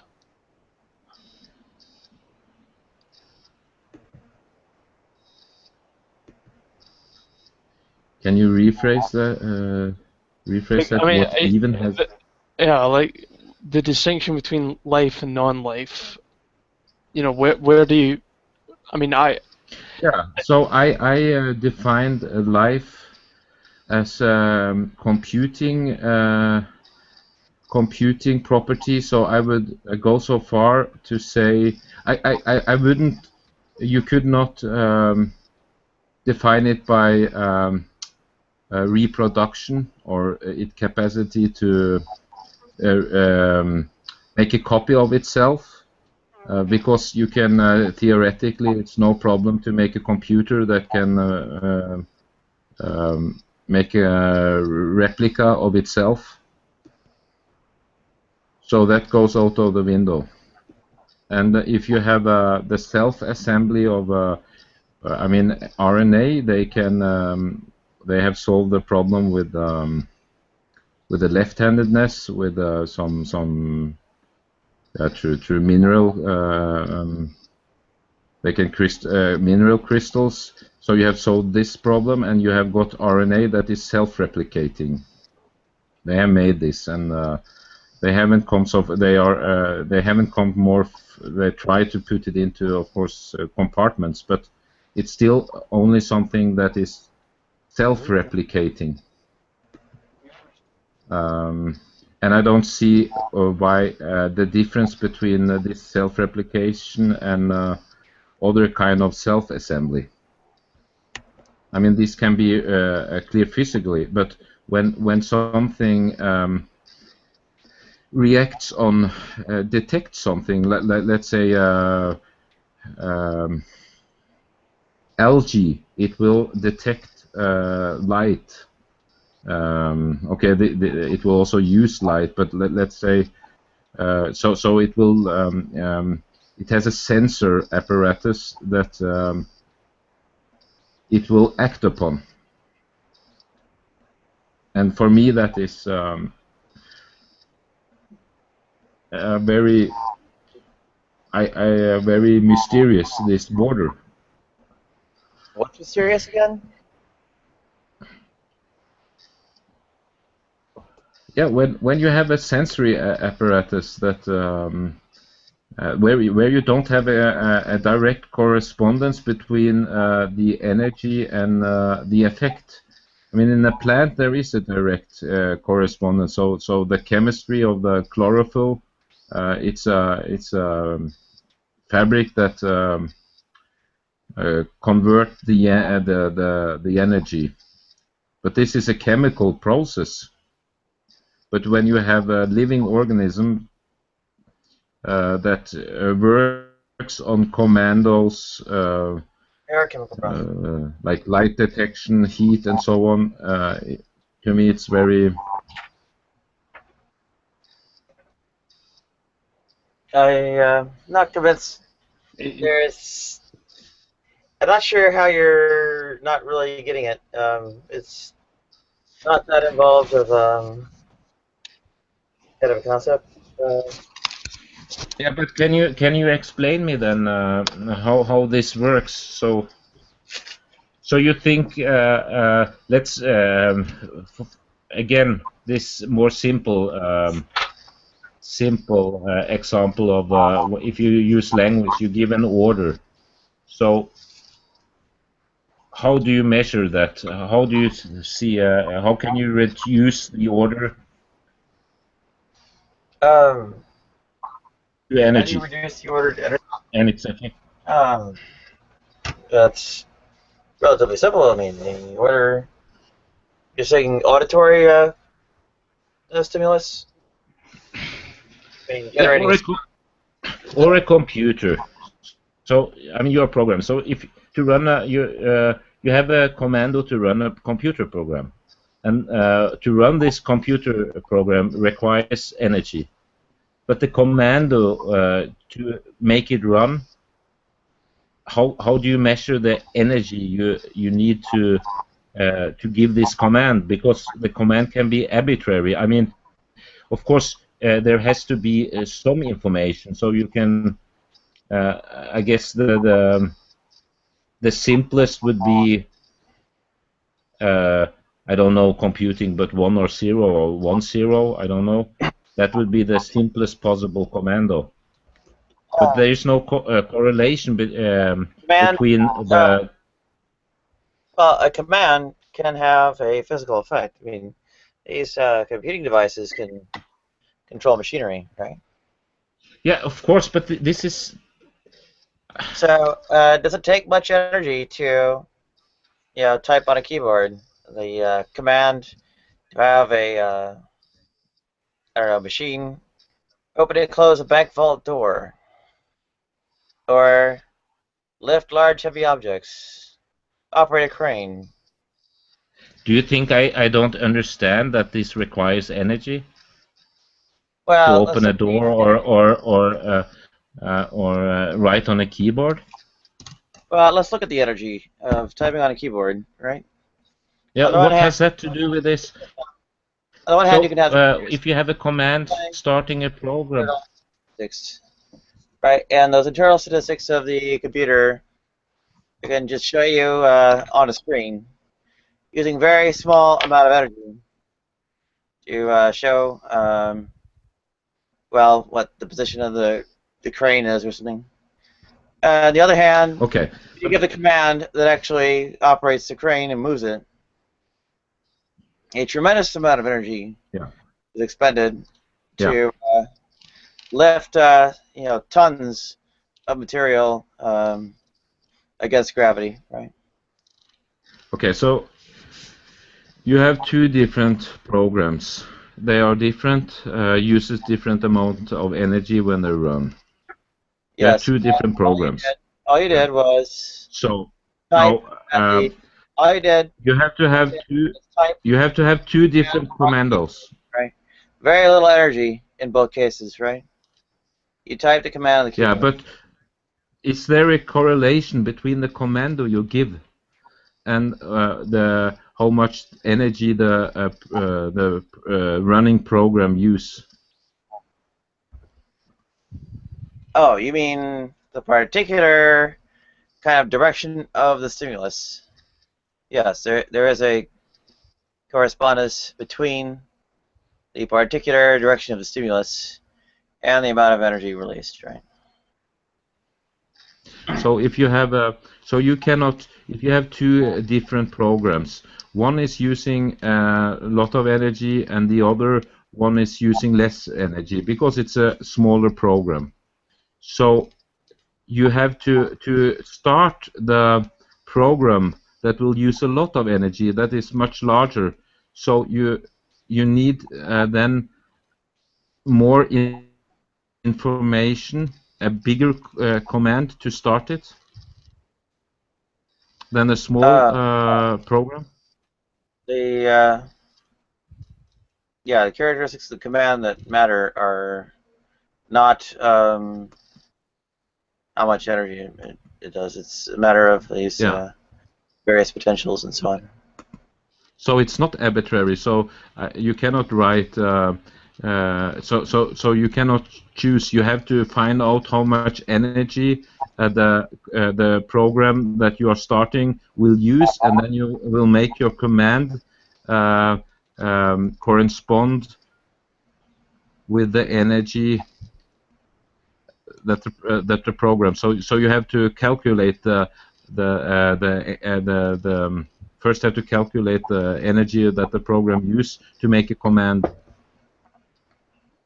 That's what you are saying. Because there is a direct correspondence between the commando and the energy and the program you want to start. You have then to calculate this.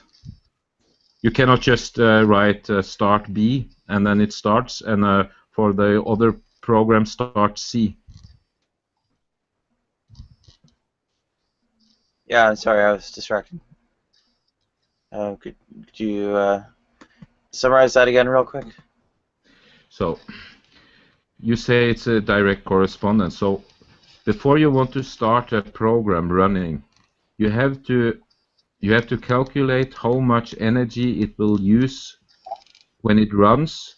You have to calculate that first before you can write a command, because you say it's a correspondence between the energy in the command and the program you will start.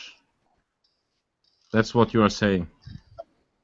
I'm not saying the correspondence is direct.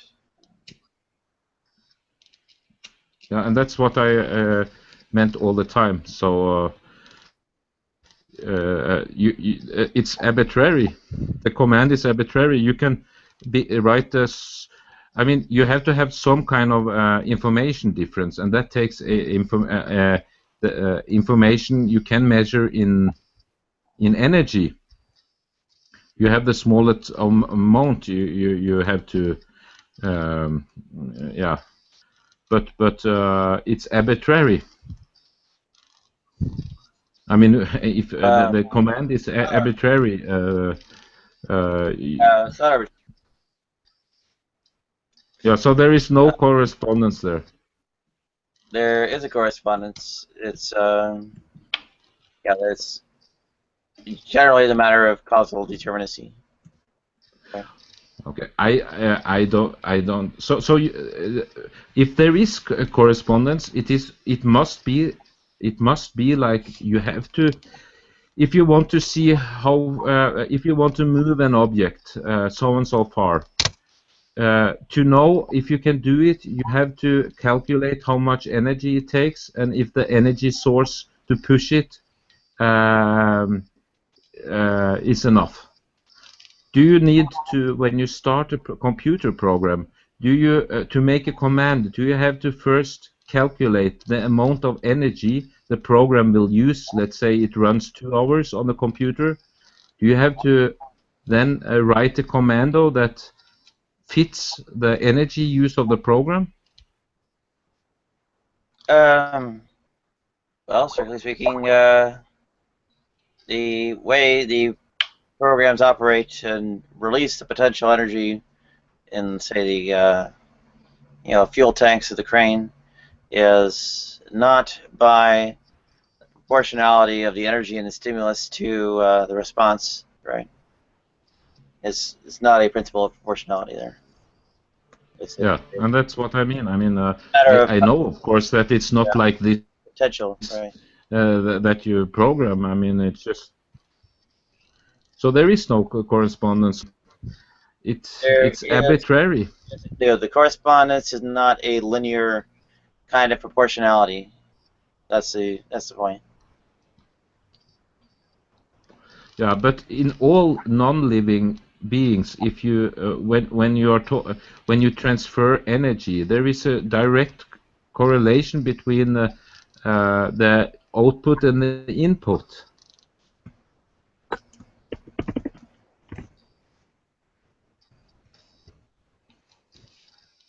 That's why, I mean, this is computing. It's the same in living organism. You have, of course, chemical processes, but these are this is just chemistry. I mean, when you digest something, or yeah, when you it's not the energy you have to use to. It's not the movement itself, but to release it. And that's why, I mean, you have you can call it mind over matter. It's the same as no, it's not mind over matter. There is no mind, only matter. That is not mind over matter, but it's at least functional information. What is mind? Yeah, mind over matter. That would be if they have done experiments on this with nicotine. If you're proposing that mind over matter would be a kind of a placebo. Then tell me what mind is. All right. Yeah, if they have done research with given people cigarettes, and half of them had no nicotine, and due to the information they had, if there were nicotine or not nicotine, the brain reacted differently. And this information is the same as a detecting system. You know, it's information No nicotine, nicotine. Light, no light. Heat, no heat. 0, 1, 0, 0, 1, 1. What do you? Well, what's the force of your proposal here?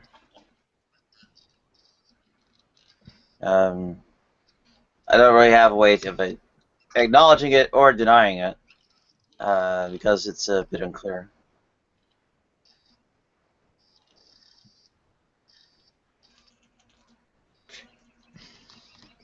Well, what is mine? I propose that matter are things that occupy space that have positions in space that interact through various kinds of natural forces that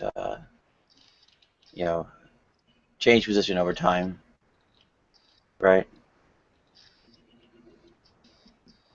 I don't know what mind is, but mental state operates with like language or information.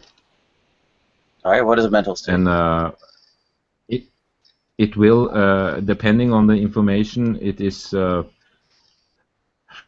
shown in research that this will have an effect on the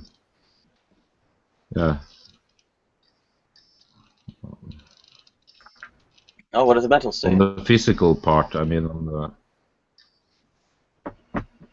what is a mental state?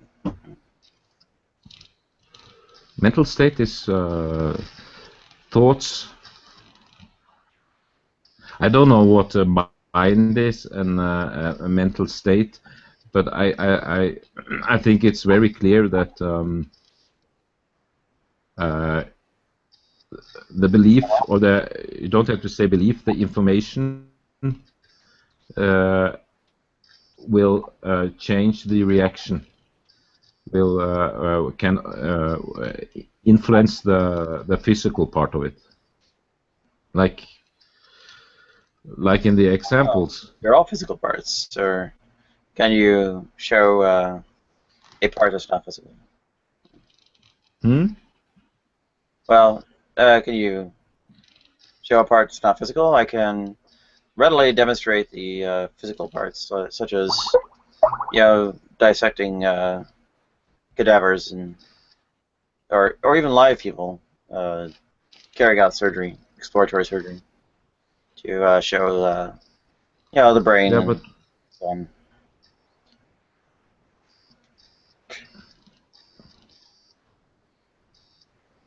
Yeah, but is there a question? like I said, to transfer information, transmit information, you need some kind of physicality. You need energy of some kind to transfer it. But you cannot reduce it, the effect of it. All right. Reduce it on the energy. Like I said, if you're a commando, you cannot reduce the effect of the commando to the energy in the commando. Well, it never has been reduced to just the energy in a command. You also have quite some element of directionality. And as I mentioned, the direction is crucial when it comes to the release or otherwise of potential.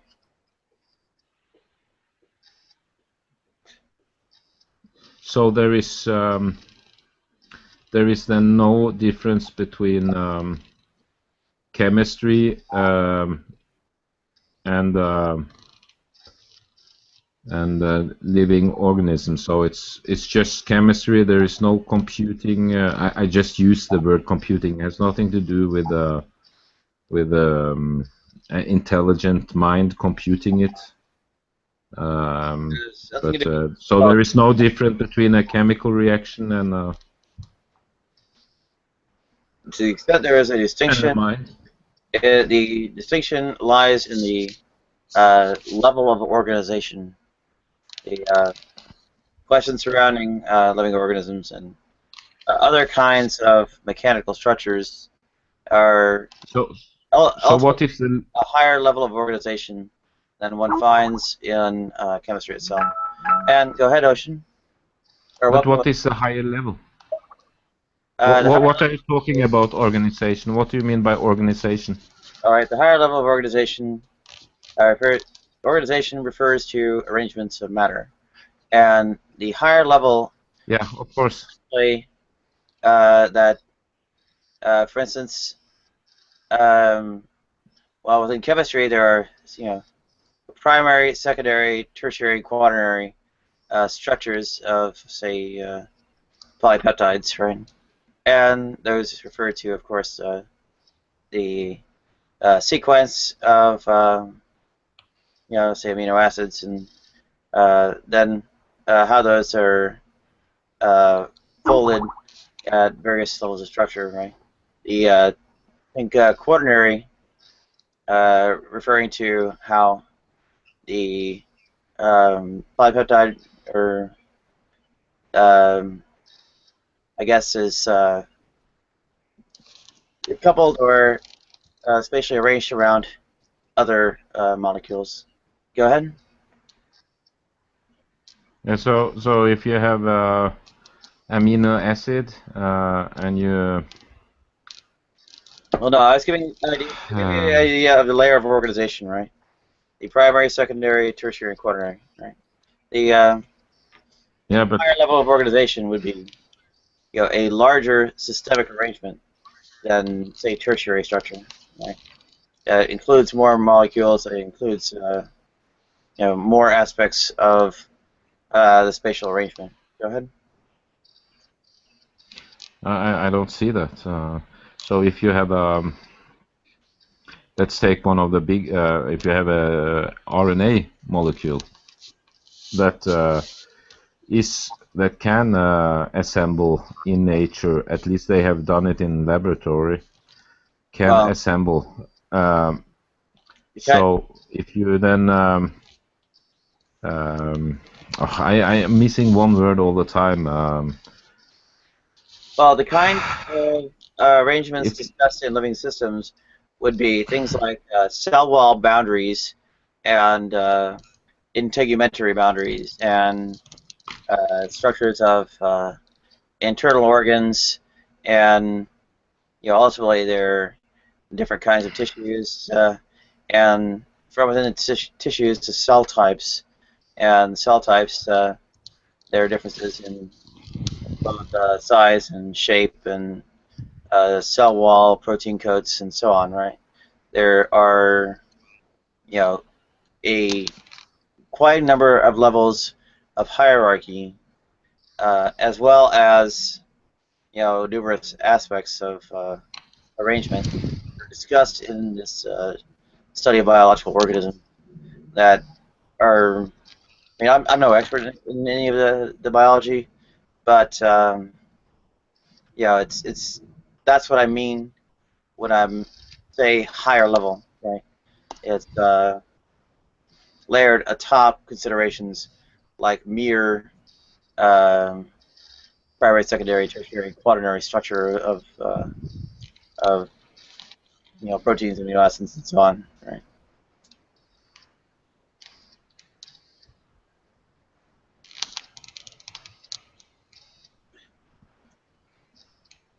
Ocean, what's your idea on what life is?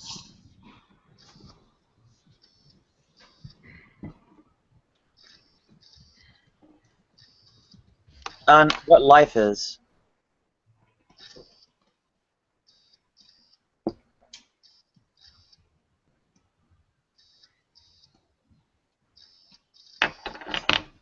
Okay.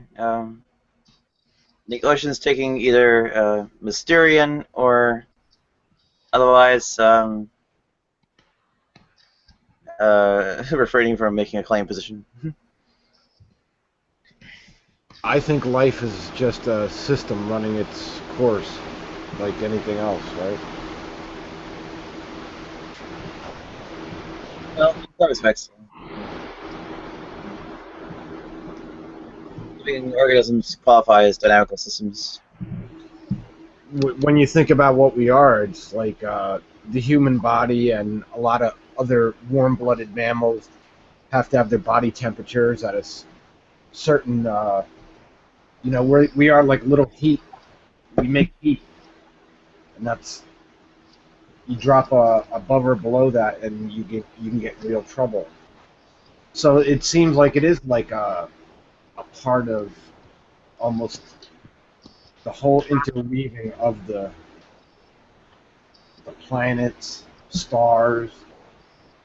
They're all running their course. Like planets cool off, people eventually get old and die. So do solar systems. It would seem it would be a natural thing that would go about, or we're a big mistake. So a star star acts. It's not only a physical reaction; it also acts upon its environment, like moving when it detects another planet, or No, stars don't think. But yeah. you know, you can point to a lot of people out there that don't think either. I mean, Well, what is thought, right? yeah, like it's that there's another conundrum, right? I mean, someone has a damaged brain, they don't think right, they more or less are, you know, sad to say, but like Yeah, the computer system is ruined. Of course, how can you? I mean, if the program is ruined, it will have some effect. Have some.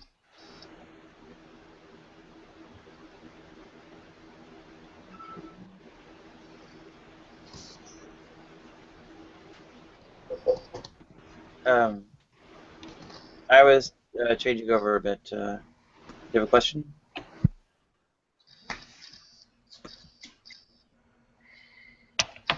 Okay, so life is just a system, like the planetary system. So it's the same. Okay. they're doing the same thing. They're just running. It's Really? running its course, right? Yeah. Really? And systems have So the mutual interactions with you know, bits of the broader environment, right? So, for instance, where planets exert gravity on each other, right, or otherwise celestial bodies, right? You know, the human beings or living ecosystems, have mutual influence and forces exerted upon each other by the different components of that larger system.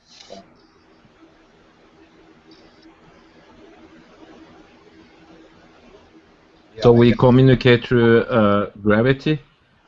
No. No, there are many other forces at work in ecosystems. Oh, sorry, were you going to answer? Okay, there are many other kinds of forces at work, but in the same way that mutual influence, both or the many all acting on each other, occurs in systems of celestial bodies. We have within ecosystems the various components of it all exert force upon each other, right? Yeah, of course. I mean, that's, of course, it's a ecosystem. But what has that to do with that? I mean, do a planet suddenly change course? Yeah. Look at Mars. Mars was once had volcanoes. It was reacting. It's reacting to physical laws. Yeah, exactly. But it don't have a detecting system. And that's what our bodies do. It's you have one thing go wrong with your body, and it can be a horror story, right? Or one thing go wrong with your brain if the system doesn't run well together. And it was sort of like just an analogy, like it seems like life is just another system running its course. You know, it's the stars seem to make all the chemicals we're made of, and when you look at what DNA and how it could have came about, you know, they only have different ideas of how it might have came about. We know that there's nothing else that makes free oxygen other than life. You know, there's no chemical process that we know of as of yet that makes free oxygen on a planet. Yeah, I don't see what that explains. I mean, of course, humans consist of physical. I mean, it's chemistry, and we have to obey the physical laws like gravity. But if you tell someone to climb the mountain, to climb the mountain, you don't find any correspondence there between the energy used to climb the mountain, but a planetary system it just reacts to physical laws. You cannot tell a planet to move. It has no detection system so it's moving of its against gravity or something like that. I would agree that humans are the only animal we know of that have thought the way we do. That's what separates us, right? But a bee, when a bee, you know, the bee dance, so it tells exactly where to go and find the honey. So that's the same. It's no difference to. You can say go climb up the mountain, or you can make some movements with and then command someone to collect honey. It's not a difference there. A bee don't have. It's not very conscious. I would like to. It doesn't react like stone. They see the hangout is starting at the link in the sidebar text chat. Is a changeover in 3 minutes or so. All right. Yeah, I didn't say much because I was playing that game. I didn't want the music to come through. I was seeing what it was like. Yeah, that'll demonetize videos. Yeah, I don't think so. I did. Rest assured, Content ID is pretty reliable. And but have you ever detected something non-living acting against physical laws because of some kind of command, or I mean, acting of its own? I mean, well, no, I'm not saying. You know, that's the difference that separates humans, is that we are. I'm not talking about humans. I'm talking about living organism. Yeah, it can well, be a bacteria. But what I'm saying is that, shit, how do I say this? It's sort of like we are just a process running because we make heat, right? Your heart only beats so many times, and the only thing that I see that separates us from other things is thought, right? So we can move out of the way of a speeding car. If I can encourage people to move over to the new Hangout, that would help quite a bit. And really, bees, I don't think they're thinking much. They see flowers in that are ripe for nectar, and they go down and collect it and do their thing. They sort of have like a hive mind. That's why we call them a hive. They have their own little positions, sort of like humans, I guess. It's analogous, right? Yeah, they communicate. Like they have the language most similar to humans, actually. Baltazar, Amon, please come over to the new Hangout. Okay. It'll be on This one will go off air in like a minute or less.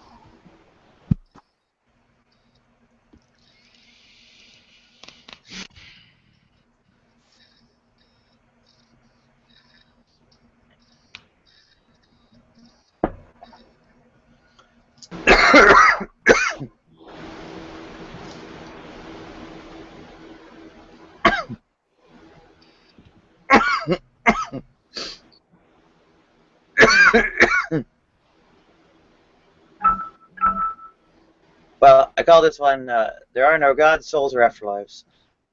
Expanding my claims a little bit.